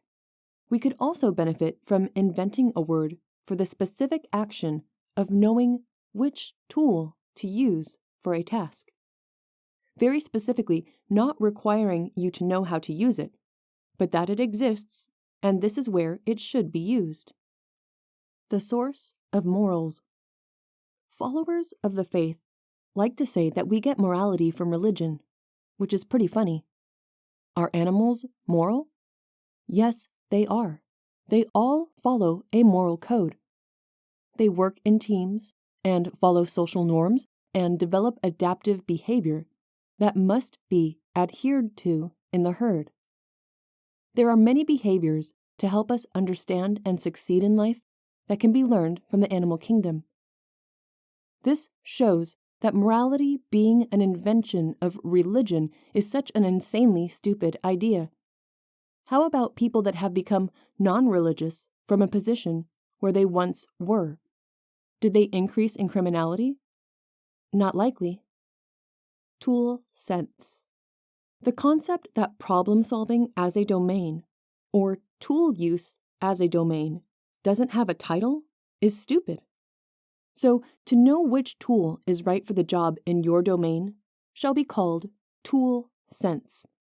Even if you don't know how to use the tool, you know it exists, what it's good for, why it should be used here, and therefore can find someone to use it. SciVive should coin a term for the meta layer of knowing when to use a tool. What is the layer before the tool? What should one call this scope expansion step? System/brute forcing, finding max quantity of parties and variables in the system/brute forcing states or actions of the parties. By creating the table of all possible outcomes, combining all the measurable outcomes when all parties have all the states and all the actions they can perform in different orders and combinations and locations, etc., you create a giant, hard to understand mass of outcomes from which you may filter those that are most desired. Creating that table is how you beat lots of puzzles and logic questions. This is how you don't miss obscure answers. Because you can't miss an answer, you have the largest possible set to choose from. Imagine you wanted to create a beautiful sculpture from a block of marble. If you start out with a small block, you get only a small sculpture where the detail is hard to see, and you don't have the space you need to execute your vision. If you choose a larger block of marble, you will end up with the fine details that people will enjoy with their naked eyes in person. If you start with a mountain, you may get Mount Rushmore. The less you have to work with to create an idea, the less resistant to the elements and impressive your sculpture will be. Expanding your set of variables and possibilities and externalities accounted for in the work you do to find all the answers and outcomes possible to a situation is your block of marble. Similarly, while you will have a more lasting and impactful creation, just like a large sculpture, it will take you longer to create. Good, fast, cheap. You can have any two of the three. In statistics, they call this the probability space. Thinking from first principles. Logic is a tool, and knowing when, where, and with what inputs towards what end is outside its ability. Forget their question and make a better question. If your first inclination upon hearing this trolley problem isn't to attempt to ascertain more relevant data about the parties involved, then you will be more unaware of the factors that you should be including in your analysis. For instance, if you believe that people should take responsibility for their own actions, and those people on the tracks chose to stand in that dangerous place, you know you do believe in responsibility, and you know this would be a place where that belief should be used. However, you never notice that responsibility is part of the equation, because you're so focused on the restrictions of the problem and your role in it that you never arrive at thinking about what these people deserve outside the system of you and the trolley and your decisions. What have they earned in the system that isn't mentioned, which is the system of deserving and responsibility? Due to the very wide range of things that can and are push and pull, give and take, earn and not earn, fair and not fair in this world, one may believe it's entirely required that you take a moment to be mindful of all of the surrounding, related, touching things that are tangential to what you're thinking about without actually being the thing you're thinking about. This idea of mindfulness and holistic thought and being at least one extra level higher up and looking down on a wider problem where the original parts become smaller parts of a larger functioning system is how you make breakthroughs and discoveries that everyone else misses. Elon Musk calls this thinking from first principles. Sherlock Holmes said, "It's elementary, my dear Watson." The summary is, if you ignore all the other parts that touch and influence and are near a thing, you'll rarely make the best decision about the thing. That's the kind of limiting logic that sees you remove one dictator just to see two worse ones being imposed. Or you stop doing one bad habit and instead pick up another bad habit, which might have even been worse than the first. Nature abhors a vacuum, oddly enough. Think about why the specific phrase power vacuum might exist. If you see the whole system from one level higher, you learn the superior strategy of fulfilling the needs of the world under pressure. Choosing what will fill the vacuum strategically before you tacitly create the vacuum and think your job's complete, only to have to come back to the issue once you've admitted your first attempt at fixing it was actually a failure, and hopefully this time doing what is strategically correct and choosing the thing you want. Where time to think exists, when given the chance to think, you need to be strategic, not merely tactical. When finding the overarching domain around your problem and assessing your goal, then you can solve any problem the first time. So, this is very important. When someone doesn't completely agree with you off the bat and has doubts, you need to know why. You didn't do a good enough job, and you need to test that on other people to see if their reaction is the same. Let's handle the objections before they occur outside the book. Power of groups. Quote, "In many ways, nonsense is a more effective organizing tool than the truth. Anyone can believe in the truth. To believe in nonsense is an unforgeable demonstration of loyalty. It serves as a political uniform, and if you have a uniform, you have an army." Mencius Moldbug.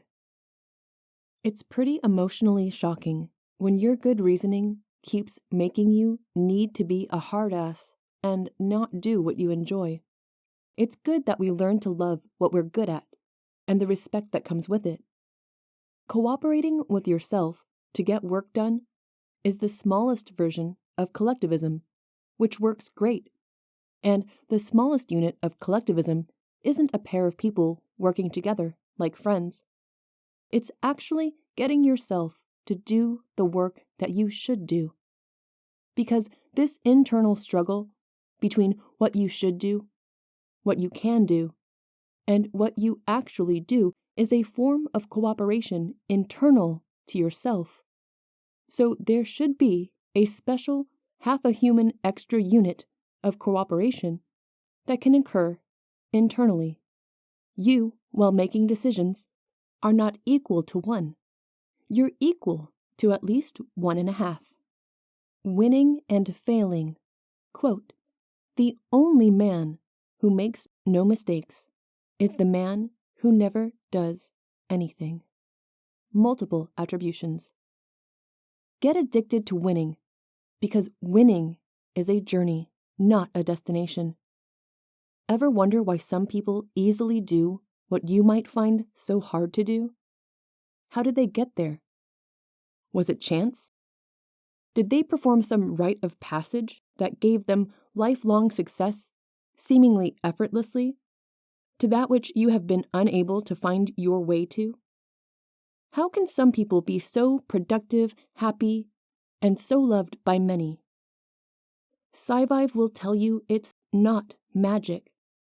If you look into the histories of most of the most respected and influential people through history and today, you will find a common theme. Think about the hours they put in.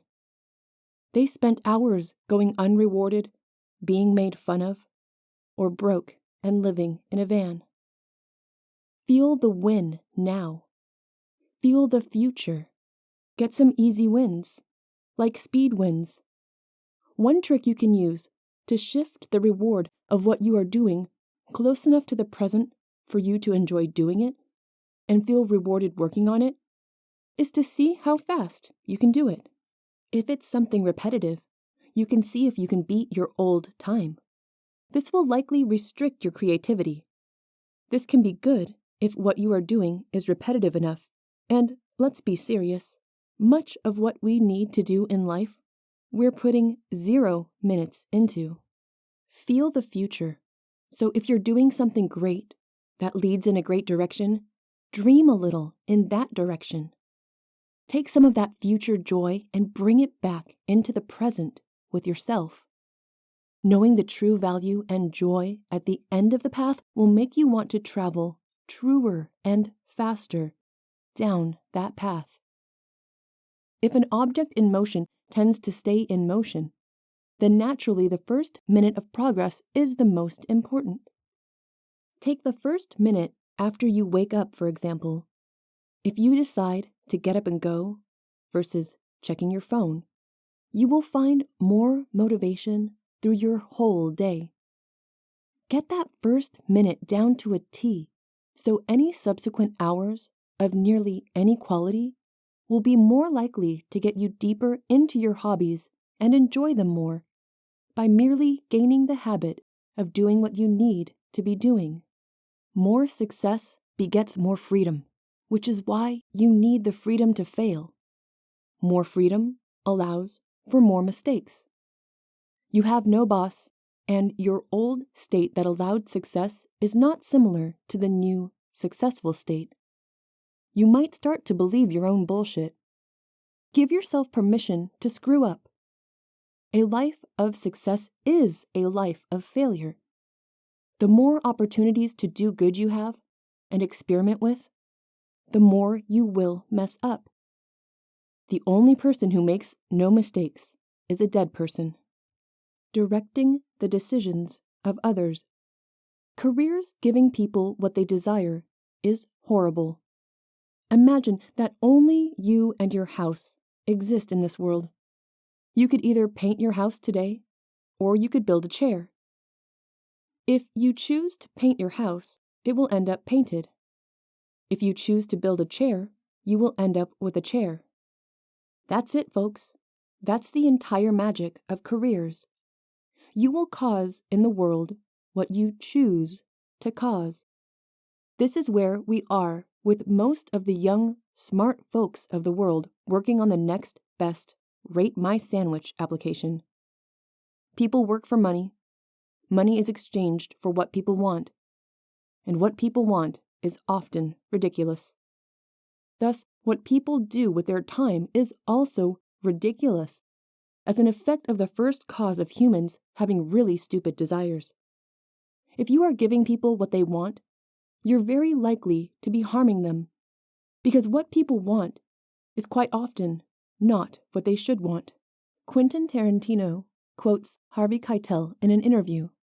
Quote, "Like a good director, don't ruin someone's performance acting out a part for you that they have had to think about and work on.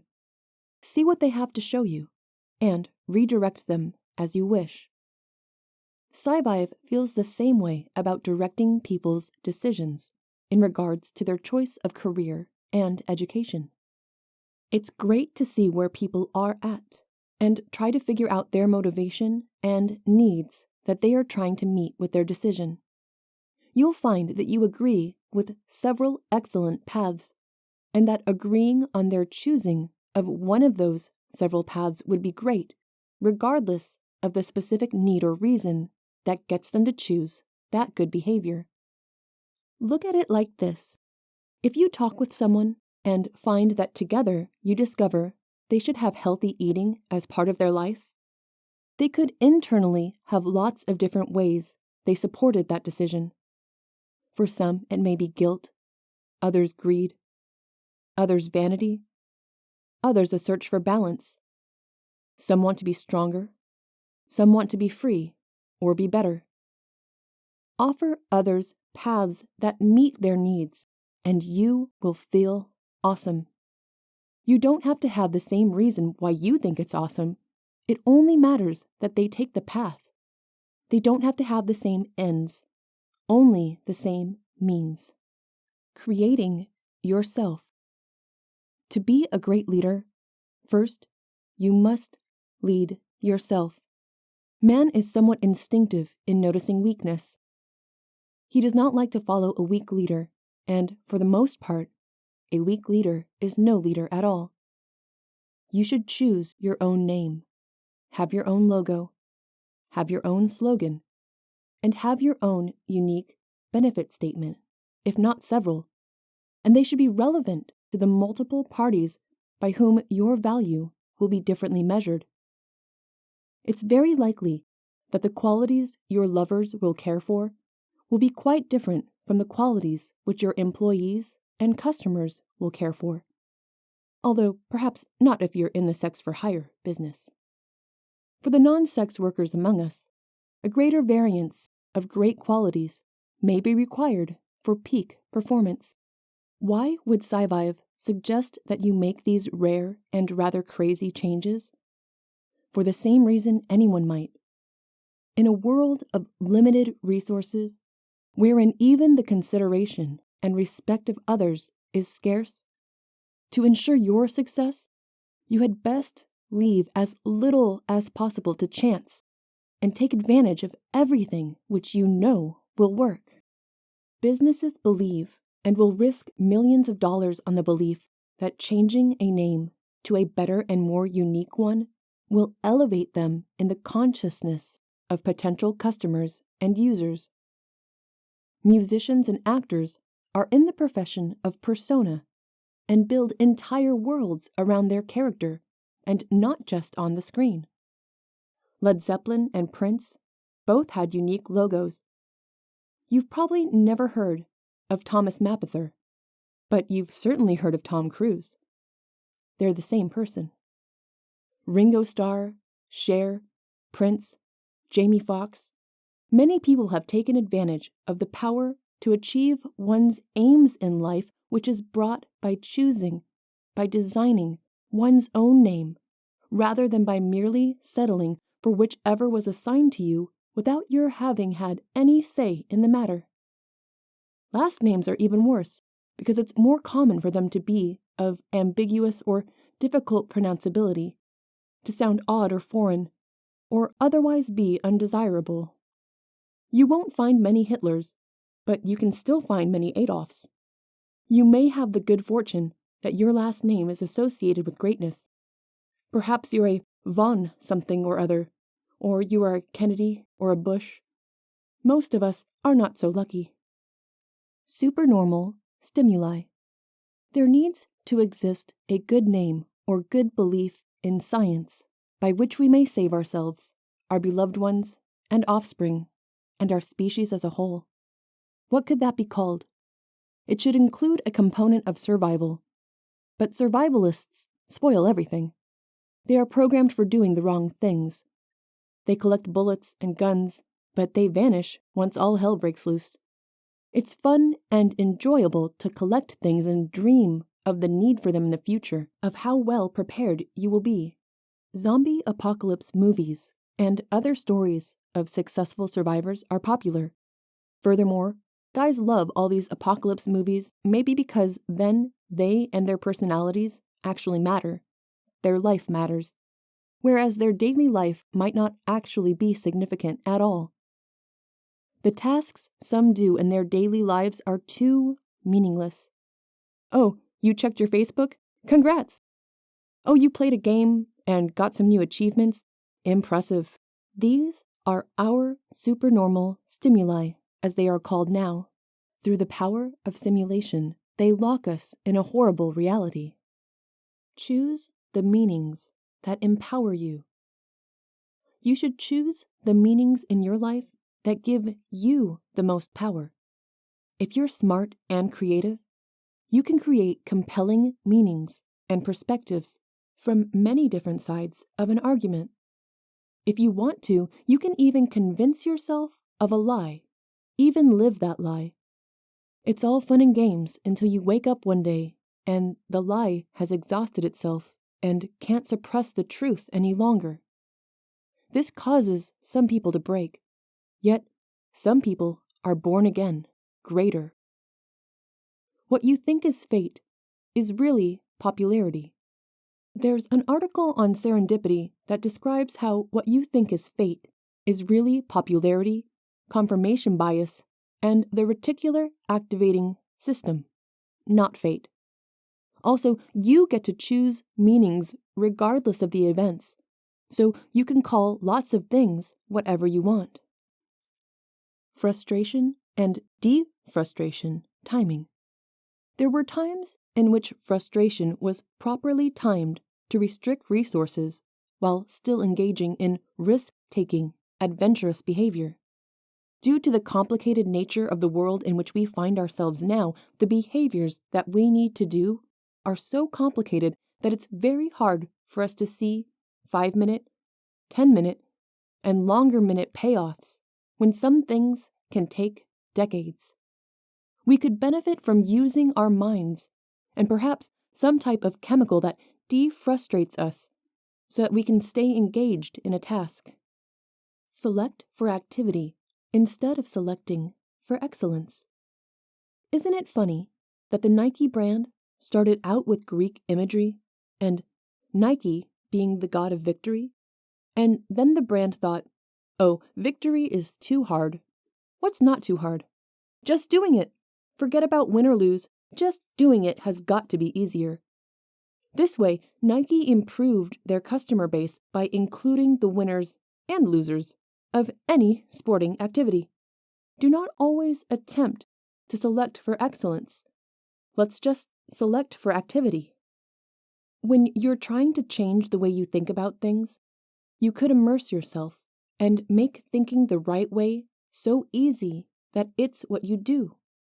You wake up, you don't care whether you feel like it or not, you just do the task that you're supposed to do. It's scheduled, you just have to do it, and it doesn't take willpower because it's ingrained as a habit. Mental habits are very similar to physical habits, except that you don't get the ease of scheduling them. You don't get the ease to feel a certain way about a task because you've scheduled it. If you want to change the way you feel about reality television per se, you can't schedule a time to decide that you're going to feel that reality television is a waste of your time. You need to just program that emotion without the shortcut of immersion, without the shortcut of scheduling. You can use the NLP switch pattern. See this, do this. See that, do one thing and not the other thing. Not that NLP works for the most part, but that one kind of does. What you end up with is the human emotion of frustration. Frustration is triggered upon what is. It is not usually triggered by what is not. Greed is triggered by what is not. Conversely, greed is what you want, but don't have right now. What doesn't exist triggers greed, and therefore movement in that direction. But frustration is, again, triggered by what is. Here is the thing, and since it isn't working, let's go do the other thing.